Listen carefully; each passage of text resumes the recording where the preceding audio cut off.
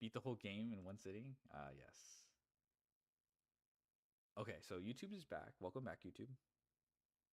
7 more hours? I don't know if I'd be really impressed if you stuck to the whole. If I did the whole thing in one sitting, I I'd be impressed if you stayed awake till then.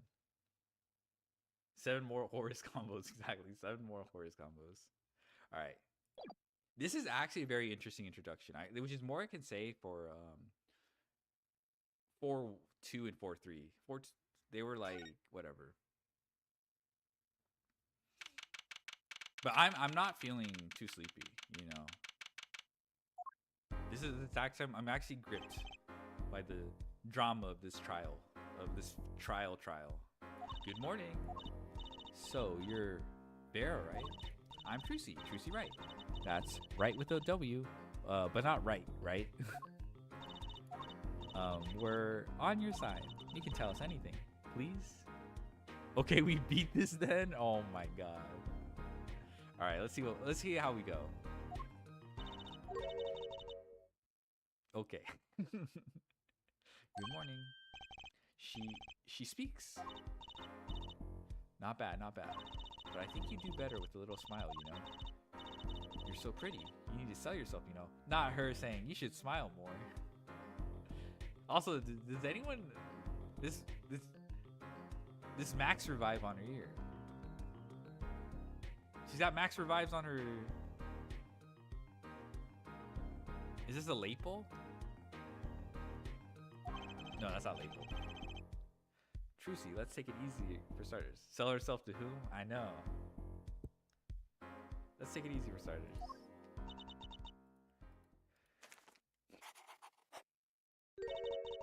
Thank you for taking my case. Okay, well, that's a start, I guess. There she goes with the nail polish again. Yeah, smile. That's great. Really, it's so cultured. I like the expression while she's like, want to try? Ooh, really? Girls. The victim, Drew Misham, was a forger, and a stolen painting was found in the studio. A life of crime, maybe, and maybe one that led to his death.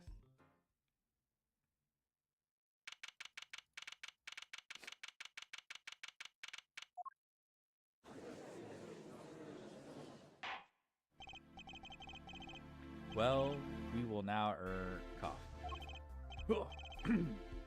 Begin the trial of Vera Misham. Is the judge okay? His voice is all raspy and he's looking around all nervous like, The repercussions of today's trial will most likely be felt for a long time, and may indeed alter our legal system forever. He said, yeah, he said, He said, mentioned. And may indeed alter our legal system forever. Today is a test of the jury system, and the first step toward a new order in our courts. Daddy's secret mission. The jurists will function like a jury. It is hoped their inclusion will help the courts to better reflect the people's will. Time. Why, aren't there any jurists in the courtroom? 3 closed-circuit cameras watch this courtroom at all times. The jurists have access to everything that transpires. Jurists, judge well and judge cool. And now, see here, prosecutor Gavin. I was going to say that. My apologies there, Judge. Jurist, judge today's trial coolly, if you would be so kind. Jurists are unbound by the letter of the law. They don't affect the trial with evidence, but by their feelings. And we're about to find out just what effect they're going to have. Very well, Prosecutor Gavin. The details of the case, if you would. The victim is the painter Drew Misham. He was killed in his own studio. I never heard jurors called jurists before, but I guess it must be a thing. I know. Like, you know how people say Yugis? I've never heard that to describe Yu-Gi-Oh players, but people do say that.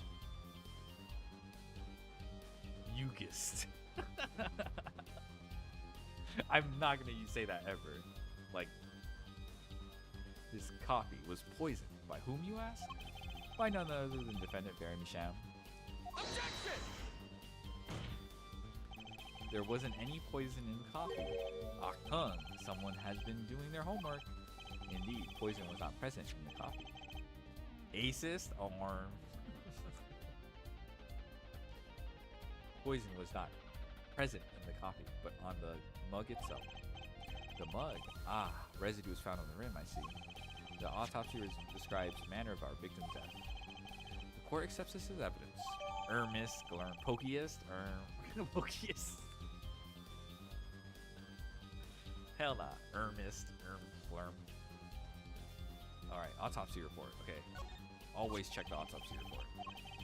According to the report, the victim's death was caused by atropine poison. Boom, what the fuck is a boomist? That's true, I'm a boomist. Cause of death between 9 and 9:30. Atropine poison. Chemical compound that does not occur naturally. Lethal dosage is a mere 0.002 milligrams.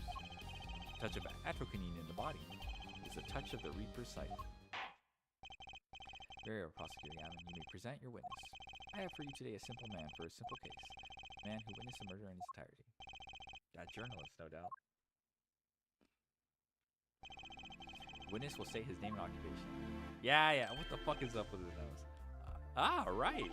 Well, for starters, my name's Spark Brushel. My job is a lone observer of the world. In other words, a freelancer knows, right?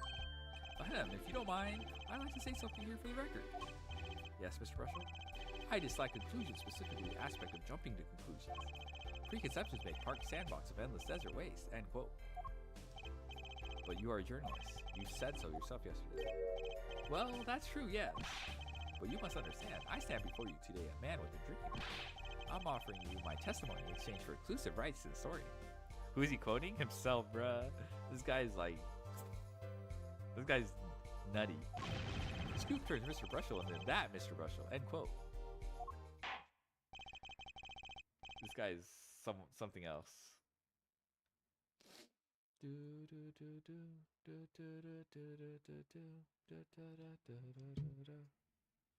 Alright. I think this is the armpit bullshit. A simple case, eh, Gavin? For me, the jury's still out.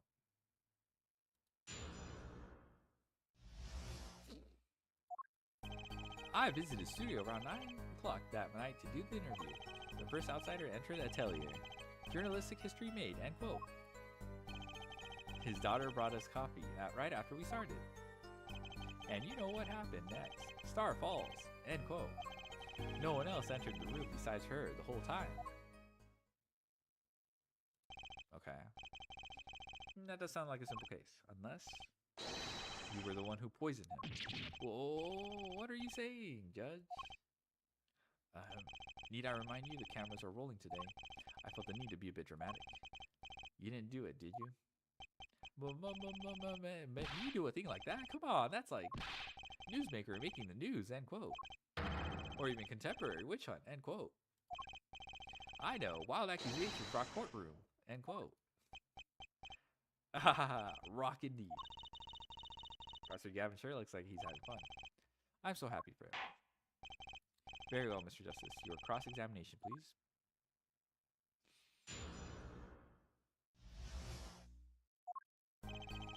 I visited the studio around 9 o'clock that night to do the interview.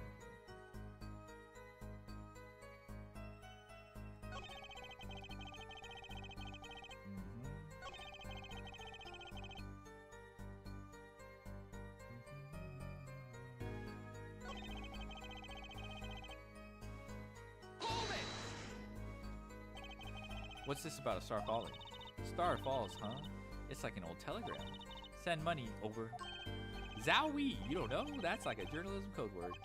An important personage passes away, a star falls. Get it? But there's no gravity in space, is there? I wouldn't think stars could fall, really. Does this matter? Ooh boy, this is good stuff. Good stuff. How about star breaks? Nah, lax punch. I know. Star dies. Nah, lax imagination. Of course, you could go when Drew dies. Straight to the point. I like it. I think we need to hear about something a little more substantial. Star's coffee, Brushel's coffee, moment of death. Star washed, yeah, Star washed. About when Mr. Michon passed away. Ooh boy, what is he that was? He puts his coffee mug down with crash, right? Yes, and then? Then the cold finger of death touches his spine. Life's... Wait, what the fuck?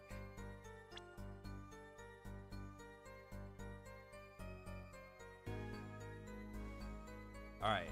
You know how I predicted that this guy said someone is going to say, like, the poison's fast acting when we know it takes 15 minutes to take effect? This might be it. Well, I'll do more testimony yet. Then the cold finger of death touches his spine. Life's flame sputters and fails. So cold was that touch, he could do not but tremble uncontrollably. Actually, life's flame is a little tired. Life's river froze over. Yes, that's a go.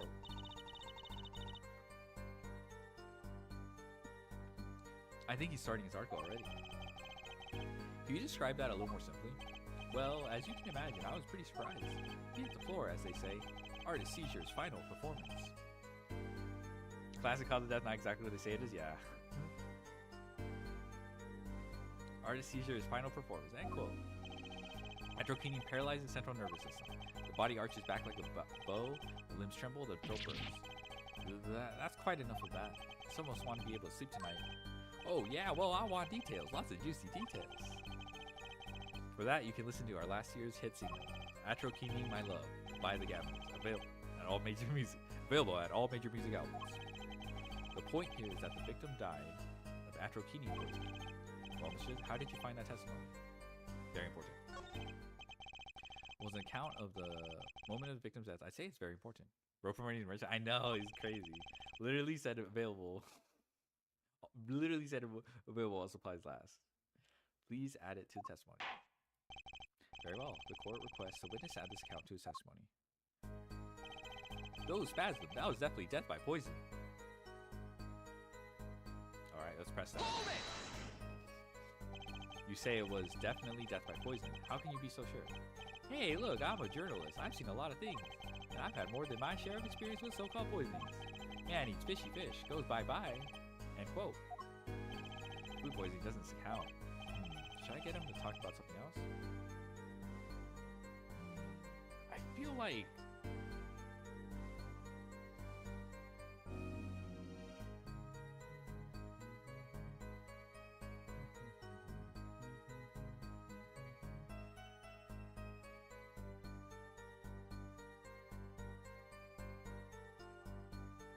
I mean, it wouldn't hurt to get more details of the... You say Mr. Misham had the coffee too, but did you actually see him drink the coffee? Of course! He who sees it wins, but he who says it wins bigger. End quote. I live in a man sees dog eat dog and writes about her world. Yeah. I guess I can't say I saw him drink it, really. He had one so-called sip. If that. Man puts lips to mug, drinks. End quote. That poison is quite virulent, I hear. My stomach did a so-called somersault, since I gulped down that coffee without so much as a second glass at it. Wait, maybe something's there. Maybe some kind of so-called trick. Anyone want to venture a guess, for the record? This guy have a pause button? Well, Mr. Justice, did you find that testimony valuable? Sure, let's put it. Victim drank his coffee, then immediately fell over? Yeah, okay, here we go. This is what we need. This is exactly what we need. This is testimony we need. Oh, yes, you can go to press with that one. Your Honor, this is a vital piece of information. Please add it to the testimony. Okay, there we go. We got it. Very well. The witness will add this to his testimony. Vital, right? Yeah, once it, if that, the next moment he was... Yep. Too easy. Where's the poison? Where's the details of the poison? Where's the poison? Acroquinine.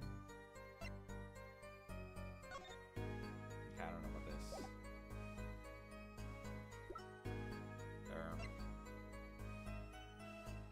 Slow-acting deadly poison. There we go. Objection! Easiest objection of my life. You know what I have a problem with? A particular property of the poison used, atropine. Oh, Prosecutor Gavin was quite clear about the poison. A lethal dosage of 0.002 milligram paralyzes central nervous system. Yes, that's what it does. But how long does it take to get there? If you drink that, even you, Mr. Justice, would be reduced to a quivering pile. Why are you using me as an example? Unfortunately, we weren't told everything. There was a vital omission in Prosecutor Gavin's information. An omission? Atropine is as virulent as he says, but death doesn't come upon ingestion, not immediately. That's because atropine is slow acting. Slow acting? Whoa, whoa, whoa, what? According to one forensic scientist. It's one of the most virulent poisons, but it was absorbed into the body astonishingly slowly. It's at least 15 minutes from the time of ingestion for adverse effects to show. If we suppose at the moment Mr. Misham sipped the coffee was when he sealed his fate, and he would still have had time left to enjoy his last cup of joe. Dude, his frame is so fucking whack.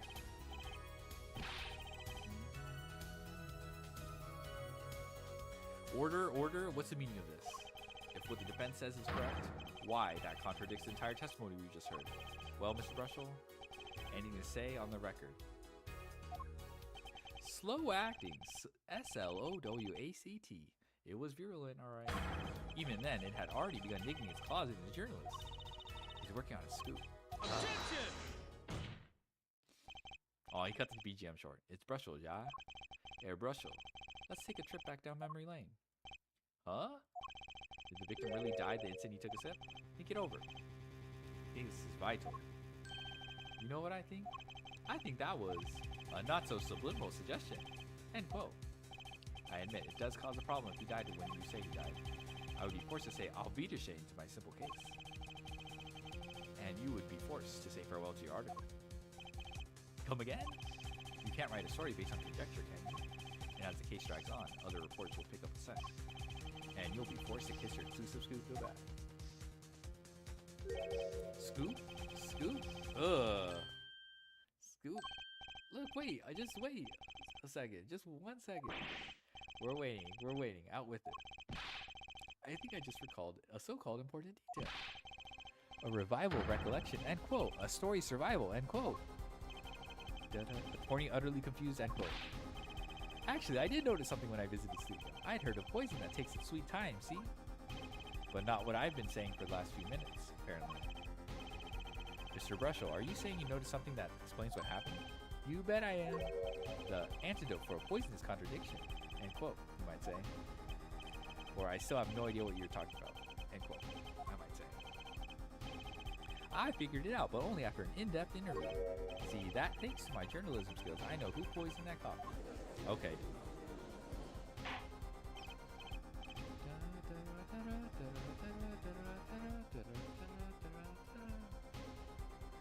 Order, order, order. As far as I can tell, the witness is standing by his testimony that Mr. Misham died the instant after he drank. Bruh. Of course I'm standing by my testimony. And my dream of exclusive rights to this story. Ah, I suppose it was too much to hope for. What was, of course he wouldn't choose a simple case, not him. Him? Phoenix Wright, who else? Achtung, Herr Brushel. Report for us if you would. What is it that you noticed? This court is a critical trial of the juris system. Afraid no room for doubt is permissible. You will testify to the court about what you noticed.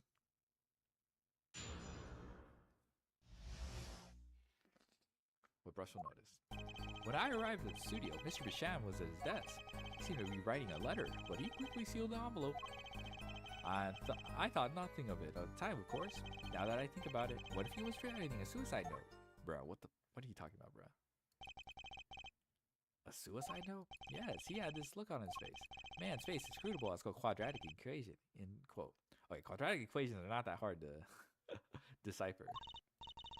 Suicide, poor Mr. Misham. If it was a cubic equation, then that's a different story. But that means Vera's innocent.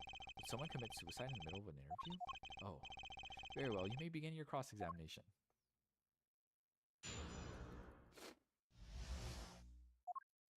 When I arrived at the studio, Mr. Misham was at his desk and he was writing a letter, but he quickly sealed the envelope. Isn't this an easy... Because the seal was broken 7 years ago, no?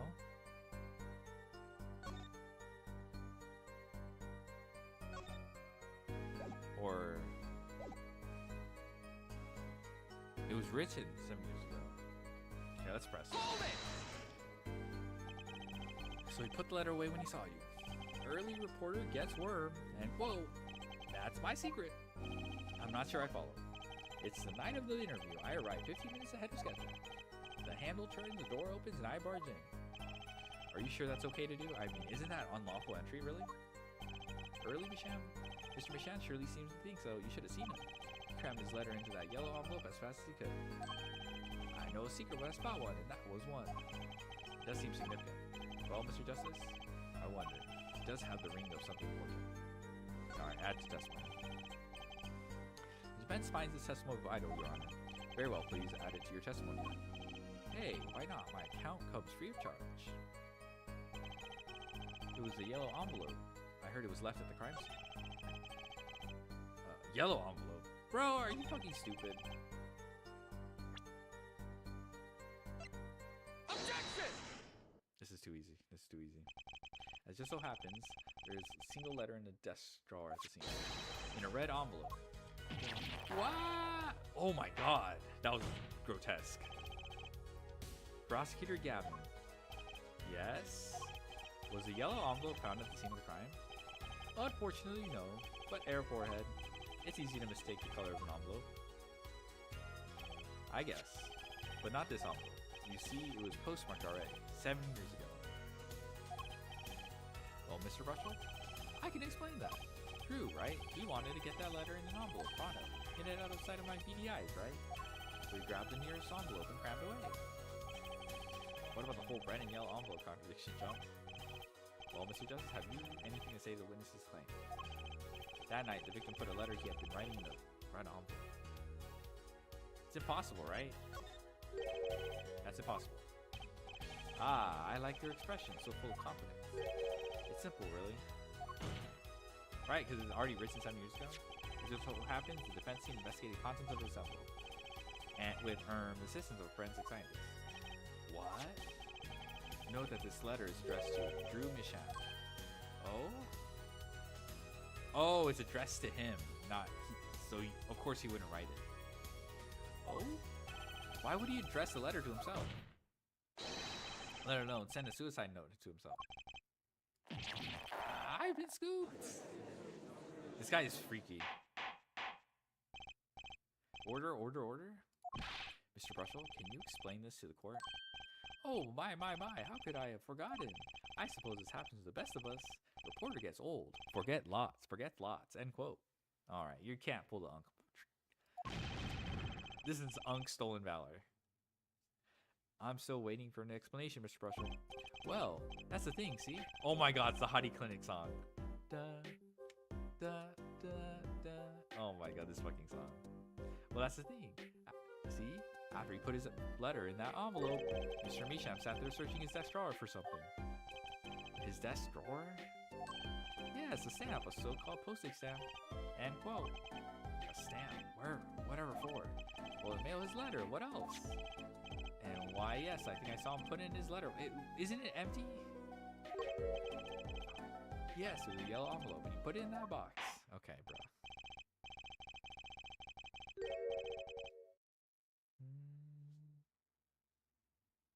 Oh, how I wish it did. Just think if that were a suicide note. What a story. Star writes suicide note in front of reporter. False.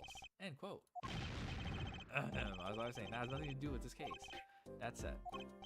Yes, Your Honor. It makes me wonder about the contents of that red envelope.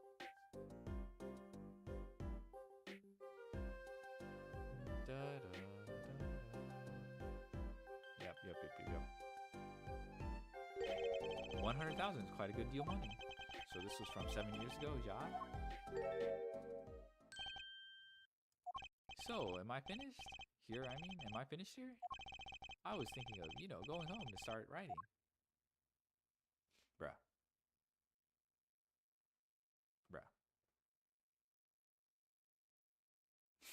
So awkward, man. I hate to state what should be pretty obvious to anyone, but when you catch the scent of a story, you make that, or rather unique face. Ah, come on! Unfortunately has active imagination, little else. End quote. Even I noticed something, and my eyes aren't what they used to be. I'm starting to understand what all this perceiving stuff is about. Judge has active imagination. End quote. Please continue with your testimony. Tell us about the scent of a story. Hey, I'm the one asking the questions here. Usually.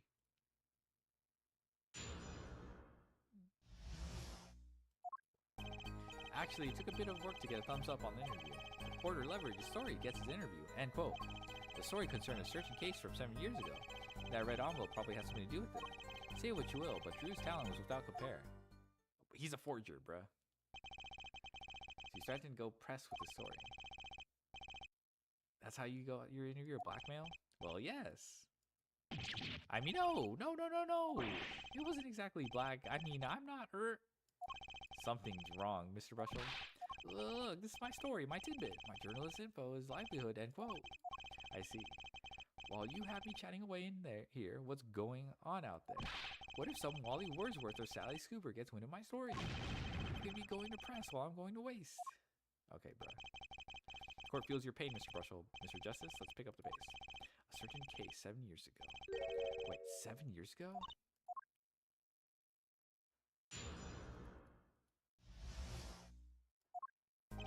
Okay, we're gonna proceed. Okay. I don't think he seems sure of himself. He seems sure of himself here. Does not seem sure of himself.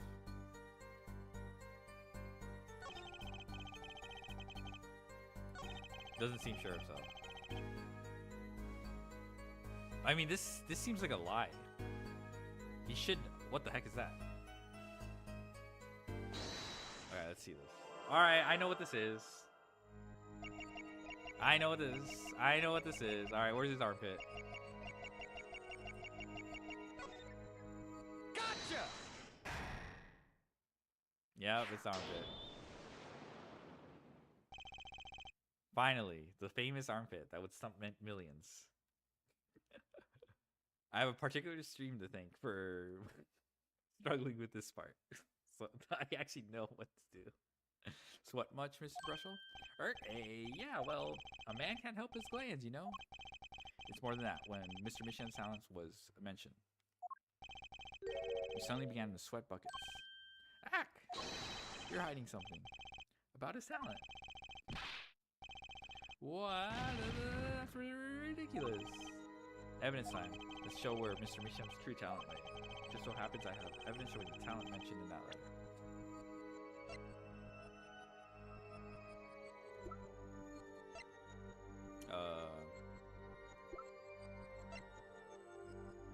Is it a hidden painting? Take that! This painting was found in Mr. Micham's studio. There are two problems with this painting. The first is it wasn't painted by Mr. Micham. The second is that there is another painting in the studio, which looks exactly like this one, except it was only half done. Then we have a letter discussing a payment of $100,000, which suggests a certain business operation. The business of making forgeries. Yep. Ow! Oh my god. Bro got cooked. That is all, Your Honor. Everyone, please. Everyone, please, everyone. Can we keep this private? Please. This is my story, my scoop. Forgery, that's a serious crime. Drew Misham is known as an artist these days, but there were rumors he dabbed in another kind of art until a few years back. Another art meaning forgery? Drew Misham was talented, alright. Talented at making precise, detailed fakes. A fact that certain criminal elements were quick to discover. Criminal elements? What? You can't seriously be talking about... Exactly. I'm talking about forging evidence. The rumor started circulating 7 years ago. 7 years ago? So are we to understand that this letter, this payment of $100,000 was for... Exactly. Forged evidence. That's tidy profit, end quote.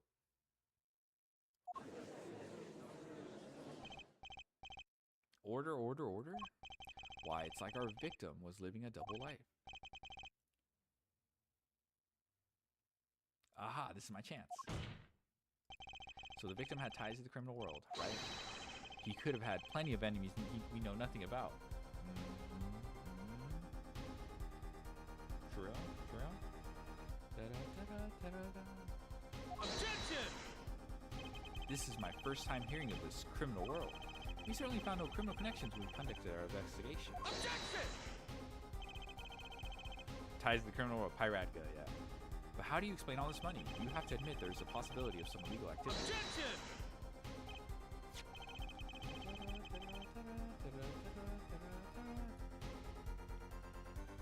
there's no proof of tying this letter to our case. Our case was and remains simple from the beginning.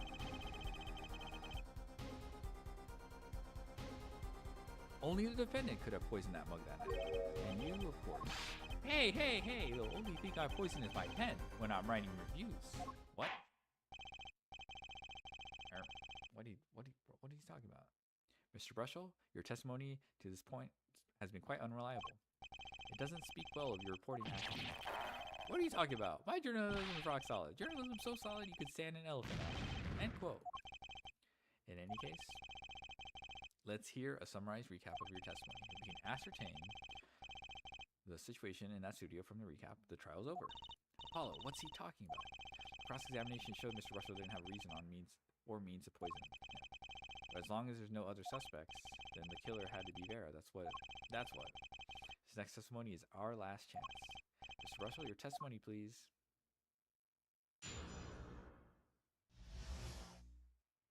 All right, more testimony. Buh.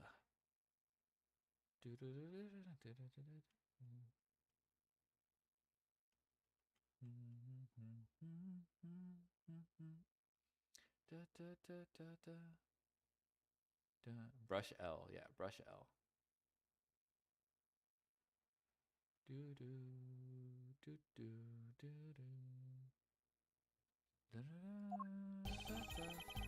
The only other person in the studio that night was the defendant. It was Vera who poured the coffee. She's admitted as much herself.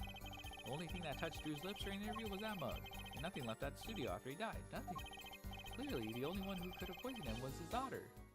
Okay, but there is the unexplained tiny frame print, which I imagine is going to pop off here. A nice testimony, clear, succinct, and without room for doubt. Good morning, Von Vondra. Scuba. Aw, shucks. You really think so? I believe this clarifies the situation that night. Very well, Mr. Justice. You may begin your final cross-examination. Good Orming, yeah. Right. I still have one trump card left to play. And I won't let this trial end until I use it. Yeah, so it's the tiny frame. Only other person in the studio that was defendant. It was Vera who poured the coffee. She's admitted as much herself. Okay, sure. One thing that touched Drew's lips during the interview was that mug. Nothing left that studio after he died. Nothing. Hold it! How does he know that? Not one thing, you're sure? Yep, sure as can be. Well, with one exception. One exception, what? Journalist Spark Brushell does an interview. Leaves studio. End quote. Where the mug was poisoned in the coffee. And not the coffee. That's what I think it is. It's just the mug. Ah ha ha, come on. It's a joke, get it? Not funny, I know, but still. Did something leave the studio that night? Why does that sound familiar? Where have I heard something like that before? Now that we've proven our witness is a comedian of sorts, I'd like to turn our defense attorney before returning to the testimony. Do you have any idea what anything might have left the studio that night?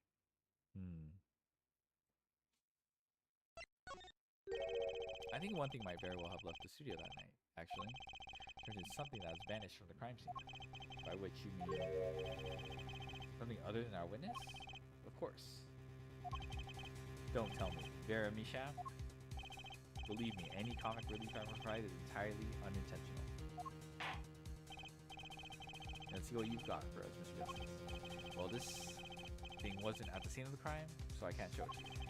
I do have evidence that shows how it could have been.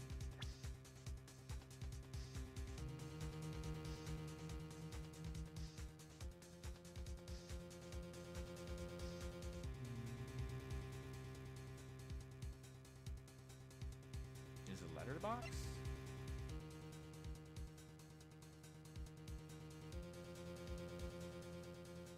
Well, it is empty. Was it the yellow envelope? Maybe the yellow envelope is real. And this being empty is probably... This is the only link between the studio and the outside world. A letterbox? What did Mr. Brushell just tell us? When he entered the studio on the night of the murder, the victim had just finished writing a letter. Yeah, I said that. And yeah, it was true. Furthermore, you went on to tell us that he put the letter in the yellow envelope and put in the letterbox. Ah, this very same letterbox was empty. In other words, that night, the yellow envelope disappeared.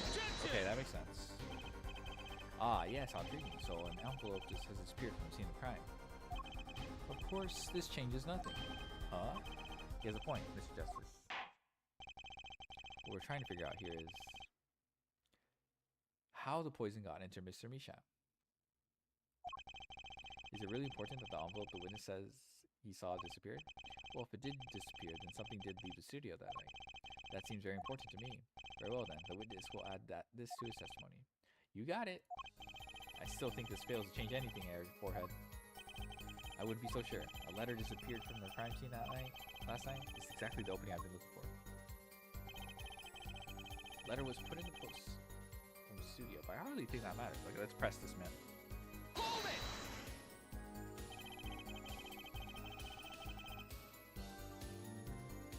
Nothing could be more serious than an envelope disappearing from that studio. You were hiding that fact from us. Yes, well, actually, I don't argue the possibility that letter disappeared from that studio. But, Forehead, isn't there a much more serious question before us? Right, how Mr. Misham was poisoned, I know. Mr. Brushlow's testimony has changed, which means the facts of the case have too. You played all the Danganronpa games? Yeah. Wasn't the biggest fan. I will say Danganronpa has like very, very good, very, very, very distinct character designs, you know? But like, I got sick of Byakuya, bruh. That guy's so fucking... Not Byakuya. Byakuya's fine. Komaeda.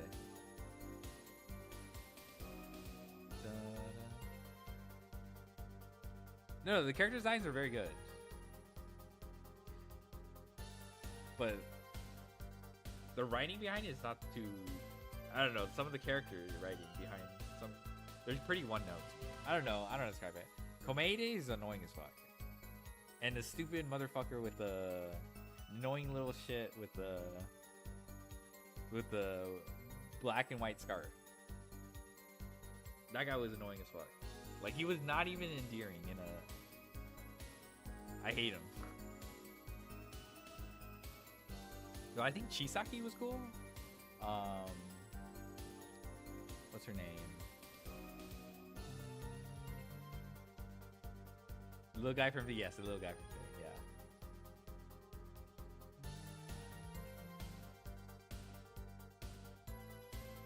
Yeah. Yeah, I don't remember them, but yeah.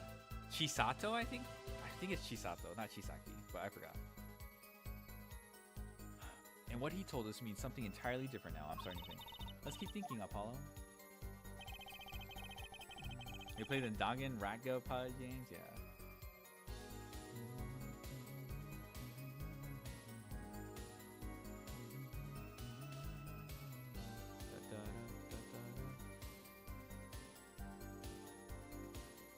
The only one who could have poisoned him was his daughter. What do you think, Apollo? Everything he's saying seems so not flawed. Well, that's kind of what you want from a testimony, really.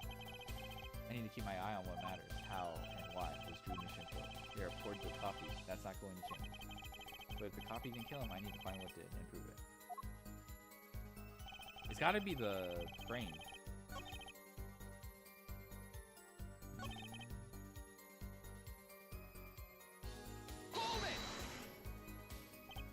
This seems like a falsifiable claim.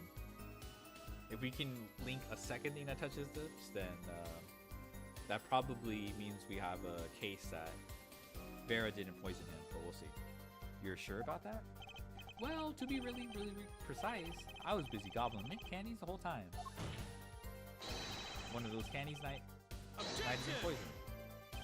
Yet at the time of the autopsy, no fresh fragrance of mint filled the room, and no mint residue was found. It was a long shot anyway. Don't tell me you're still trying to prove this. You think the victim ate, drank, or otherwise ingested something other than coffee? Well, Mr. Justice, if you have some proof, the possibility is there. I can feel it. Just maybe not prove it yet. The possibility is going to cut it now. Not now. Mr. Misham just poisoned Your route other than that copy. Okay, I can prove it. Proof is possible. Here goes nothing.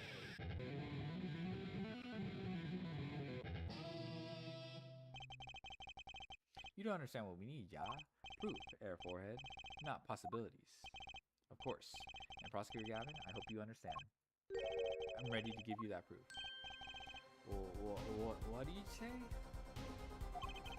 I have proof of the disappearing envelope. I saw him writing a letter, I did. Which was picked up by the mailman, I assume. Of course, which means that envelope had a stamp on it. A stamp. Ah. And as we all know, stamps come with dried glue on the back. In order to use the glue, you have to wet it. Oh, are stamps 2x2? I guess that makes sense. By licking the stamp. Objection! Yeah. Ben, no one worth talking to actually licks stamps in this day and age. Objection! Even if you want to talk to him, you couldn't. He's dead after. Objection!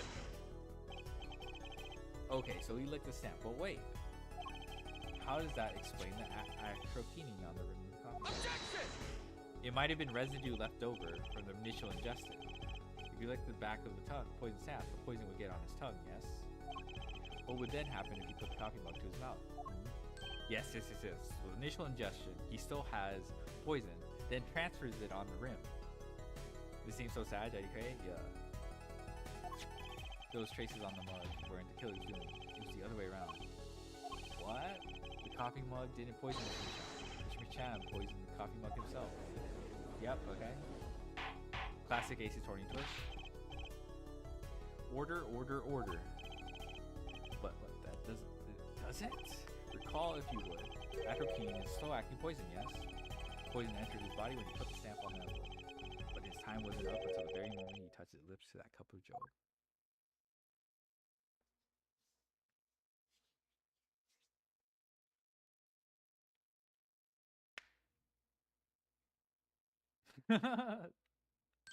Okay, bro.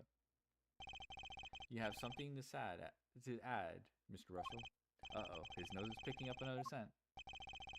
As I believe I mentioned earlier. Well, that's the thing, see?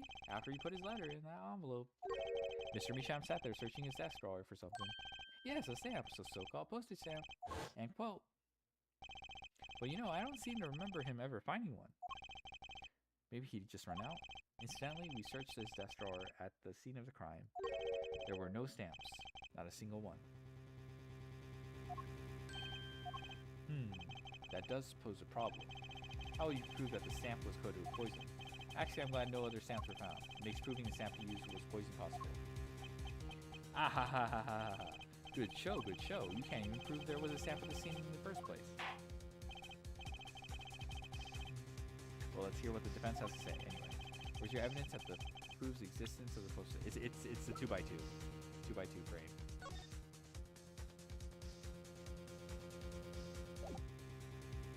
Take that!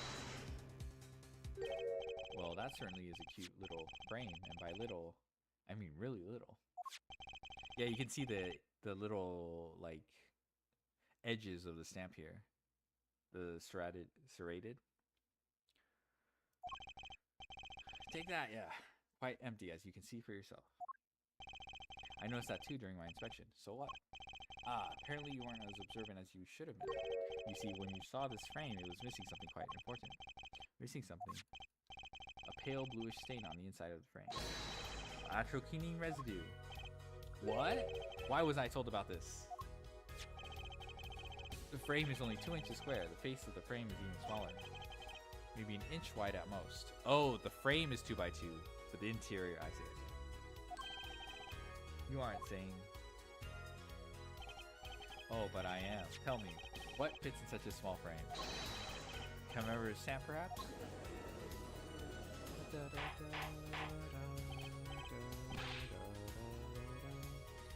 Order. The poison stamp was in this frame? Impossible. Prosecutor Gavin, why would he put something like that on his desk? Don't tell me he had it there so he could commit suicide if the mood struck. What the fuck? You know, can I say something? I had a thought, see? But, Mr. Russell, and please stop jitting around like that. The victim was a forger, right? There's a lot of money in that line of work. Forger's friend makes enemies too. End quote. So the poison sap might have been a murder weapon aimed at him. Objection! I mean, the possibility of it being suicide is actually likely now. Oh, Rich, that's Rich. Leave the ridiculous fights to fancy the Gaviner song lyrics, please. Finally, something we agree on. The stamp was a murder weapon. Nonsense. Murder is simple business. Who would go to such lengths? No one. Bruh. Oh, I disagree. Bro, we have like 5 billion oyster torn cases that are not simple murders. Oh, I disagree. Could it come again? Recall, if you would, the victim's reclusive lifestyle. Drew Misham hid from the world. He avoided me. His only contact with the outside world was the mail. The mail. No one would do this. Trust me, bro. The mail. Now, if you wanted to kill someone, you couldn't use, but you could view red letters. A stamp would be the perfect weapon. Ridiculous. Where's your proof? I want proof. Show us evidence that this poison stamp was sent out as a murder weapon. I might not have evidence, per se, but things are finally starting to come together. What is it, Apollo? Wrists are trembling. Yeah, I know what happened. I don't believe it, but I can see it. Yeah, I know how Mr. Misham was killed. Well, fill us in, Mr. Justice. A certain piece of evidence points to the truth, Your Honor. I can show you how someone with the intent to kill sent Mr. Misham the stamp. This one?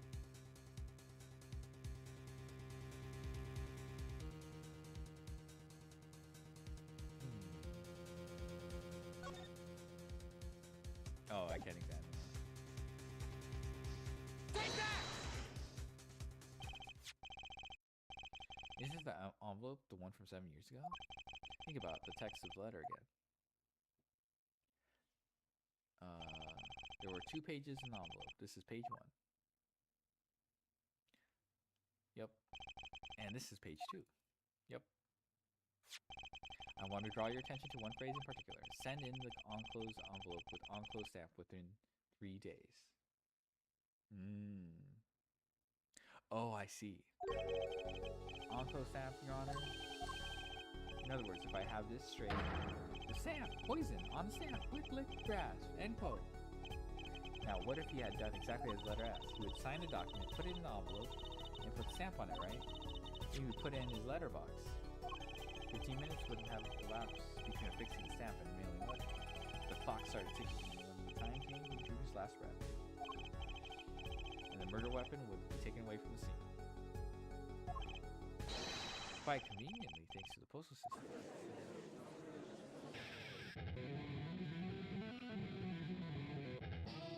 So this is a premeditated murder from 7 years ago? Such a splendid imagination you have, Air4 head. Let me confirm one thing with you, if I might. So this poison stamp was inside this envelope from 7 years ago. Is that what you'd have us believe, really? Well, it is a little bit of a stretch, but there's a possibility. Yes, a very small possibility. How small, I wonder? A poison stamp in this envelope, a stamp that then became a murder weapon. How do you intend to prove this seeming coincidence? Well, 7 years ago, you don't even know who sent that letter. Send in this whole envelope with enclosed stamp with within 6-7 days. True. 6-7. It was 7 years ago, and we don't even know who sent that letter. And your answer is silence, I see. Very well. I move to... It's not nice to pick on Fraulein, Claudia. What the fuck? Oh. Emma.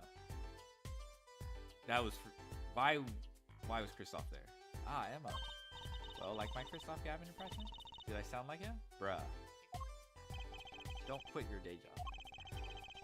Don't you have a crime scene to be looking after, Fraulein detective? Someone had to come dig you out all the mess you're making of this case. Mess?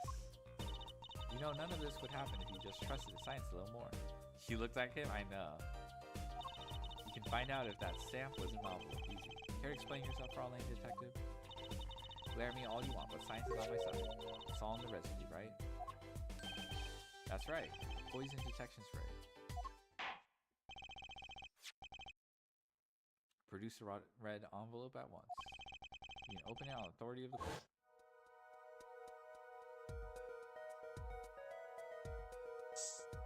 Oh, it's right here, yeah. Nice. Well, would you look at that? No mistaking. That's atropine residue. I don't believe it. That's crazy. I don't believe it either.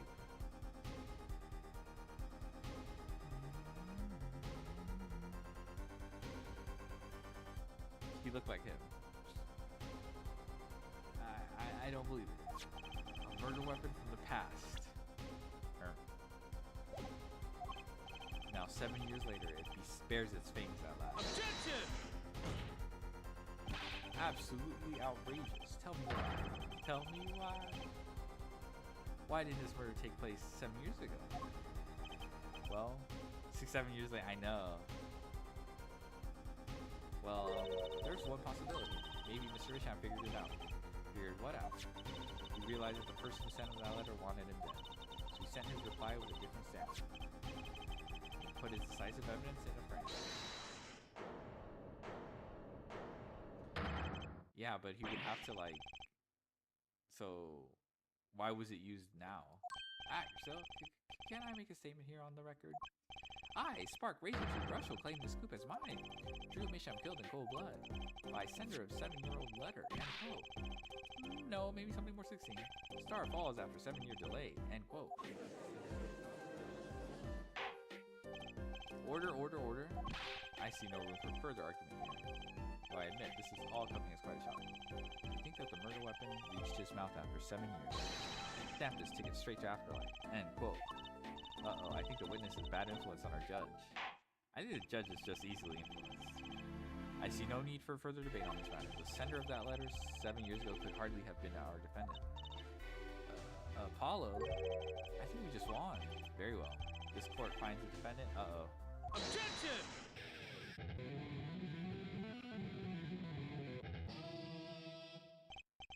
Is this the bright future of our legal system? Prosecutor? Gavin? A ticket to the afterlife from 7 years ago. Tickets for Gavin or show are valid after 2 weeks.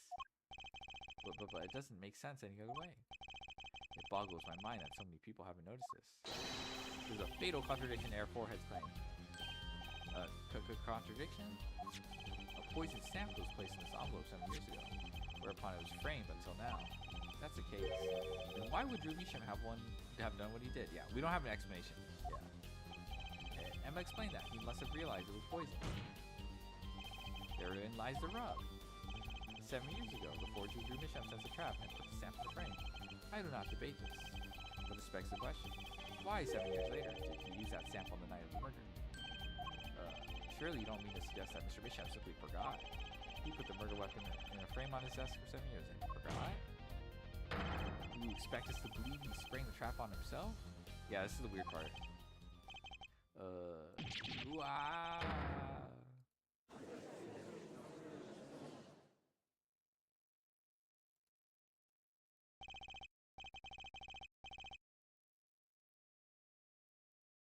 Well, I admit this is all quite shocking myself. It does seem highly unlikely that I would run a follow foul trap. True, true.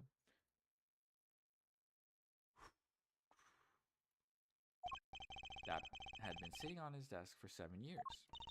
Apollo, I don't think we're winning anymore. I'm glad to see we're all back in the real world now.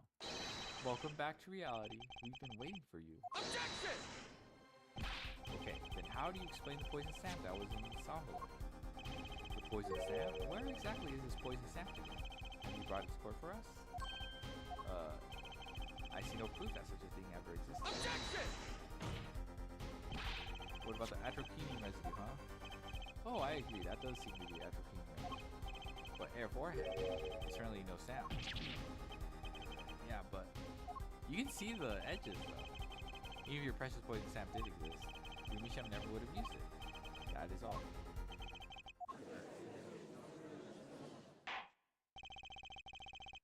I believe we've come to a conclusion again. Apollo, were we wrong the whole time? I can't believe it.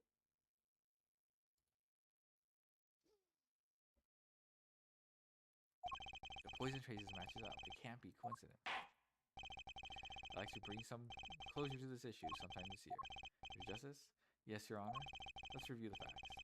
I think we can't deny the stamp existed. There's like two, locations of the residue. It's like, and then the letter basically names that there's an enclosed stamp, and we have the proof that it existed. That it was formerly enclosed. I think the one thing we can establish is why Drew Misham died in the first place. Let's review the facts and see where we stand. 7 years ago, Drew Misham received a red envelope. There were traces of a poison atropine on the document inside the envelope. A similar trace was also found at the crime scene on this tiny picture frame. Defense has indicated the possibility of a yellow envelope that left the scene of the crime with poison sap on it. Yes, but even this envelope contained a poison stamp, and Drew Misham, knowing this, put in a frame, he never would have used that stamp. I'm afraid you're right, which means there is a fatal flaw in the defense's case. But the traces of atropine enveloped the frame, and Drew Misham's were serious death. They're all connected somehow. Well, Mr. Justice, do you have a conclusion for us? The defense stands by its case, Your Honor. We've seen that the logical outcome of the evidence makes no sense, which means that one of our clues must be a fake. Ah, fake clue. Fascinating. If we find this fake, your wild fantasies will prove quite reasonable.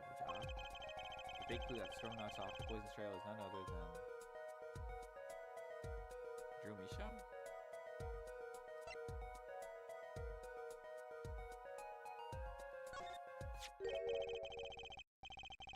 The victim was a fake clue? Oh, is he not a forger? Is someone else a forger? Is Vera the forger? That might be it, actually. The victim was a fake clue. I'm afraid I don't. Actually, let me check something. She's 19. 7 years ago, she's 12, so I don't know. Maybe, the victim was a fake clue. I'm afraid I don't understand. I'll explain. We have an envelope, a frame, a mug linked by poison. That all makes sense. What doesn't make sense is the victim himself. Yeah. Objection! Congratulations, you've completely lost me. So the fake evidence is none other than the master of fake himself, the forger. Makes a good story, I'll give you that. The fake clue, fakes, forgeries. Ah, I know that face. I just had an idea face. I don't know if I'm right. I'm going with it anyway. What if our forger is the fake? Come again? 7 years ago, our forgers had sniffed a trap and stepped aside. 7 years ago passed, now the forger stumbles into that very same trap and dies. Why? That's what I want to know. Because the forger who was killed was a fake. Okay, you just said that twice. Here we are again. The victim was a fake. One forger smelled the trap, one forger fell into the trap. Oh, I see. They're both forgers. That's two forgers, and one of them was a fake. Order. So you're telling us that Drew Misham, the victim, was a fake? Well, if he was a fake, who was the real forger? You better not be claiming there was some kind of switcheroo. Yep, switcheroo time. Ba. I'm afraid you're going to have to back up your story. True. Mr. Justice, show us just who the real Drew Misham was. If Drew Misham wasn't the real forger, there's only one other person to look. Understood, Your Honor. Forger Drew Misham was himself a forger. The real forger is Vera. Okay. Interesting name, Vera. Take that! There can be only one explanation. The real identity of the forger known as Drew Misham is none other than his only daughter, Vera Misham.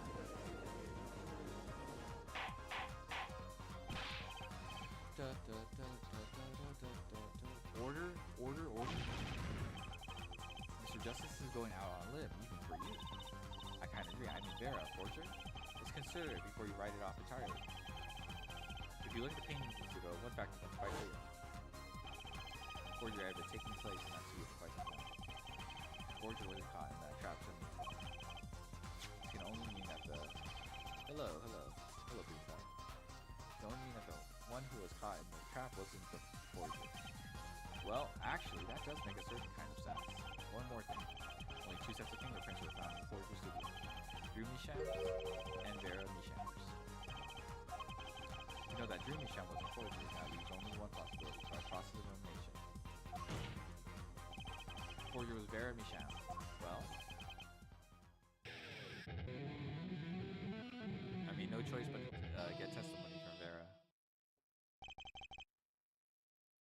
Fascinating.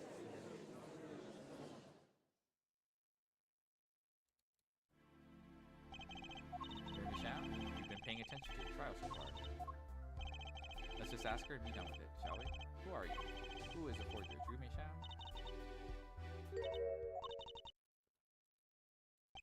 Was that an expression of emotion I saw on her face? She's staring holes into Prosecutor Gavin's face. I'm used to being stared at by Frauleins, believe me. They'll usually talk to me too. Tell us, were you the one who forged those works of art?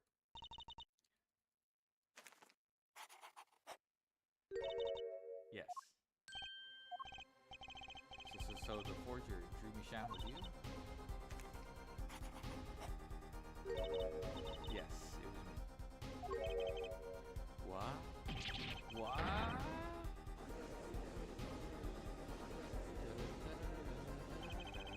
Court was in uproar. It wasn't a now. We had a break for a 10-minute recess.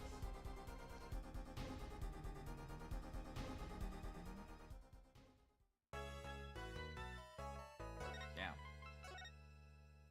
This is just a random trial, bruh.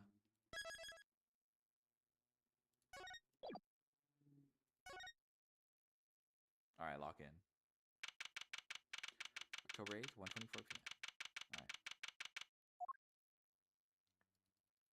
Okay, so where exactly does this leave us, Apollo?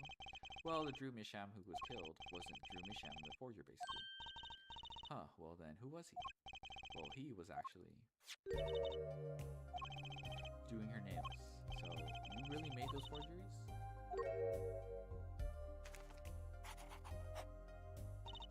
Yes, for father. I know it was wrong. Could you tell us how it happened? My father was a painter. I loved painting ever since I was a child. One day, father saw me. He saw that I had the talent. The talent for making forgeries? How should I say it? It was not only paintings I made. Given the materials, I could make anything. Anything. Father was so proud, and I so happy.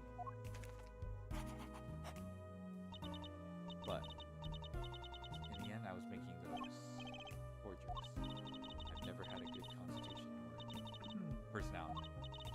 I know very little of the world outside my door. Now, because of me, father is... You know about this red envelope? I remember that envelope. It was some time ago. So you're already creating your works back then. I started when I was only 12 years old. So when we figured out the sample's poison, that was... Mr. Justice, it's time. To the courtroom, please. Right, out of time. Wait, Vera, just one more thing, please. Those 3 paintings in the studio. I painted those as part of my work. Right, see, we checked them out and we saw what was underneath. We saw the rough sketches underneath the 3 finished paintings.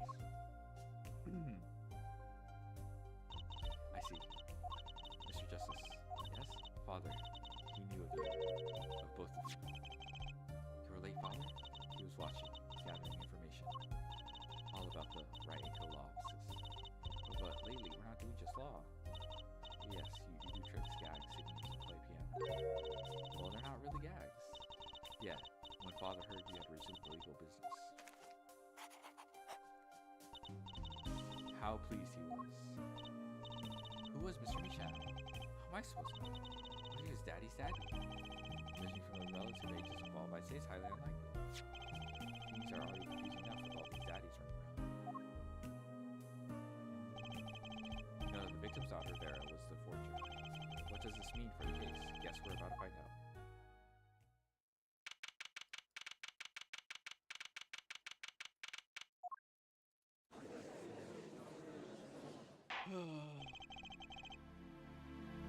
Court is now back in session. Vera seems pretty tense. She's practically chewing her fingernails clean. Perhaps you could begin by telling us how it all worked. How did you set up this Drew Bicham forgery persona? There's that stare again. She's drilling more holes in his head. I know it's hard for you, but hey, he's a handsome guy. What's hard?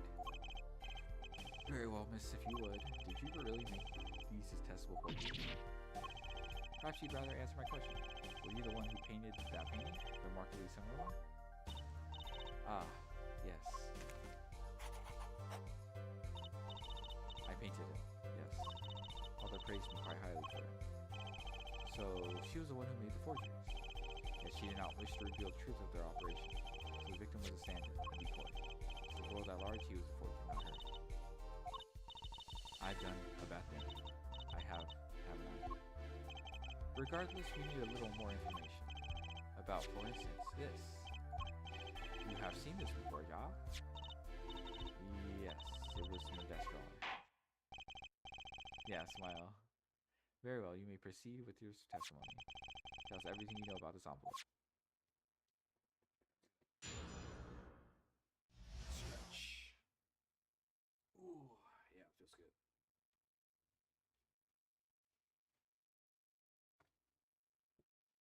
Alright, now to get comfy. Alright,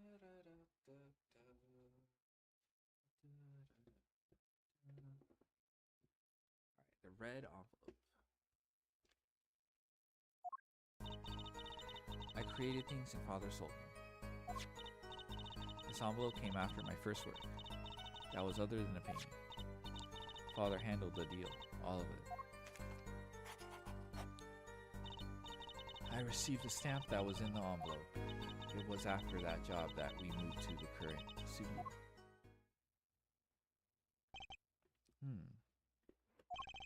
There certainly was much of great interest in your testimony. Not that the witness realized it. Very well, please begin the cross-examination. Right, okay. I need more information about this forger, this Drew Bicham.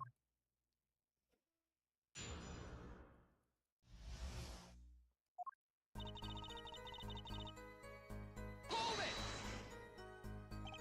So these things you were making are, you mean paintings identical to other paintings, right? The closer they were, the happier Father was. I was happy too. Still, you're quite young now. When did you begin this work? My first painting sold when I was 12. Yeah, that was 7 years ago. Your Honor, she had no idea what she was doing was illegal. Objection! Easy there, little Pony. You're not here to defend her for the crime of forgery. True. Please tell us more about this envelope. This envelope that may have very well have killed your father.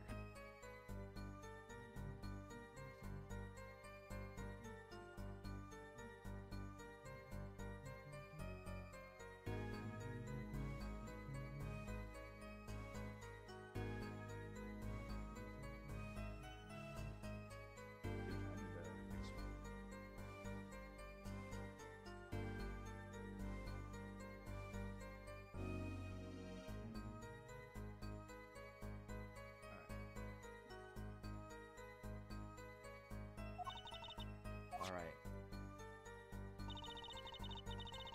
This envelope came after first. That was other than the painting. Hold it! By other than the painting, you mean you'd only done paintings up to that point? Yes. My father had a realization. He not noticed my talent extended to making things other than paintings. For instance, a letter someone had written, or a fingerprint left upon a cup, or a signature on a document, a seal upon a leaf. None of this makes it sound very innocent at all. And the $100,000 promise, this letter was a start. The beginning of a new industry for Drew Bicham. A new industry? The creation of items to be used in criminal proceedings. Forging evidence, in other words. Bruh. Uh-oh. Father handled the deal. Hold it! Oh, wow, okay. I see why she's moved to 7 years ago. So you didn't know how the things you were making were being used?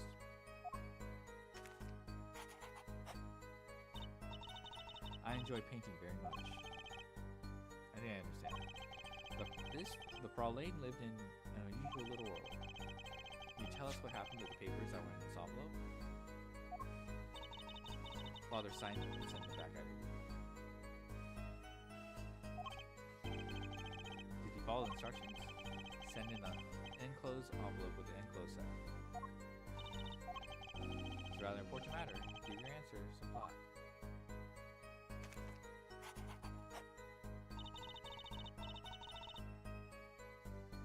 I received a stamp that was in the Hold it! What do you mean you received it? Did I do something wrong? You didn't use that stamp because it was dangerous. There'll be poison on the back. Objection! A moment, Air Forehead. You can't force an answer upon me. Now then, perhaps. You would tell me, Praline Freya. Why did you receive this stamp? Something wrong? It was beautiful. Ah, you mean it was one of those commemorative stamps? Yes, I think it was. So you didn't know about the poison?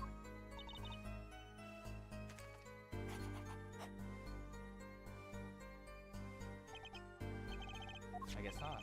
So the trap failed by chance, by mistake. Thanks to this commemorative stamp. Quite the close call. It was after that job we moved to the current studio. Okay. Hold it!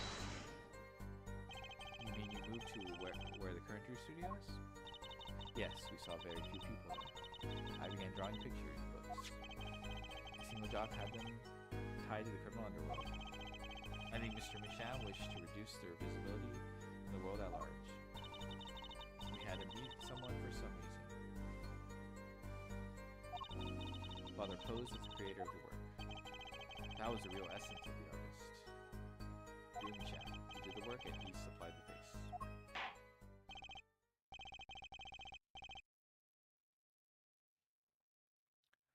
So you really didn't know anything, did you?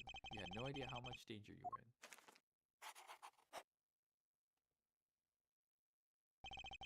Apparently not. About this commemorative stamp, could you tell us more about it? It was very pretty, and more than that. Yes? It was a picture of people I liked at the time. This is something new.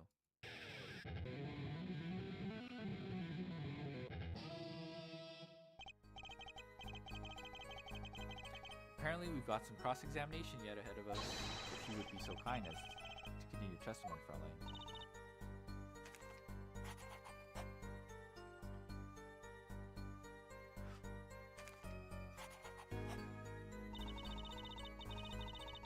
The stamp was a picture of my favorite magicians, so I kept it. Hold it!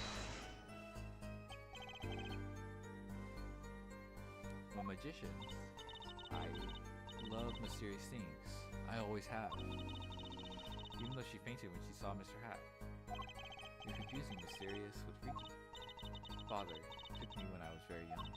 It was a great magic show. I loved it so much. See, isn't magic great? Fine, great, yeah, sure. No need to get all excited. But the magic troupe we saw disbanded soon after. I was quite sad.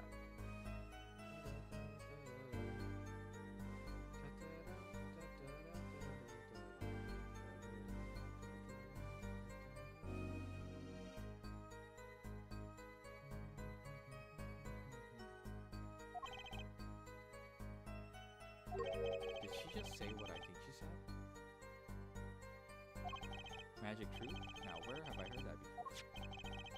Red envelope came after she completed her first job. That makes it a letter from her client, whoever wanted forgery made. Apollo, we're close, we just have to piece together the parts. A deadly weapon in a red envelope. And the path it took to take Drew Micham's life.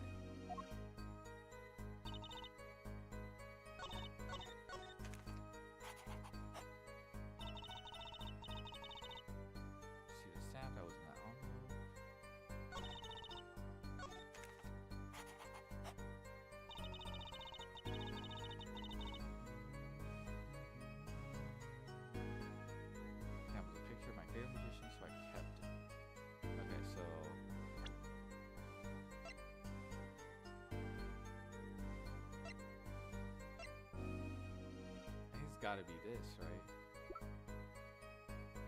It's like the only magician. Objection! Mr. Hat, Mr. Joshua. Those magicians you liked, was it this much?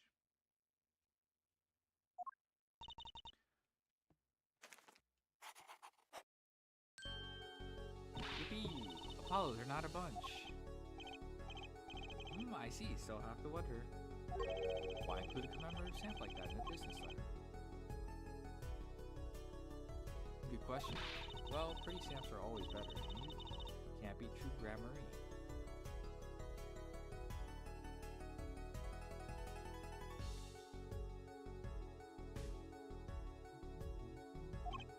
But the whole murder plan was a failure because of it.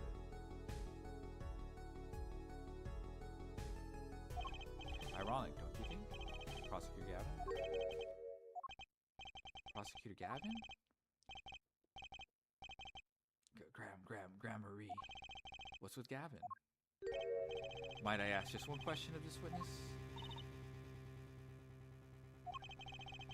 In your testimony just now, you stated this was your first work that was other than the painting? Please tell me, what exactly did you make? Can I ask why? No, answer the question. Now!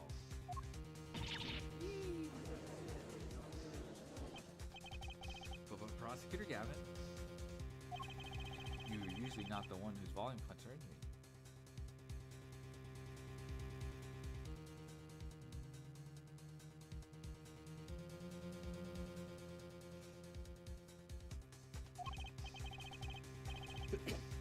Yes, it is unbecoming of me. I apologize.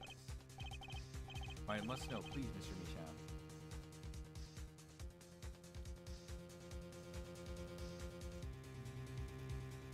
Tell me. It was a book. A single page in a book.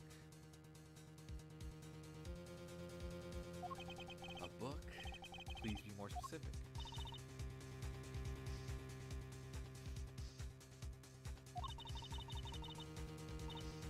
Handwritten book, like a diary.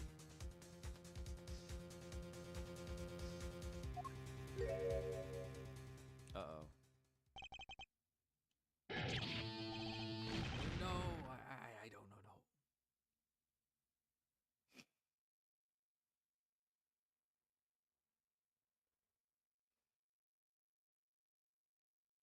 Damn. What's wrong with Prosecutor Gavin? Miss Sham, this book. Was there a picture of a silk hack on the back cover? Yes or no?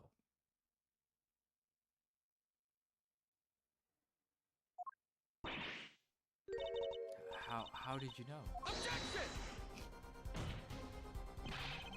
Prosecutor Gavin, the defendant is answering all your questions. Stop badgering her.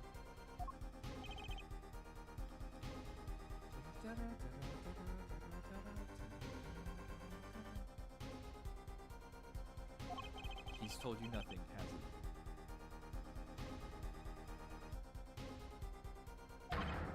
Your soiled, sullied mentor, nothing? Sullied, who? Good blue badger means, yes. He's right, who else? Daddy? Never told you about the trial 7 years ago? About how he came to lose his pointing badge? There was a certain piece of evidence that decided his fate, you know? A certain diary.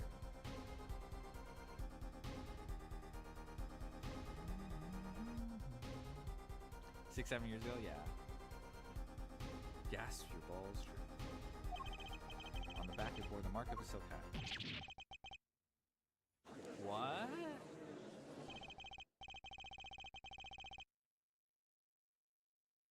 Phoenix Wright tossed out by the profession of false evidence. And forger who made that evidence.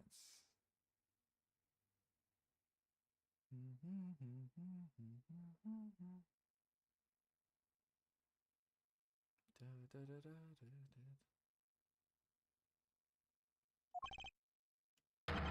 this girl standing right in front of me?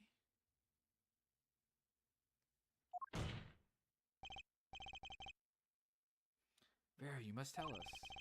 The evidence you made was used in a trial 7 years ago. Who asked Drew Misham you to forge that evidence?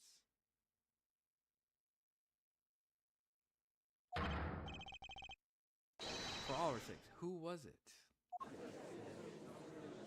If I realized hot with long blonde hair, bruh. The thirst. We only met once. You met the client? No. Who was it? It was. What's going on with Vera? She's staring at Prosecutor Gavin's face. It's probably Grand Marie. The yellow guy. Yes? What is it? Something about me? I remember clearly. Or might have been the brother. John Konami, yeah. John Konami. Or who gave me the book, the diary. Who was it?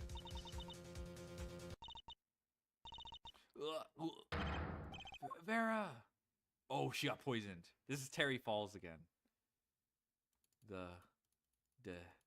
Bull. That's crazy. This is just Terry Falls.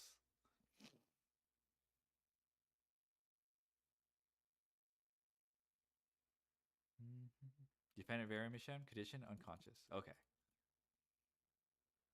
Examiner's diagnosis acute atropine poisoning. Bruh. Hey, you can't just end like that, bruh. This ends the recording of the trial for the murder of Drew Misham. Drew Misham was during the trial poisoned by an unknown assailant. Dosage just under the lethal amount, sparing the defendant's life. She's currently in intensive care and is not to be disturbed for any reason. John Konami, how dare you? I know. Really, So it finally began to show its true colors.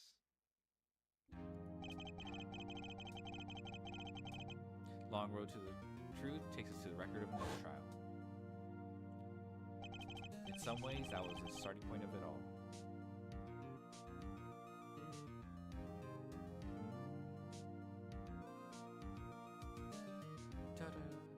Classic theme? Yes, classic theme.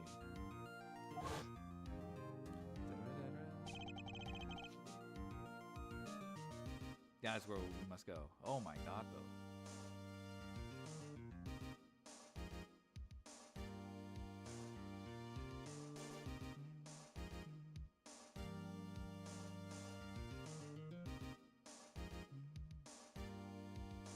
Damn, Javier.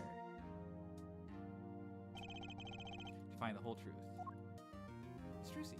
Okay, so 2 trials.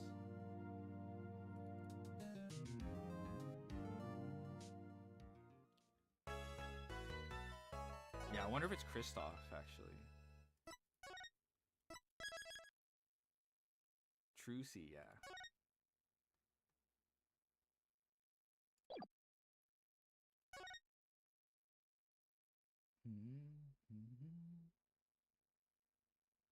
Showdown time.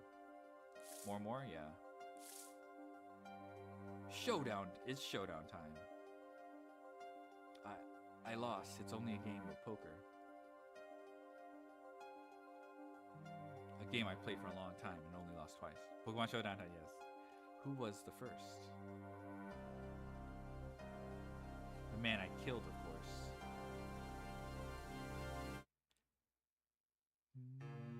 Seems I found the partner I've been looking for all along. Over a game of cards? Yes. Why, yes, over a game of cards. That was how we first met. 7 years ago.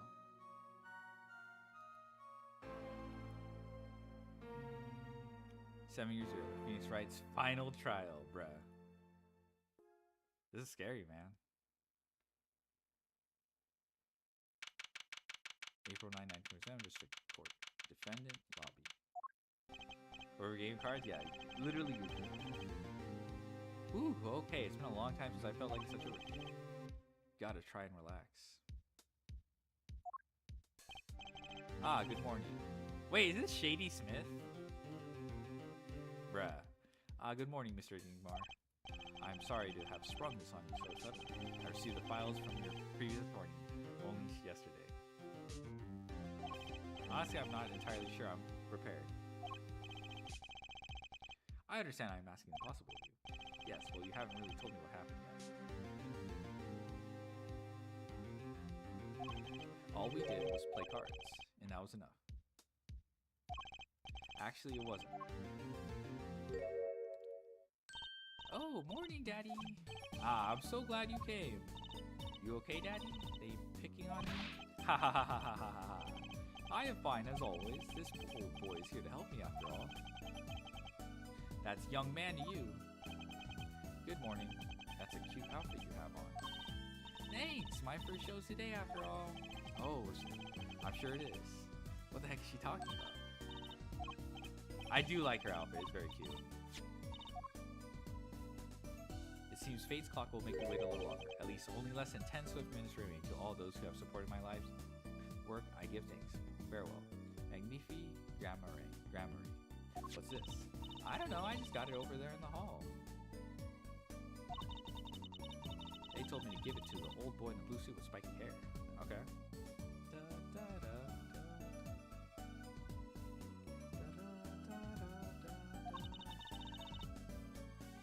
They said it was really important. What's this? A memo for you or some such? Not from the looks of it. What is this? Looks like a page from someone's diary. Who is Diamond suited Malice? Diamond, I think, is Dormouse. I think so. I'll give it a read later.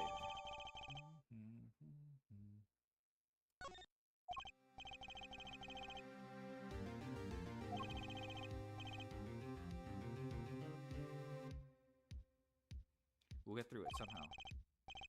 Suddenly, prosecutor today is in bed. He needs to win then, yes? Calling the true thoroughbred in the history of the prosecutor's office. Of course, there's one of those every year. Switching attorneys just before the trial. I know it is a difficult situation for you. But allow me to say one thing, Mr. Wright. Yes? They will not be able to pronounce me guilty today. Uh-oh. So do your best, but do not worry. First time defendant has ever given me power streams. Ha ha ha. I see you do not understand. You see, it will be impossible for them to declare verdict. Impossible? Yes, isn't that right? Proceed. You bet, Daddy. My first look at the case was only yesterday. And the information I was given was a tad bit locked, to be honest. Still, I'll do what I can, for their sake. I believe the curtains will be lifting any time now.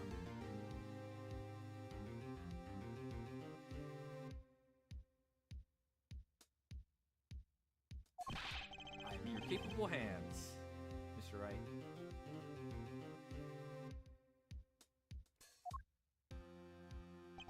My client is Shady. Yeah! Shady Enigmar. Shady Smith.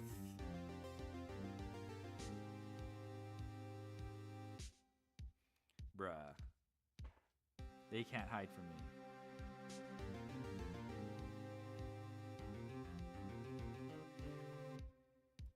Known to the world as Zach Grandmarie. Raid Shady Levy. Yeah. A wildly popular magician, star of True Grandmarie.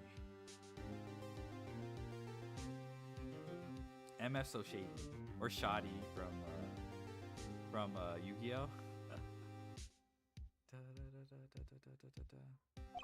His mentor, Magnifi Grammary, was a rare breed of magician.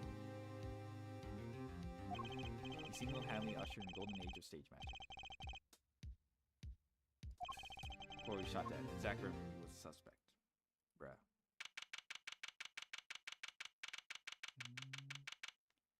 Give me a second, I have to go to the bathroom.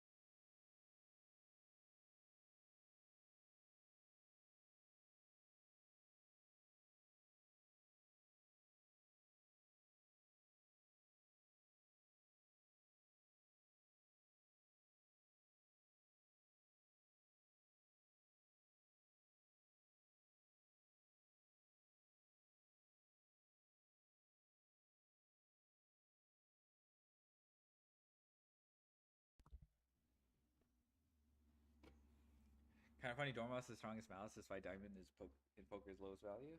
Nice. Did not know that. Okay. Now to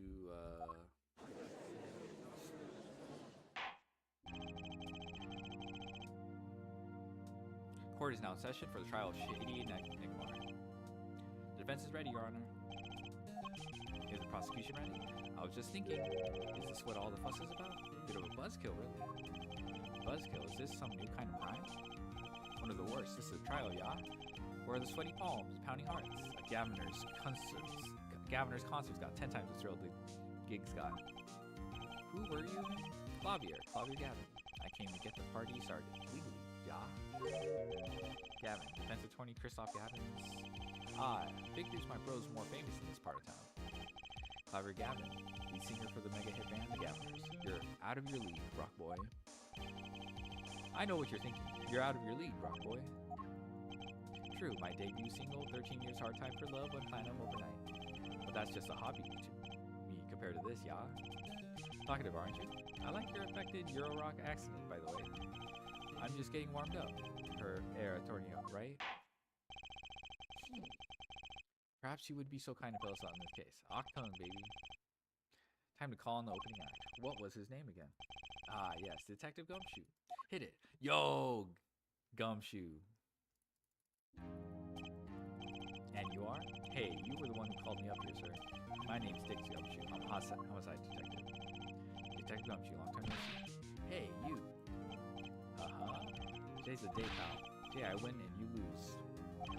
I got confidence in my testimony. See? Well, you normally lack confidence in your testimony. Hey, detective, this is my stage. Can the actors? Huh? All this hey youing and such? And I could care less about your history together. Very well, Detective Gumshoe, if you would. Please tell us about the case at hand. Happened 6 days back in a room at the Grand River Hospital. The facts are as simple as they come. Here's the crime scene. Victim is a patient, asleep in a hospital bed. Killer comes in, puts a pistol to his forehead, and bam, lights out. Them's the facts. Bruh. Not so long ago, the victim, Magnifi Gramarye, was a famous man. He had the entire country under his magical spell, as it were. Yes, the great magician. He retired years ago, though. Say the name Magnifi to one of my generation, and you'd be lucky to get a blank stare. Yes, though I'm sure the youngsters today know his disciples even better. They say true Gramarye has made quite a name for themselves. Anyhow, the child Magnifi's been in the hospital for the last year. What was it? A malignant tutor or something. Doing something to his liver, I think. Yeah. Malignant tumor, perhaps? In other words, he had liver cancer. He had only 3 months left to live, in fact. The facts do seem to hold up, but something's not right. The victim was already climbing the 3-month stairway to heaven. Why not wait for him to knock on heaven's door? Why shoot him? I wouldn't have put it quite so weird, but it's true. Why make the effort to commit murder when the victim was about to die? Incidentally, the victim had a serious case of diabetes. In fact, he was about to shoot up with insulin. When he was shot with a pistol, the syringe was found at the crime scene. Bruh. Chronic diabetes and cancer. As much as it pains me to say it, the victim was clearly at the end of his life.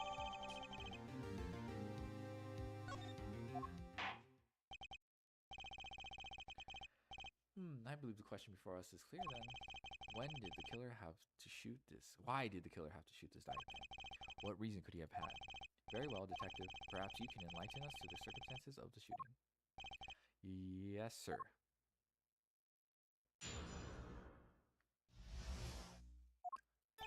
Actually, the victim kind of ordered the defendant to do him in. A few days before it happened, the victim sent a letter ordering his own murder. The defendant did what was asked of him and shot the old man in the forehead. The bullet was fired from the pistol found at the scene, no doubt about it. He looks so weird with shading. I don't know, in this art style. The pistol definitely belonged to the old man, sir. Well, what? You're saying the victim ordered his own shooting? Those are the facts. I have here the letter in question. To my beloved student Zach, to you I entrust the task of lowering my life's curtain. What, bruh?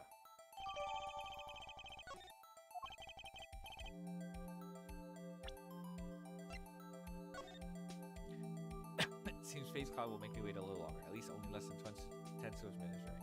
You also have supported me in my life's work. I give thanks for what? To you, I entrust the task of lowering my life's curtain. Come on the 13th, 11:05, I will ready a gun with which you will shoot one shot square in the forehead. You cannot refuse, and we both know the reason why. Gym shoot, yeah. Very unusual indeed, although could such a thing as a letter really cause one to pull trigger, I wonder? I believe the answer to that question can be found at the end of the letter. Ah, you cannot refuse, and we both know the reason why. Mr. Gumshoe, can you explain this in court? Unfortunately, even the defendant won't say a peep about that bit, sir. One thing bothers me about this. Why didn't he just say 11? Why have him come at 11:05 without some specific reason? The devil's in the details there, Artori. Well, was there some reason? As it turns out, there was. There every night for a half hour, starting at 11 o'clock.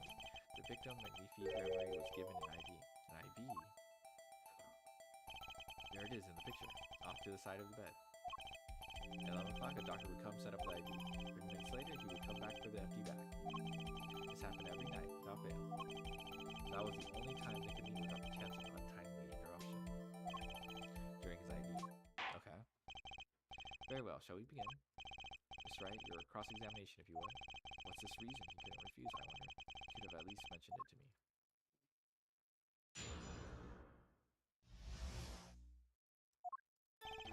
Actually, the victim had ordered the defendant to do it in. A few days before it happened, the victim sent a letter ordering his own murder. The defendant did what was asked of him and shot the old man in the forehead. The bullet was fired from a pistol found at the scene, no doubt about it. And the pistol definitely belonged to the old man, sir. I didn't have time to gather all the details of the crime. This testimony might be my only source of information.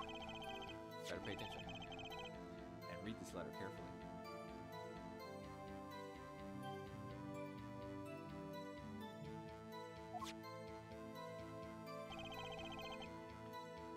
Actually, the victim had ordered the defendant to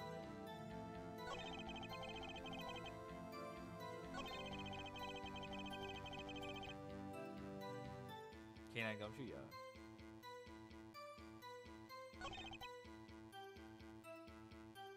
I don't know if we have more. We need more information.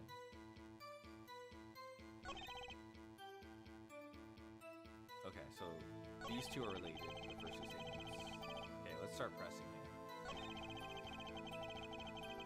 Hold it! How can you be so sure? Hey, you gotta learn to stop relying on people to do your thinking for you, pal. Learn to think for yourself. Get that noggin creaking. You failed to grasp the concept of questioning, detective. First, we got this letter. It says shoot in the forehead, loud and clear. I can see that, but I still wouldn't do it. Well, maybe you need to grow yourself a backbone, pal. You failed to grasp the concept of shooting people is bad, detective. She also found the defendant's pistol at the scene. Traces of gunpowder residue shows that it had been fired recently. Well, Miss Wright. As far as I can tell from looking at this photo, there seems to be no issue with the prosecution's claim. The photo, maybe there's something in there I can use. So they're saying the defendant shot the victim in the forehead? I think there's a hole in the prosecution's argument. Clearly, Mr. Enigmar.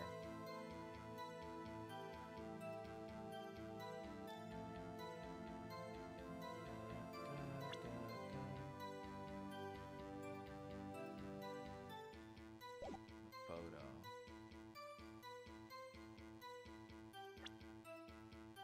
Okay, what's in the photo?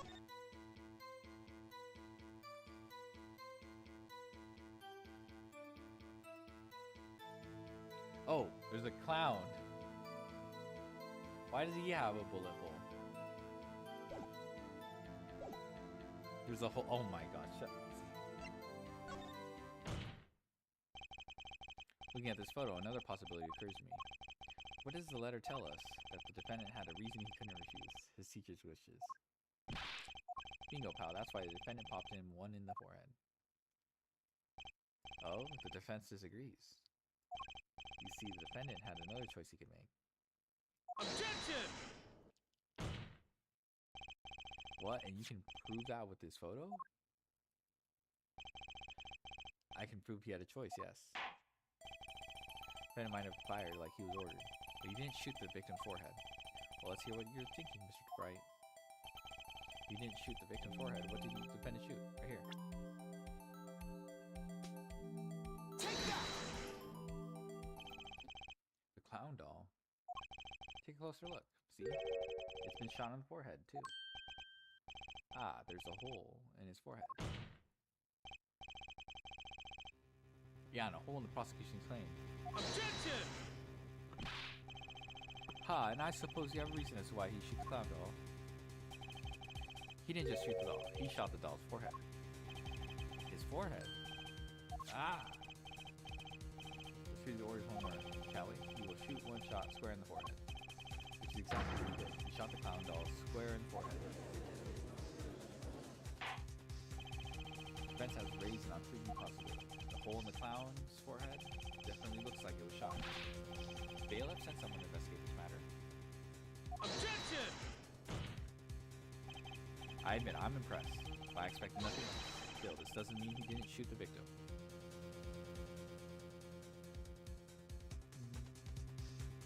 Objection! Perhaps he did have to shoot a forehead as ordered, but the letter says nothing about whose forehead. This was the only way he had to follow his orders without taking life. The bullet in the clown doll's forehead does demand an explanation. It might very well be a clue, yet Prosecutor Gavin is right. It alone does not prove the defendant's innocent. You cannot say for sure the defendant did shoot the victim. So sorry, Mr. Wright. How sad it is to see the mighty fall. How sad it is to see the novice's overconfidence. He doesn't realize just how big this little hole is going to get. Detective Gumshoe, please take this newfound fact into account as you continue your testimony. So what if you shot the clown? You still shot the victim, pal. Hold it!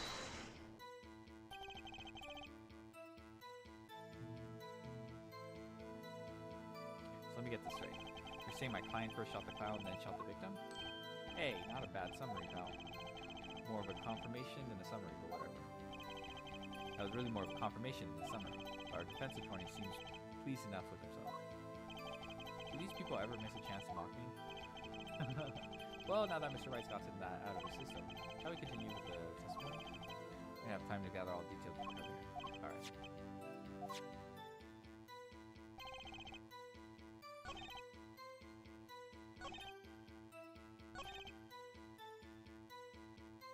Hold it! You mean this pistol, the one in the crime scene photo? That's the one. It's a funny looking gun, so there's no mistake. You compare the bullet taken from the victim's skull with the bullet fired from his gun. Rifling marks on the bullets were a perfect match.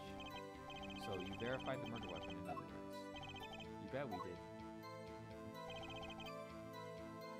Pistol definitely belonged to the old man. Hold it! Why are you so certain? What pile of sand has your head been sucking all this time, pal? Ever heard of Zack and Balance quick draw shoot 'em? Huh? What's that? One of the defendants' specialties.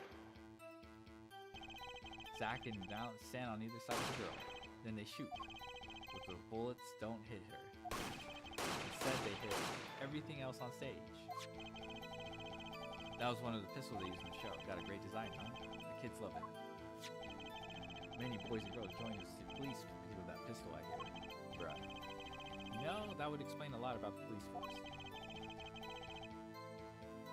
True Grammary stopped doing that act a while ago. The old man held onto that pistol ever since. The court would like to see the pistol in question. You got it, sir. Here she is. Well, this truly is a blast from the past. It's a stage pistol for magic shows, see? But it can fire real bullets. Looks so much bigger in real life than on TV. Yeah, but it can only hold one round. By the way, the pistol's firing chamber is empty, and it shows traces of having been fired recently. So were any fingerprints found on the gun? Unfortunately, no. Of course, the defendant is known for wearing gloves. You might say that lack of fingerprints is in fact a fingerprint of its own. Okay, bruh. Aha, intriguing point. Well made. Well made. Whoa, not well made. Not intriguing. In any case, the court accepts that. First one fires one real. Okay, yeah, so you can't shoot two people. My grandchild would get a kick out of seeing this. But now it's time to return to our testimony. So what if you shot the clown? Yeah, so you can't shoot the if this only fires one round. Objection! The trickiest cases often seem the simplest. Oscar Gavin, you missed the bullet hole in the clown's forehead. If you hadn't missed that, you might have come to a very different conclusion. Understand? Yeah, but like I just said, pal, after he shot the clown in the forehead, he went... Objection! Did nothing of the sort to the victim. The pistol proves he could not. A murder weapon, how? Quite simple, Your Honor. This pistol only holds one bullet at a time. Ah? If he had shot the clown in the forehead, he couldn't have shot the victim too. Yarr! Objection! But they did connect the bullet in the forehead to the... That's not a contradiction, not even close. All I had to do was reload the pistol after... Objection! Oh, where did he get this extra bullet? They're not so easy to come by, you know. He claimed the defendant had one ready, then proved to us how he got it. I had a feeling this wasn't over yet. No, this party's just getting started. And I haven't proven anything yet beyond my good looks and startling record sales. Bruh. An utter lack of humility. What's this? It seems that the prosecution has another witness prepared. Like I said, Air Detective was just a one-up act. Now the audience has gotten a taste of what's to come. They're ready. Ready for what? For my decisive witness, of course. A witness who you will find can prove one thing for us. That it was Zach Gramery who shot the victim in the forehead. Very well. We will pause for a 15-minute recess. This might be my lucky break. I'll need that 15 minutes to talk to my client. Damn.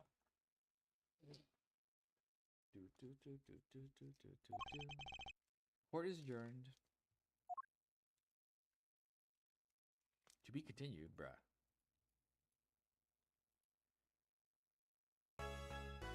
Okay, sure.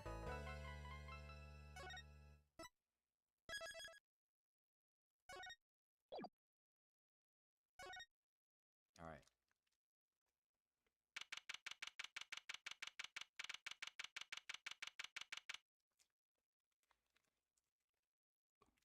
Oof.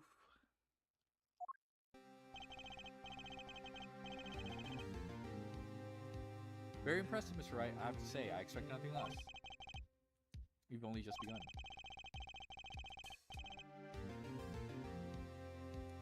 I was hoping you could tell me a bit more about what happened, actually. I did not think you would believe me if I told you. Rare that you discovered the truth for yourself. 13 and a half, yeah. I was thinking of you, you know. I think we need less thinking and more talking. That night in the hospital, what really happened? Oh, the way your eyes move, Mr. Wright. You'll scare Trucy. Speaking of which, where is she? You have seen the problem yourself, let her. One shot in the forehead. One right. Yes, the reason he speaks of? I could not deny my mentor's wishes, even if it meant my own death. Why not? It's something I will not say for now, at least. What's this for now business? I've done many things in my life, some well, some poorly. This is a cross we must bear alone to our graves. We? You want to know about the night of the incident? Finally, this guy sure likes to take his time getting into the important stuff. Of course, I had no intention of shooting my mentor. I snuck into his room that night at the point in time. And found there upon his bedside table 2 pistols. Bruh.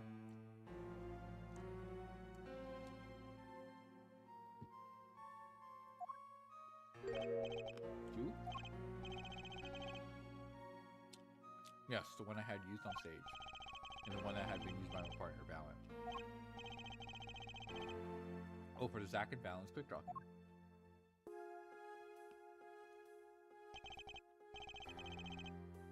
My mentor had the look of one sleeping. I stood by his bedside, hearing only the light sound of his breathing. Then I took the pistol into my hand.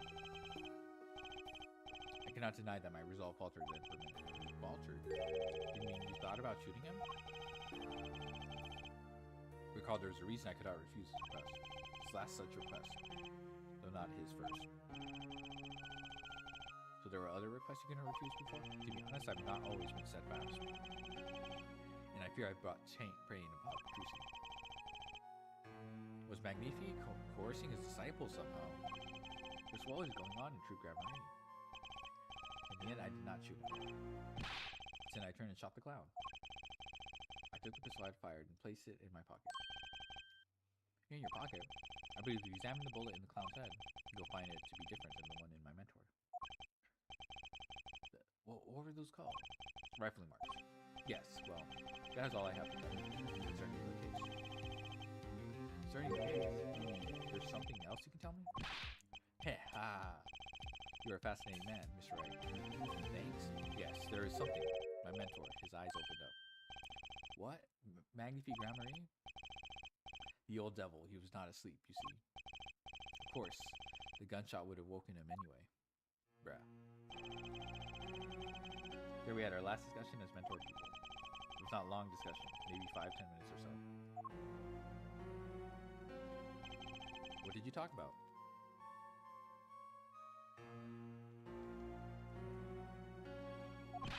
Ha ha ha, Mr. Wright. Did I not just tell you? It does not concern this case. Zach Gremery, he seemed pretty steadfast to me, or maybe just stubborn.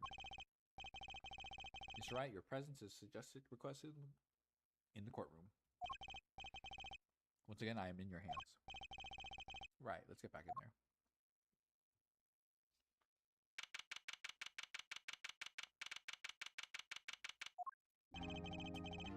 Court is now back in session. During our recess, a bullet was found in and dug out from the clown's head. Well, this is news. The rifling marks?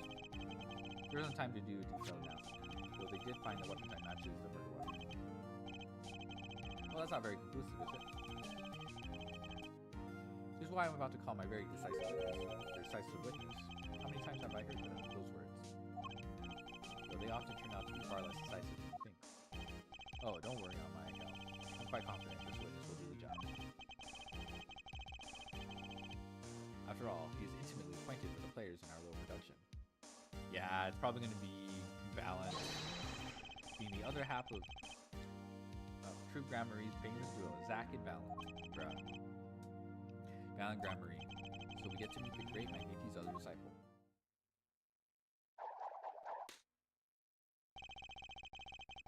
Perhaps we'll start by asking your name and occupation. Balance Grammary. Magician. And you're the decisive witness, are you? How is he supposed to know that? You prove your fellow student your partner is guilt? Fate, the grand illusion, filled with traps and tricks. Well, wait, the shooting took place in the hospital after 11 o'clock that night. You're a witness. Does that mean you were there that late? If one were to deduce this logically, yes.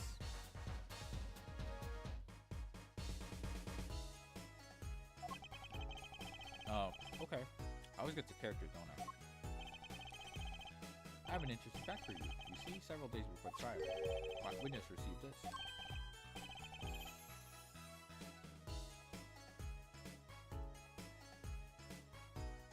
That looks very familiar. Wait. That's the same letter Zach Grammary received. Yes. Press. I have to say, ta-da!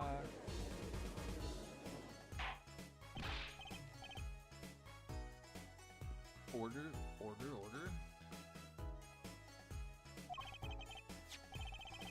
What does it say? Surely not the same thing. It's a different time, 11:20. Perhaps you should see for it yourself.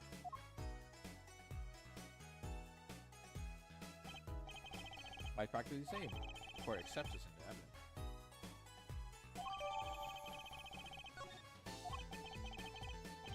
This is most unusual. Exactly what was going on with you folks? What was your true Grammary up to? By which you mean? I was having trouble reaching a man who would ask the students to kill him. Both of them, no less. It's just my opinion, our judge, but from these letters, I'd say he was coercing them, not asking them. We walk the magician's path together, and in so doing, sharing much of our lives. When people are so close, there is strain, a warp in the relations, you might say. This has nothing to do with the case at hand. By which you mean you're not going to tell us. Which makes makes me wonder even more about this reason they couldn't refuse.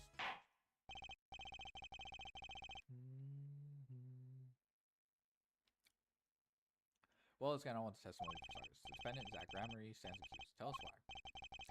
I'll do more than that. For where he walks, the red roses rise, singing hymns to the miracle that is magic. Bruh.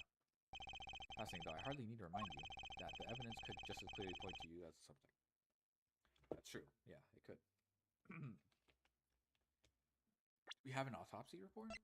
11 to 11:30, bruh. Okay, thank you. The letter, the murder weapon,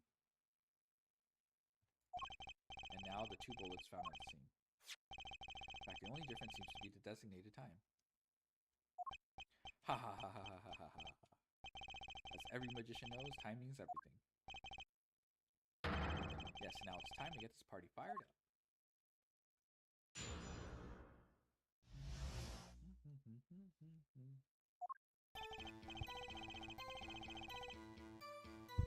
That night, I visited the hospital room at the time Magnifi requested. The smell of gunpowder hung in the room, and my mentor has taken his final bow. I did not imagine my fellow student might have received the same instructions.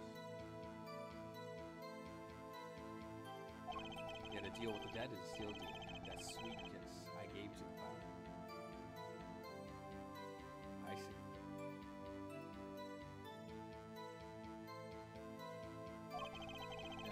Inform the doctor and the police. Okay, he mentions a clown. So you were the one who reported the crime? Indeed. I would think this fact alone would clear my name of suspicion. Let's not jump to any conclusions. Yes, the cross-examination rarely comes before the conclusions of this court.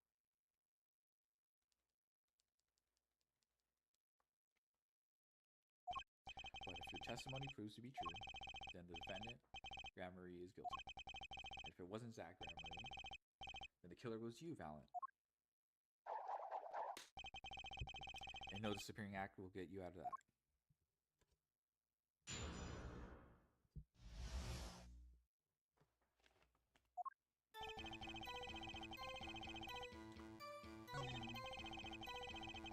Okay, gunpowder.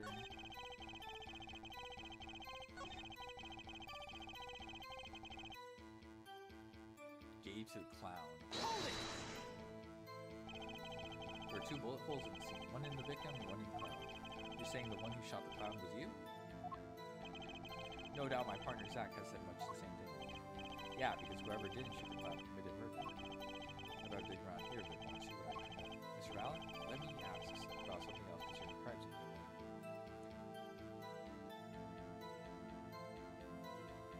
The location of this thing? Where exactly was the pistol you entered the room? Atop a small bedside table it was, as if to say, here I am, take me into your hand, pull my trigger, shoot him. Victim clearly wanted to be shot. But why? Perhaps he wanted to go out with a bang? Yet we will never hear the truth from his lips, so all we can do is guess. Is the location of the pistol all that important? Kinda? The number is more important if they're going to ask me about that. Let me ask you about something else. Wiz may continue with the testimony. What can I do but obey it?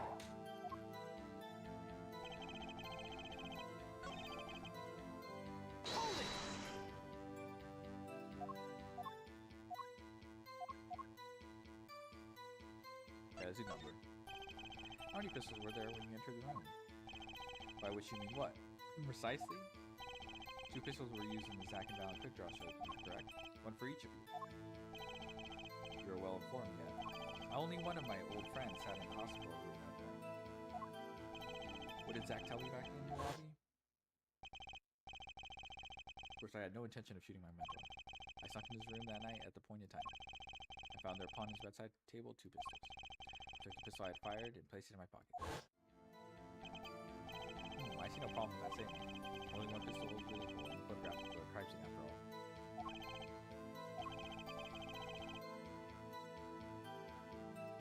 So you picked up that pistol and fired it. Indeed I did. Alakazam. Alakazam. Alakazam. the number of pistols really so important? Yes. The number of pistols is important, Your Honor. Very well.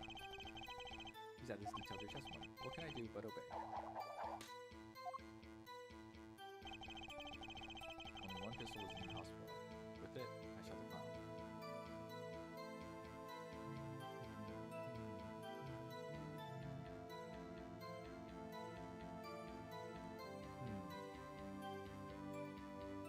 Hold it! So you took the only pistol there and fired it? That's correct. And that pistol was this one, which was left at the crime scene? Good show. I see you too are a magician of sorts. And you're an idiot of sorts. Do you have any idea what you just said? Keep firing your eyes, glare at the witness. Can you do that again?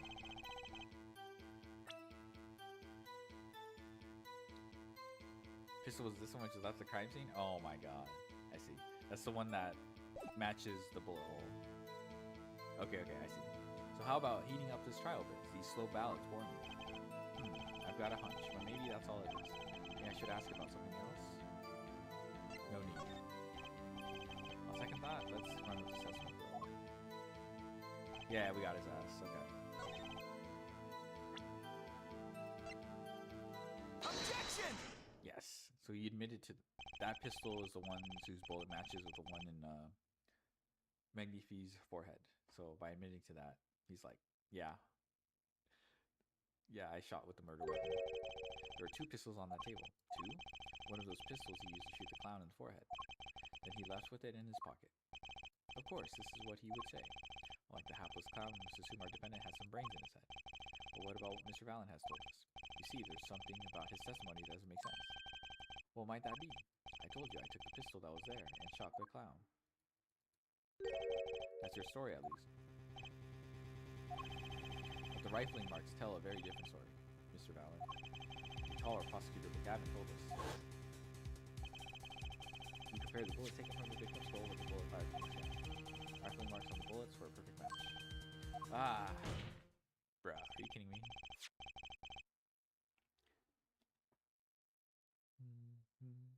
Mr. Valen, if you fired the pistol, then you shot the victim in the forehead.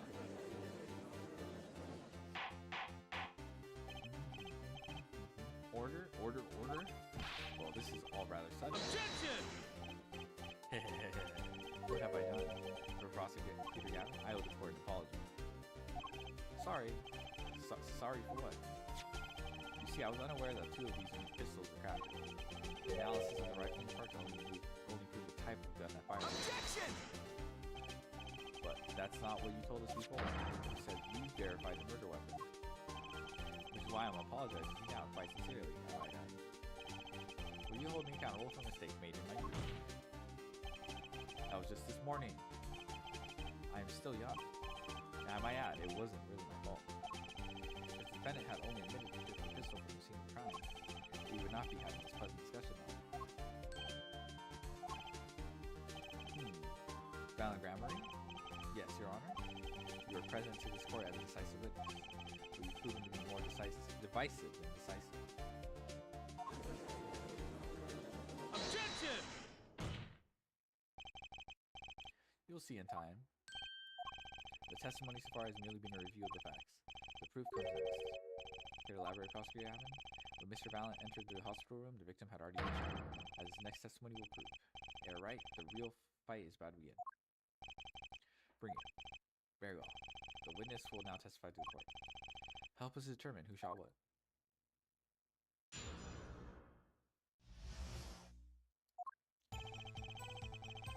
Alright, the hospital room at the appointed time, we just say 11:20. Determining the body, I fulfilled my obligation and called in the doctor.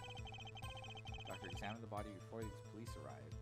Huh? It's quite clear about the time of death. 11:10 p.m. But we don't. And the one in the room at the time was my partner, not me. How come? Times are rather close, you have to admit. You're talking about an alibi established over a matter of minutes.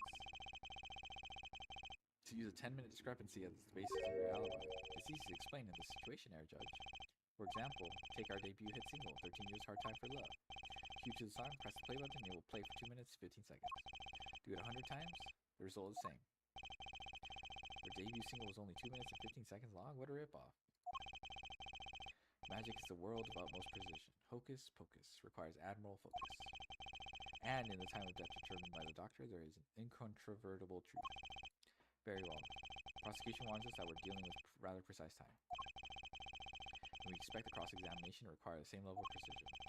I would hope the defense refrains from customarily broad, sweeping accusations, lest we blur the focus this case so clearly demands. Point taken. Baseless remarks will result in penalty. Carry on, Mr. Wright. Carry on, right.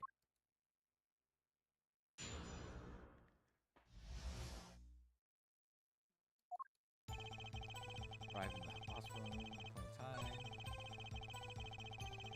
Fulfill my obligation.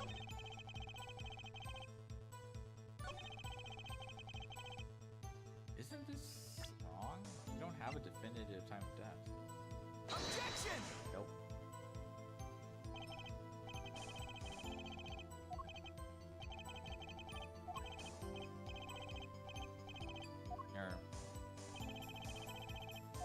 That sounds really good, Mr. Wright. Objection overruled. I don't think that one points to the judge. It was quite clear about time of death, 11:10. The one that ran out of time was my partner, not me. Pressing with impunity will earn me a nice penalty too. Better focus on one thing, this time of death. Alright, time of death. So just press on time of death. Hold it! I don't think I'm stepping out on a limb to say I have some doubts about this. How could the doctor be so precise with the time? We do usually get an estimated time of death too. I'm not sure I've heard of a verified time of death. Magic rebels in making complex appear simple, but reality is the opposite. What happens complex in these simple matters of fraction. I see another person has done the arithmetic homework. The point here is the IV the victim was taking. It's quite visible in the photograph of the scene. Recall what we heard earlier about victim Magnifi grammar reschedule. Every time at 11 o'clock, Magnifi took an IV drip for 30 minutes. See the IV bag right there? Yes. Now look a little closer. Follow tube down from the back to the end. Ah! The needle's been removed. Doubtlessly it fell out when he was shot. That would seem to be the case. When the needle comes out, IV no longer drips. Ah, you could just measure the remaining IV liquid. Precisely. IV liquid functions for our purposes as an hourglass source. This is how the doctor determined the time of death. The amount of remaining in the bag will determine that the IV has stopped 10 minutes after the administration began. Oh. Interesting. And so was I. So was when I valiant entered the room.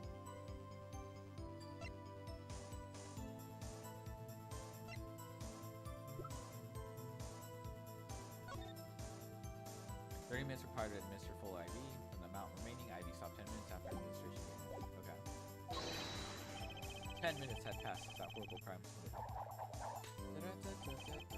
And this is proof. Well, Mr. Wright? Did that seem important? I guess so. Well, seeing how it's the biggest clue we have to time death, I'd say it's very important. Agreed. It would be hard to imagine a more precise way to determine time. You hold the power of arithmetic. Very well. Witness will add this detail to the testimony. Sometimes the most magical thing of all is the truth. Water of life springs not eternal. The remaining IV liquid proves my innocence. Hold it! What?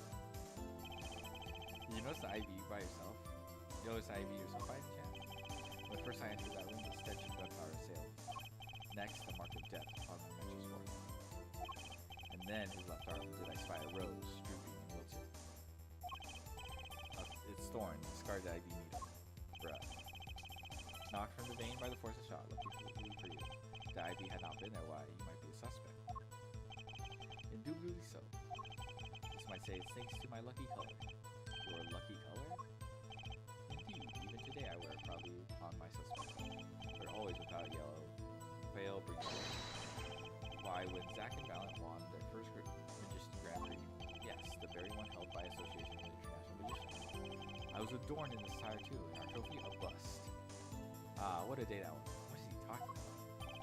Yeah, this is one trip down memory lane no one needs. My lucky color, yes indeed, and that IV too. I say I think it was huge, especially for me, balance. That does seem to be the case. Was it green? Was there any thoughts on this testimony? Sure looks happy with himself. How about this lucky color? Contradiction. Is there yellow? It really sounds like your lucky colors brought you plenty of luck. But not this time. Mr. Valen, your lucky colors betrayed you. I'm afraid you've lost me. Your Honor, the witness's testimony just now clearly contradicts evidence. What? Please recall my warning at the beginning of the cross-examination. That's right. Baseless accusations will be duly penalized. I do hope this late accusation is well based. Don't worry, I've got all your bases right here. Congrats. Very well. Let's hear the defense's claim. Where is your evidence that contradicts what Mr. Valen has told us? It's the green IB liquid, right? Take that! Fuck. Crime scene tells all, Your Honor. The photo of the crime scene. All this talk of color has been yearning for black and white, clear-cut simplicity. Tell us, Sarah Wright, just where is the contradiction in this photo? My pleasure, and I assure you it's quite simple. But I can't promise anything in black and white. Let's hear what Mr. Wright has to say. Where this photo contradicts the testimony. IB fluid, right? Take that! Grammary, let's get one thing straight about your lucky color. It's yellow, yes? Kind of takes the mystery out of it, but yes. Something wrong with yellow, Miss Wright? Yes, there is. Decisively wrong, in fact. Took another look at the photo of the crime scene. What's this? Confusion, doubt. Tell us, what do your elderly eyes spy? Even my elderly eyes can see a problem here, Mr. Valen. Look at that IB bag. Ah, how do you mess that up? What is this? What foul magic? It would be hard to call the IB liquid yellow. So did he tamper with the evidence? Is that like the idea? I don't know. And I'm afraid no magic was involved in the taking of his photograph. Ah, no.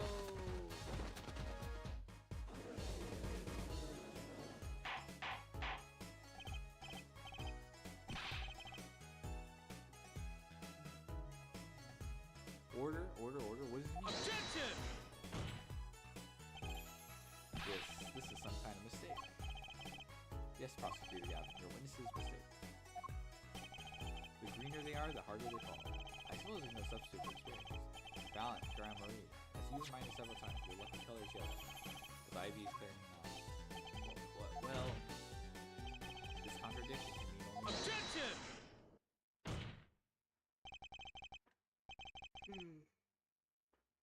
And to think, you almost have. I see your true colors now, Ace of 20 Phoenix, right?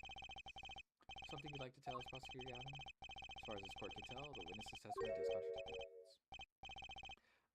Yes, the contradiction. One that I should be pleased to hand right back to Mr. Wright. How do you mean? How? Because the witness has made no mistakes. I agree at a glance, IB liquid does appear greenish yellow. I assure you, the liquid itself is quite yellow. Yellow liquid? How can you say that? As far as I can tell from this photo, it's green. Did it like react to the air after it was removed? Yes, but what color is the IB bag itself? The bag. Oh. It looks like, I want to say a light blue. Oh, blue and yellow makes green. I see. Precisely. Figured it out yet? Put a yellow liquid in a blue bag in. But how did he know what it was yellow unless he tampered with it? Right?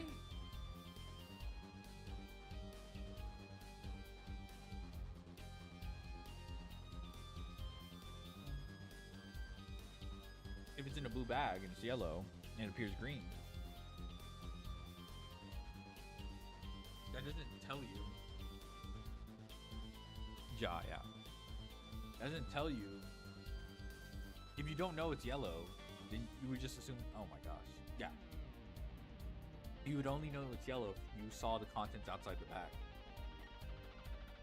Yeah, this is not. This is a really easy thing to debunk. Or like, you can raise suspicion still. You get green. This incidentally is the liquid's true color. Sure. I see your explanation does have the ring of truth. Objection! Yeah, this doesn't fly. As I thought. There's no substitute for experience, Prosecutor Gavin. What? You may tell a good tale, but you've just proven something rather grave. For you, that is. But grave? The liquid in the IV is yellow, yes. But how did this witness know that? It's quite unnatural when you think about it, you know? You did think about it, did you? Didn't you? Your Honor, the defense requests an explanation from a witness. At the scene of the crime, the IV liquid appears to be green. So let me ask, how did the witness know the IV liquid was actually yellow? Alakazam G!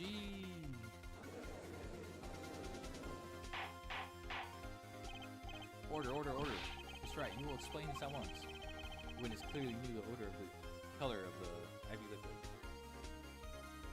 Yeah. So I'm sure it means something, but what? I can think of only one possibility, Your Honor. The witness, Valiant Grammary, has testified that the IV liquid was yellow because he'd seen it before. Or he knew the IV liquid was colored. From the fact report, it's an answer clear. The witness knew that the IV liquid was yellow. Why? Because he'd seen it before, but not inside the blue bag we've seen in the photo. He saw liquid by itself in clear colorless bag. I suppose he would have had to. I'm still not clear as to what all this means. Ask yourself, why would he know if he didn't work at a hospital? That's where you'll find your meaning. Objection! It's a little bit of speculation, but I'm afraid I find nothing. So what if he knew the IV liquid? We leave the getting excited over absolutely nothing to our teeny bopper fans. Yeah? Objection! The IV liquid is the only evidence proving the time of death. 30-minute hourglass with 20 minutes worth of sand remaining. You claim, Prosecutor Gavin? I remember it well. However, there's a critical difference between an hourglass and IV bag. Oh, wait, I know. An hourglass uses sand, but IV uses liquid. You can tamper with an IV bag, and not with an hourglass. You have to flip it over for it to reset. I'm right? As much as it pains me to say this, Your Honor, no. Unlike the sand through an hourglass, IV liquid enters the patient's body. At which point, like magic, it disappears. However, what if the amount of IV liquid had increased? You couldn't tell, could you? After all, there's no way of knowing how much. Objection! Let me get this straight. They're right. You're saying the witness watered down the victim's IV bag? Not with water, but with IV liquid. That's how you know the IV liquid was yellow. Now wait, I said wait! How might an amateur such as myself say to perform such a task? That's true. You might be too new for that. Objection! I'm an amateur too, but I can pour water into a cup. Objection! I'm afraid there's quite a big difference between a cup and an IV bag. Quite. Can you prove our witness is capable of such a feat? He has a point, amateurs. You'd only have like 10-minute window to do this, which is kind of crazy. I at least would have some difficulty pouring IV, assuming he arrived at 11:20 and shot him.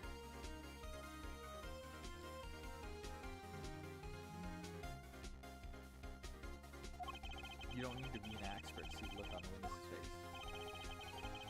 Yeah, the liquid to the IV to throw off the time of death. I tire of these fairy tales like you. Almost right. Any solid evidence brings us back to down to earth. Valiant Grammar. I'm afraid if your magic won't serve you well in the life of crime. Might I ask what you're strongly suggesting? Magic relies on props, and props become evidence. Our witness was certainly able to increase the amount of IV liquid in the bag. All he had to do was work a little magic, and the prop was this?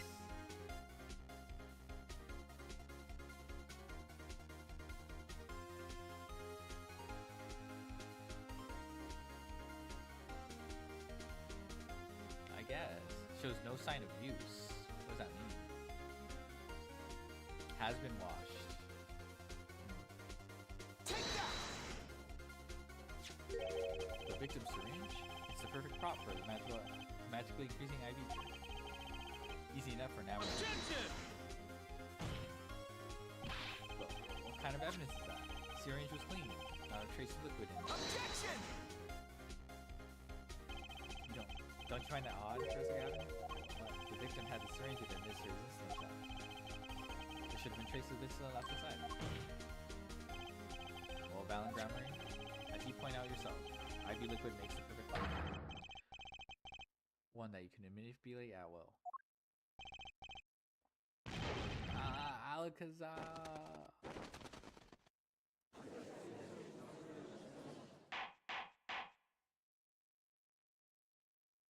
La Bubba, you're still alive. Yeah. We're almost done with the game, I think. Well, maybe we're halfway done with this case, but it's the last case in the... I do believe, well, this being his first, that the burden of this trial has been a bit too much to bear for Prosecutor Gavin. I'm afraid that while there is a doubt as to the amount of IV liquid in the bag, the time of death cannot be proven. And that brings our trial to a close for today. Well, maybe I can squeeze an extra day out of this. I can do a little much-needed investigation. Did you peep the goo? What goo? Oh, were you talking about the one dueling book combo? Objection! From like a couple days ago? I did see that.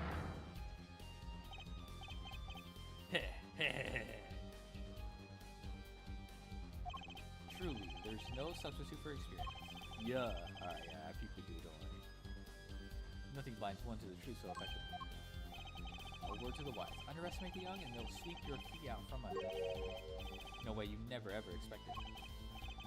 See, I know exactly what you're thinking. What's he talking about? You say the witness used a syringe to manipulate the level of IV liquid? But there's no proof. There's no proof he didn't do it either. Yes, quite true. He's admitting it? Nor was this witness quite as decisive as I hoped. This I admit, after all, why linger in the past when the future holds so much? You have something in mind, Prosecutor? Prosecutor Gavin? Proof, fair judge. I have another way to prove my case. With evidence, no less. What's this?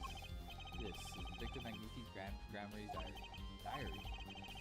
After going to the hospital, Magnifi began writing his memories, the story of his birth, his startling debut, and of meeting his disciples. Seems he intended for the last chapter and quite appropriately was his death. Wait, that book doesn't say what the reason was, does it? The reason why his disciples couldn't refuse his last request? Sadly, it does not. What's important here is on the last page. Apparently, the victim wrote in his journal that night, even after the IV had begun at 11 o'clock p.m. Let's read it, shall we? Tonight's IVs and maybe the last. I leave the rest of them. The first should come soon. This journal may end here or may go on, but not long. That depends on his hand. All that is left is mine to lay down this pen. Oh.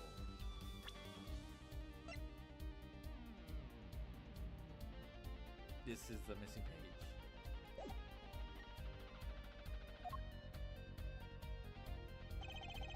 The court accepts this as evidence. Read the very last part with particular care.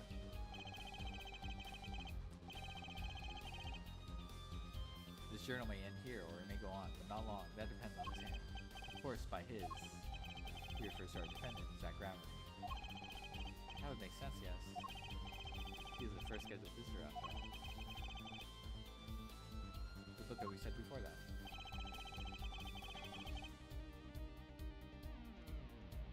This journal may end here or it may go on. It may go on. If the Magnifi Grammar intended to write again. That is. There's that grammar you did pull the trigger. I see the defense understands the meaning of this. The victim's diary does not go on. It ends. Okay. Rip page. Turns out the rip page is forged and we get our asses goobed. Because Magnifi's life was brought to an end by the defendant, Zach Grammar.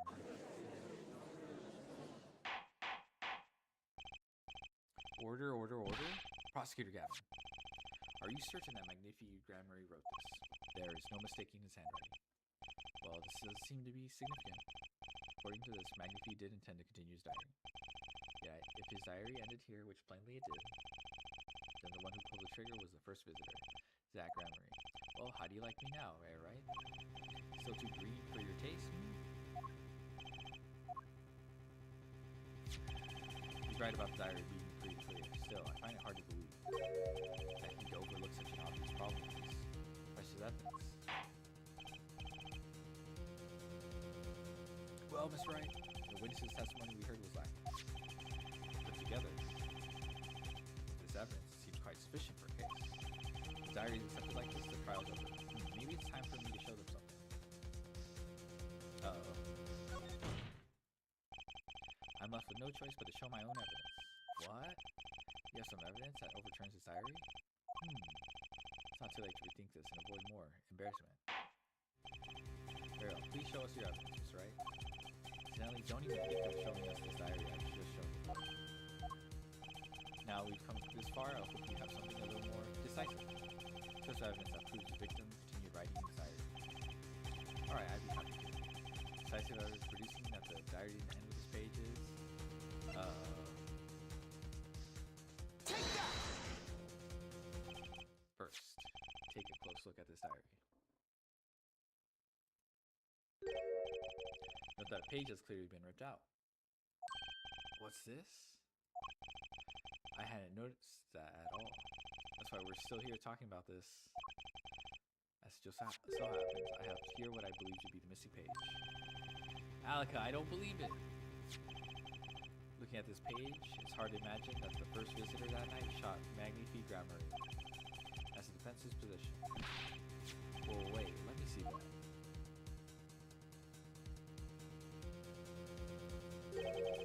What in Sam Hill? Why, this is the continuation of the victim's diary.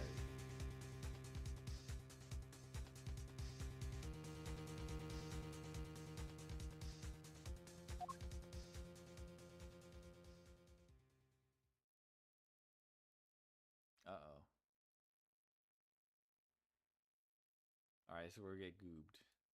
It's over.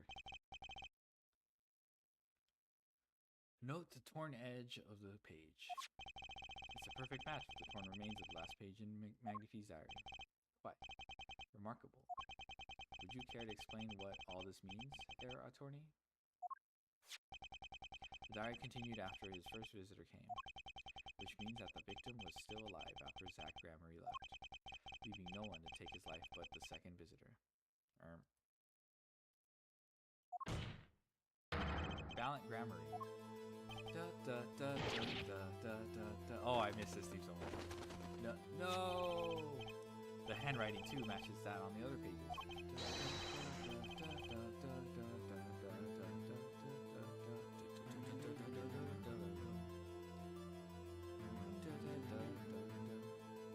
This is without a doubt the genuine argument.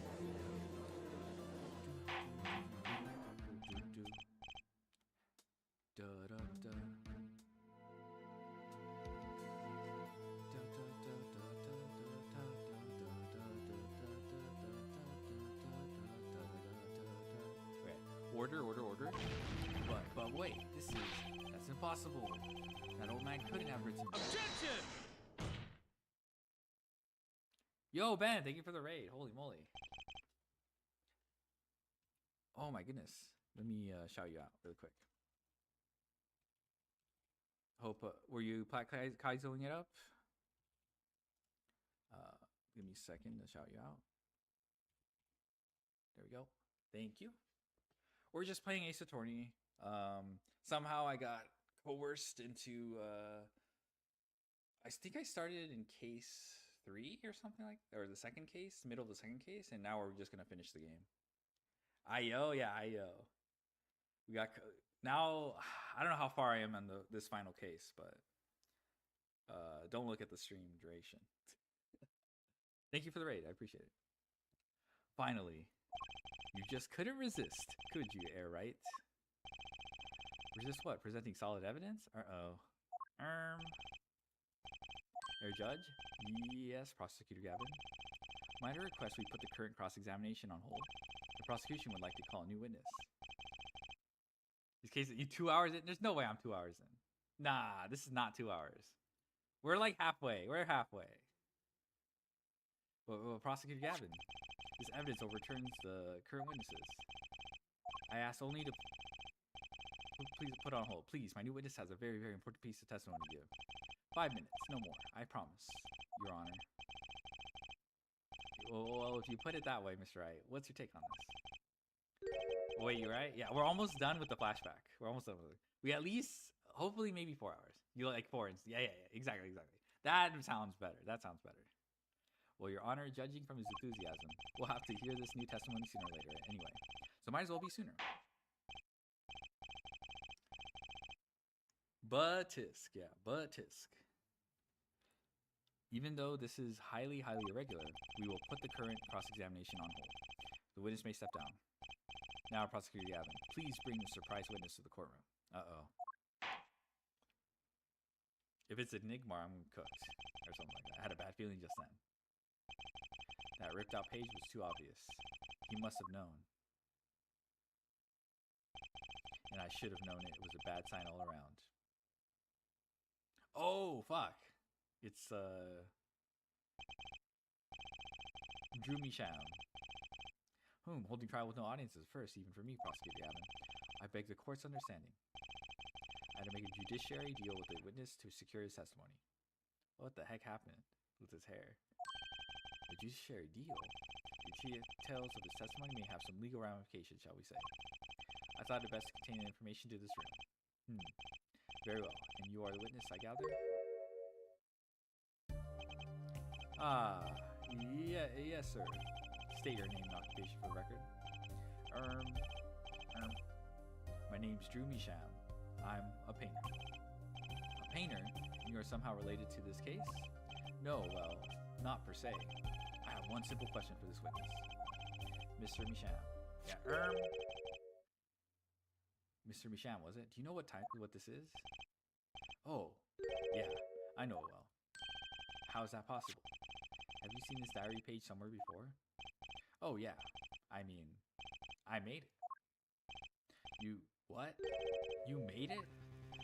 Yes. You might call it one of my works.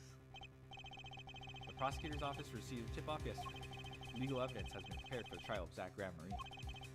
Legal evidence? I initiated an investigation and found this witness. A painter to the world at large. Drew Misham has another side, you might say. He is skilled to make a perfect reproduction of certain things. Forgeries, in other words. Forgeries? Well, so we are to understand that this page here is a fake, prepared by a certain defense attorney. Objection! Okay, here's where we get our shit cooked. Hold it. I didn't prepare this evidence. Objection! Ah, the attorney speaks. There's something about this page, I presume. But what is he saying? It makes no sense. After all, it was you who presented this evidence to us, Phoenix Wright. Witness, Mr. Misham, was it? Who requested this forgery? Who was your client? That, I don't know. What? Most of my clients prefer to remain anonymous, even me. I make the items they want, they receive my payment. And receive my payment. That's the extent of my contract with them. Objection! But there's no proof this is a fake. It's a fake. Huh? To avoid just this sort of problem, I always put a special mark on my works. I could say, without a doubt, this is mine. That's embarrassing.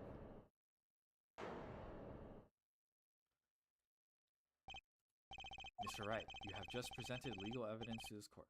My court. It was careless of me. That's all I can say. Oh, old boy. Here. What's this? I don't know, I just got it over there in the hall. They told me to give it to the old boy in the blue suit with the spiky hair. They said it was really important. It was all a trap, a fatal trap. Mr. Wright? Yes? Do you have an explanation for yourself? If I did, would the court hear it? Probably not. Forging evidence is a serious crime. And presenting it in court, a serious mistake. A fatal mistake for an attorney. Fatal too, perhaps, for your client, I fear. 07 attorney, 07. Tell me, what kind of defendant relies on forged evidence? The answer is quite clear. A guilty one. Objection! Your Honor, wait. I understand that presenting forged evidence in court is a serious crime, but you cannot hold my client responsible for actions I undertook as an individual. I am sorry, Mr. Wright. Your Honor? Another close call, I dare say. The prosecutor's office hadn't received that hot tip. Everything would have gone the way you wanted it to, yeah? I even gave you a chance. Too bad you decided not to think before embarrassing yourself. Bruh. I see no need for further discussion on this matter. Special witness dismissed. Bruh. Mr. Attorney? Yes? Could I ask your name? Phoenix Wright? Mr. Wright, I have seen and studied many people, but none like you. I remember you, Mr. Wright. Or... Alright, 07, Shady Smith. Though I deeply regret having to declare a verdict in this way. This trial is over. You have the right to find a new attorney and make an appeal. However, this court must... Your Honor?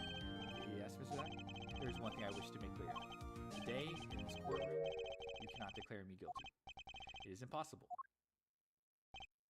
I'm afraid the defendant is quite mistaken. I most certainly have the authority to declare a verdict on you. Except, tell me, how do you plan on announcing your verdict when your defendant does not exist? Doesn't exist? What are you talking about? I'm talking about this. Bruh. Mr. Ignorant Memoir. Defendants escape. Find him quick.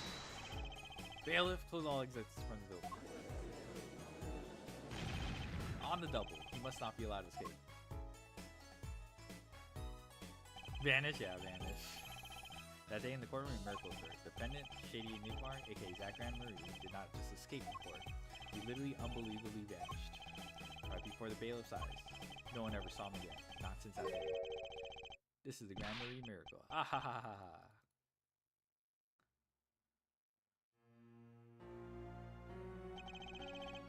No verdict was declared.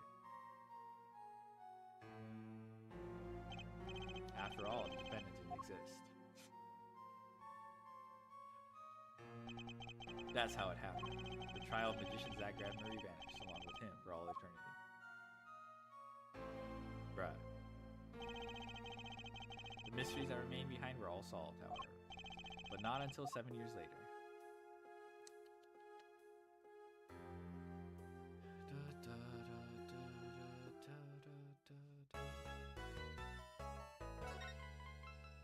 Alright, halfway point. Maybe we do finish this. Let's see. Holy shit, bro. Yeah, let's go. That trial 7 years ago was the beginning of it all. This I know beyond a doubt. The mysteries of the past work their magic on the present. But you'll soon be finding all of this out for yourself. Which of Magnifique Grand Marie's disciples pulled that trigger? Where did the vanishing defendant, Zach Grand Marie, go? I think this one's obvious. He was in the first case.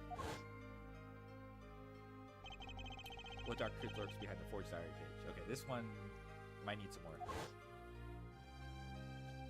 And what about the girl who was left behind?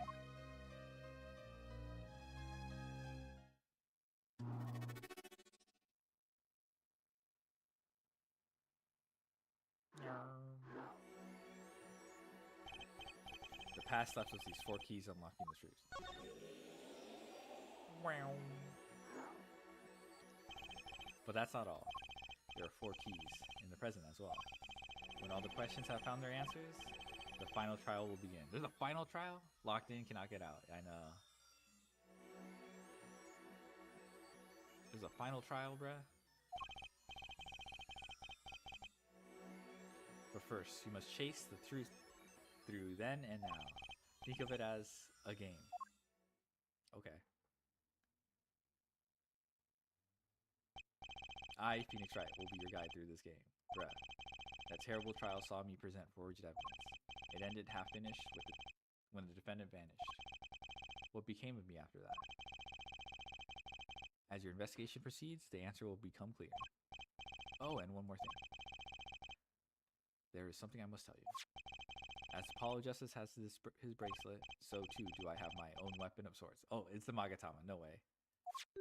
Let's go! Oh my god. Easy. Easy. Call me Joseph Joestar. My Magatama. What does it do, you ask? That I would have you see for yourself. Well, now, shall we begin? Use Q and E to jump between past and present. But let's begin 7 years ago. Magatama, yeah. Not the Mitsurugi one. In the past. It is right after my last trial came to an abrupt end.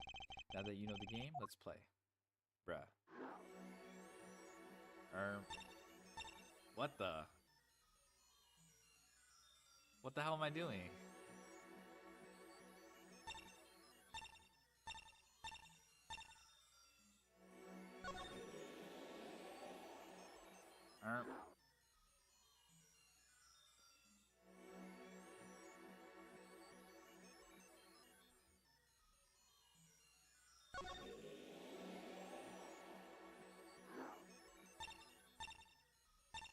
Bruh.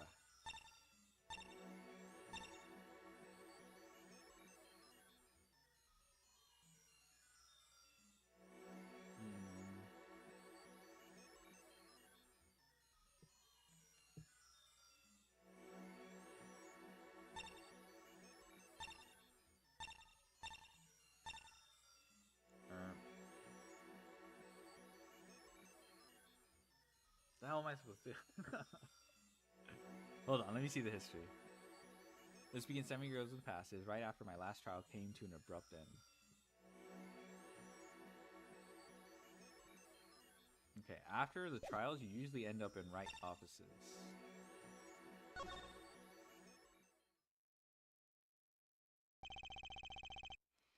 The nightmare trial is over, and the new nightmare of figuring out what had to happen had just begun.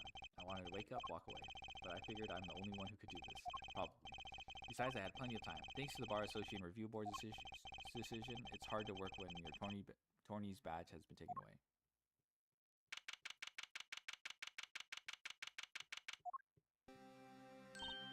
Oh, morning, Daddy. Ah, I'm so glad you came. You okay, Daddy? They picking on you? Ah ha ha ha. I'm fine as always. This old boy is here to help me after all. That's young man to you. Good morning. That's a cute outfit you have on. Thanks. My first show's today after all. 2 weeks had passed since then. I called her into my office. Uh-oh. No. Trucy, there's something we need to talk about. It's been 2 weeks since your father disappeared. We need to start thinking about your future. I did some calling around. This is hard to say, but you have no living relatives. So I was wondering if you wanted to stay with me for a while. Until your daddy comes home. It won't be long. I hope. Of course, it's totally your choice. If you don't like it here, you can go wherever you'd like. I could look up some places you might like to stay at. This is so weird. Mr. Tony, Daddy told me about you. He said I could trust you. Huh? Really? So if I stay here, does that mean you'll be my family? Huh? I guess so. Getting weirder. Mr. Torney, or actually, why don't you call me Nick? Or you can call me Daddy if you'd like. It doesn't have to be today or anything. Okay, say Daddy. That was quick. Yes. If I move here, I have to switch schools, right? And I was thinking, I haven't paid for lunches at my last school for a year. So thanks, Daddy. Oh, and this office, it's a little blah. A little color goes a long way, you know. Oh, and Daddy, you got fired from work, right? Don't you worry one bit. I'll work twice as hard. We'll make it through this. Trucy, how old are you? Oh, I'm 8. But don't let appearances deceive you. I'm a young professional. Stick with me and you'll do just fine, Daddy. Thanks. Why does it feel like she's already in charge?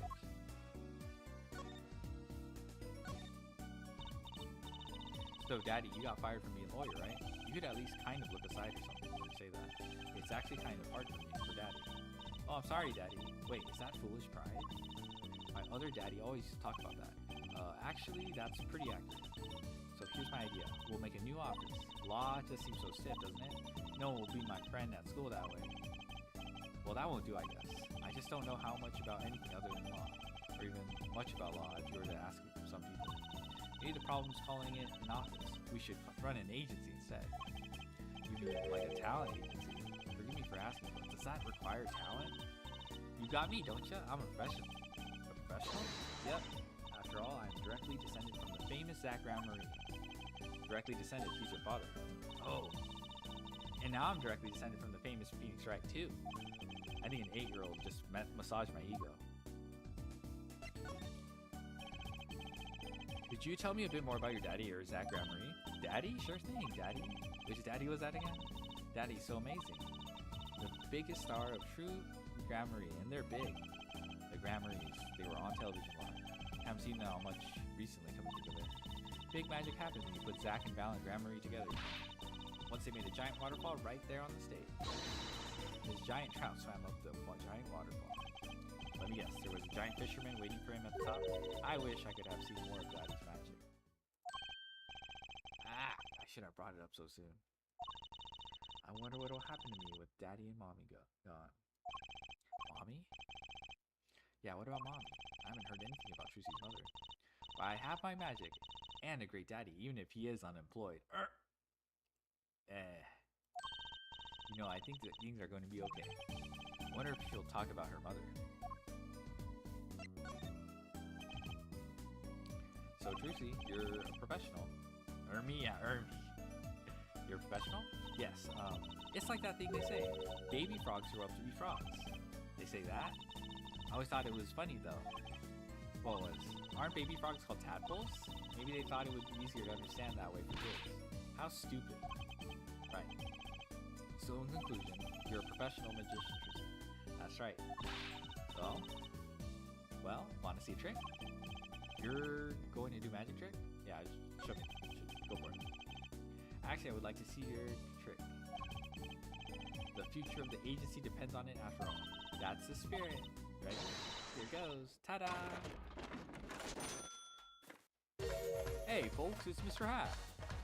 I gotta say, it's good to be seen. Yarr! Oh, that was startling. The amazing Mr. Hat, isn't he great? Your friendly neighborhood Mr. Hat at your service. He certainly makes an impression. Doesn't he? Haha, I'm so glad you talk like him, Daddy. Though my routines do get a bit heady at times, huh? Get it? Heady? My friendly neighborhood Mr. Hat nearly gave me a heart attack. Okay. Trucy's favorite trick, starting to do it. So are we just gonna go through a bunch of like memories or whatever? To, like buff our court record or something like that? Wonder what the final trial is gonna be then. Can you tell me about your mommy if it's okay? Mommy was so pretty, she was like an angel up on stage. On stage, you mean with your daddy? Yep, she was always there with Zach and Balance, but then she went away. Went away? It was a grand illusion, but she made a mistake. She vanished, and I guess she didn't know how to get back. Maybe so. I cried then, a lot. That's when Daddy gave me this. Here. Yeah, this is the locket Shady Smith had from the first case. Oh, interesting. Earlier, 7 years later, it was Trucy. This is your mother? She's beautiful.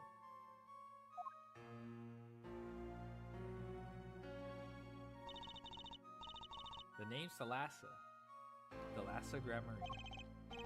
Poor girl. I didn't know her mommy had gone missing. And now her daddy's vanished, too, right before her eyes. Hey, Daddy? You won't. Don't worry. I won't vanish, I promise. Right, you can't even do magic. You're like a backup plan. Daddy always said to have a backup plan.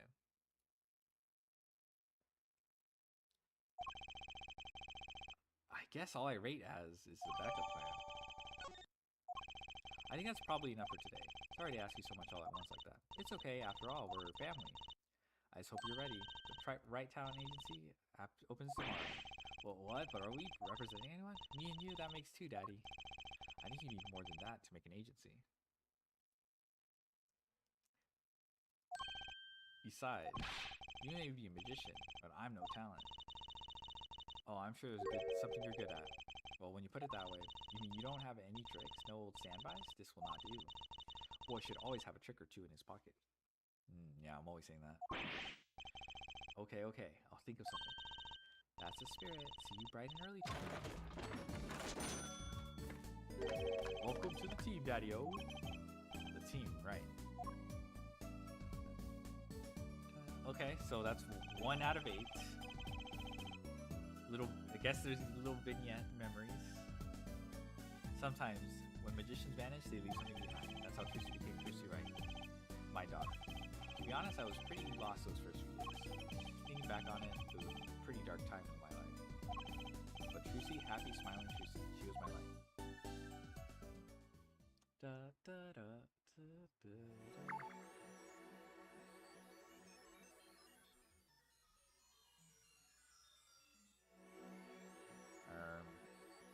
Detention center?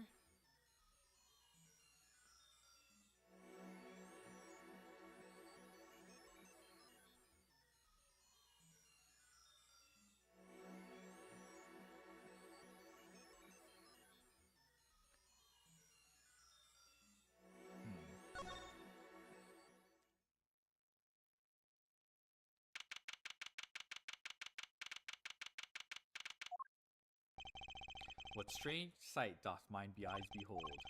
Excuse me? 2 men on either side of a single transparent. Yet it seems fickle fate to switch sides, so to speak. The forger fix walks in, while the innocent languishes within these plexiglass confines. Okay, bro. There's been no proof that I forged anything, nor proof that I took the life of my dear mentor. Yet, these chains cannot hold me for long. The stage awaits, and what, may I ask, awaits you? A little piano in a cold little hole in the wall. But since you are here... Oh, I guess it's the Borscht Club he's referencing. But since you are here, what shall we discuss? The shooting of magnific grammar for one. Who pulled that trigger?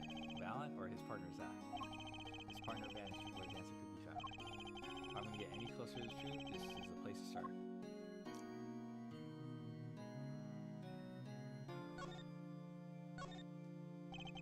I have to hand it to my partner. He knows how to make an exit. That's talent. Yes, he made my attorney's badge disappear and never even touched it. Glory Spotlight always leaves someone weeping in the shadows, and yet his very disappearance is itself a revelation. Revealing what? Zach Gramery killed Magnifique.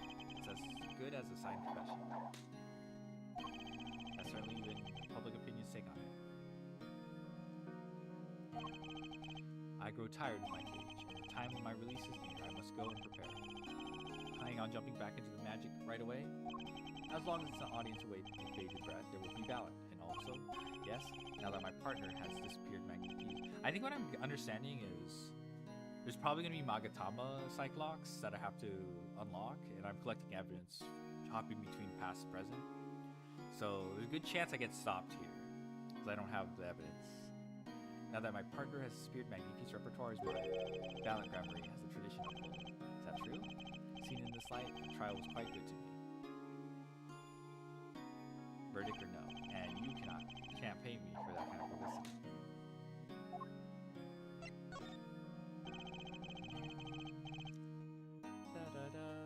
The suspicion on you hasn't lifted entirely, Valiant. After all, you received one of those letters too. You were just as obligated to follow Magnifique's instructions as your partner. So I was, but only Zach Gramery followed her. Let us not speak any more of who shall what. Now that my partner has vanished, the question is who. I'm more interested in learning something else, actually. What might that be? I want to know what Magnifique had up his sleeve. How could he coerce you and your partner to kill him? The trick up his sleeve? Ah ha ha ha ha. Perhaps you do not know. You know what? A great magician never reveals his secrets. Okay, Magatama. Alright. Alright, okay. Yeah, I don't think I'm gonna break these Cyclocks. What do I even have for evidence? Ooh, Mr. Hat. Mr. Hat.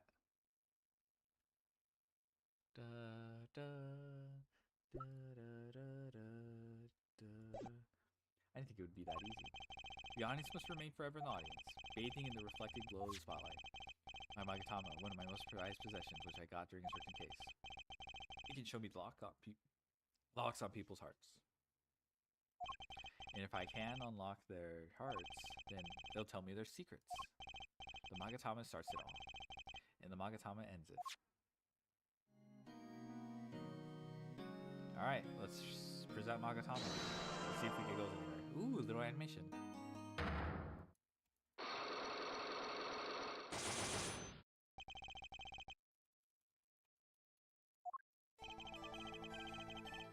Oh, this arrangement.